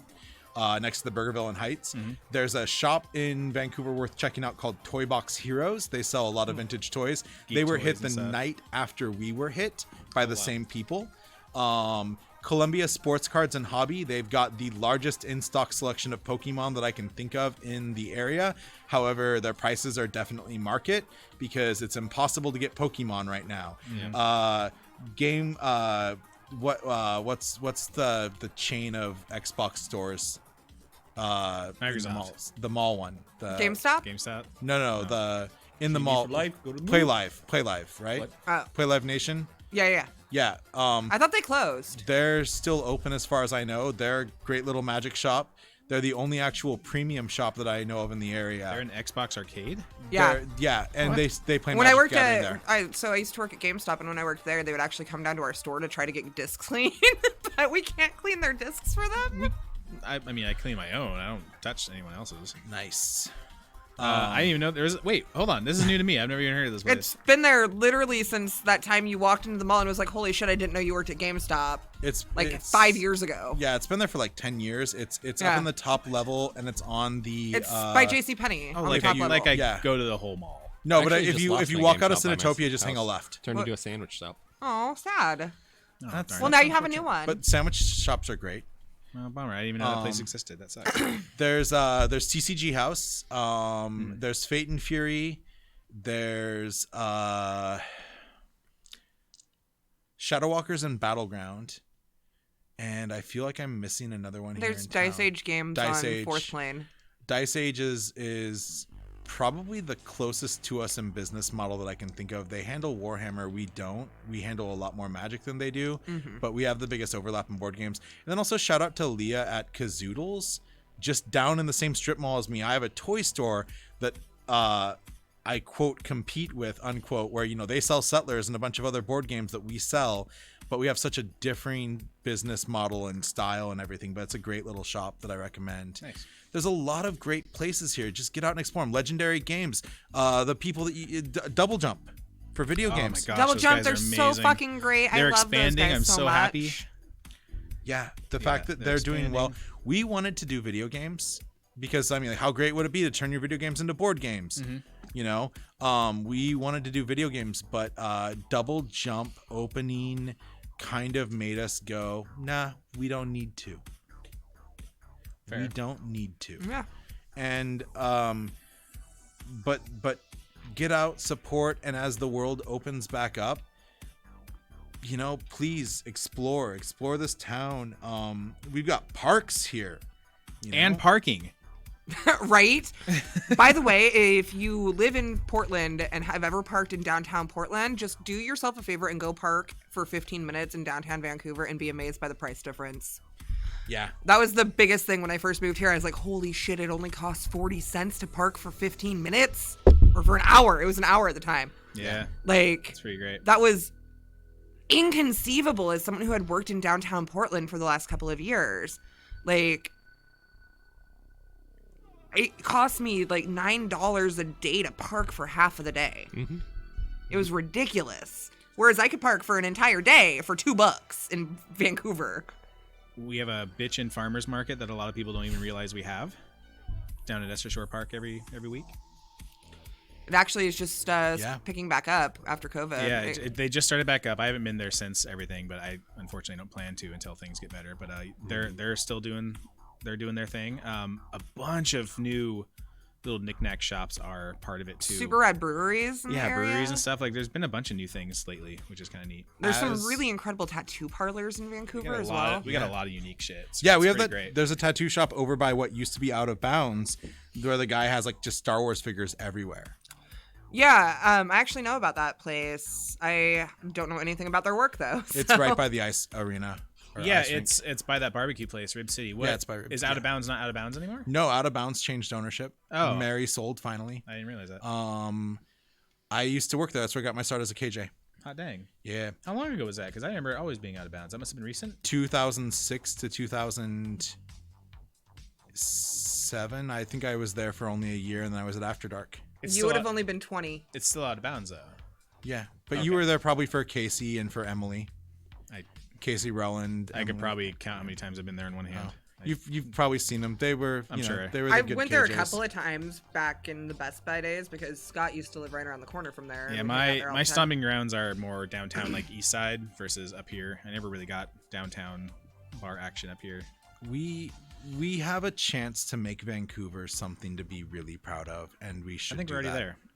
Well, I mean, we just with COVID with us coming back to life, like New take stuff. advantage of it, like Yeah. seize it, like pretend like this is a second shot at life. You know, like go out and, you know, like I'm wary to go out, but as soon as it's safe, I want to be out as much as possible, even if it's going to be draining for me. I am into that too. I'm looking for a change of scenery once this is all good. But we are pretty much at that time now. Yep. Thanks for everyone for hanging out and listening to our ramblings and whatnot. And as Kate dies. Yeah, big shout out to James for putting up with us talking about local stuff. Yeah, They're sorry. sleeping for the I last can half get hour. it in Sorry, there. man. I can get in there every once in a while. I live in Oregon City. But yeah, so I don't leave my house. Kate killed us about 3 hours ago. It's true. Yeah, that was I a pretty did. short session to be through and through. That was pretty short. We were about 40 minutes in before we died. If even. Look, man, let's just end on this note. Yeah, so It's what my character would we'll end do. on that. God damn it. We'll put this episode up. We're definitely talking about a lot of stuff. We're getting our campaign up and running. It sounds like next week we're just going to do a fun brainstorming writing session. So that's going to be really neat. Join us for that. If you got some ideas, definitely shoot them our way. We'll be doing some polls and fun stuff. Just trying to recap everything we chatted about. Yeah. At least Sprig got to die happy after touching Frosty Sildar's handshake. butt. That's true. That's right. You get did your touch final wish. You touched the butt. I touched the butt. Thanks to Bargy, mind you. No, it was thanks it was to Chad. Chad. Yeah. Chad got the natural 20. I have to say, That was my first roll. there was a moment where I thought we were gonna live. I thought we were. I was There like, was a half a second where there seemed like after taking out that first hobgoblin, and we were like, yeah. Oh fuck. whatever. It was awesome. Rest in peace. We'll do a eulogy or something like that. Yeah, we've got plans in the future. We'll get over that, but we'll get off the air because I'm sure you guys are tired of us and people are dropping anyway. We love So you. thank you everyone Make for good choices. for hanging out this long. Holy crap, and just listening to us ramble on. That's interesting that we can just do that apparently. Yeah. Yeah.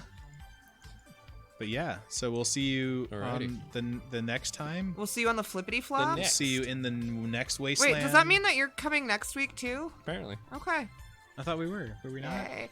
We're No, doing- I like when we get like back-to-back James. Oh, Oh, God. James always, all the time. All James all It's the the time. James Show starring James. It's James.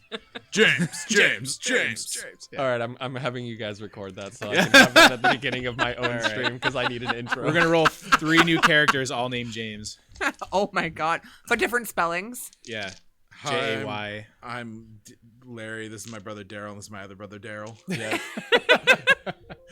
These are the Daves I know. These Jim, are the James, Daves and I know. Jamie. All right, guys. Yeah, let's get out of here. All All right. right. See you, everybody. It's been awesome. We'll see you next week. Stay tuned for all the updates and yada, yada, yada, and support local. And yeah. Stay safe. Get Stay safe. vaccines. I'm gonna stop trying to do anything. Bye. Bye. Bye.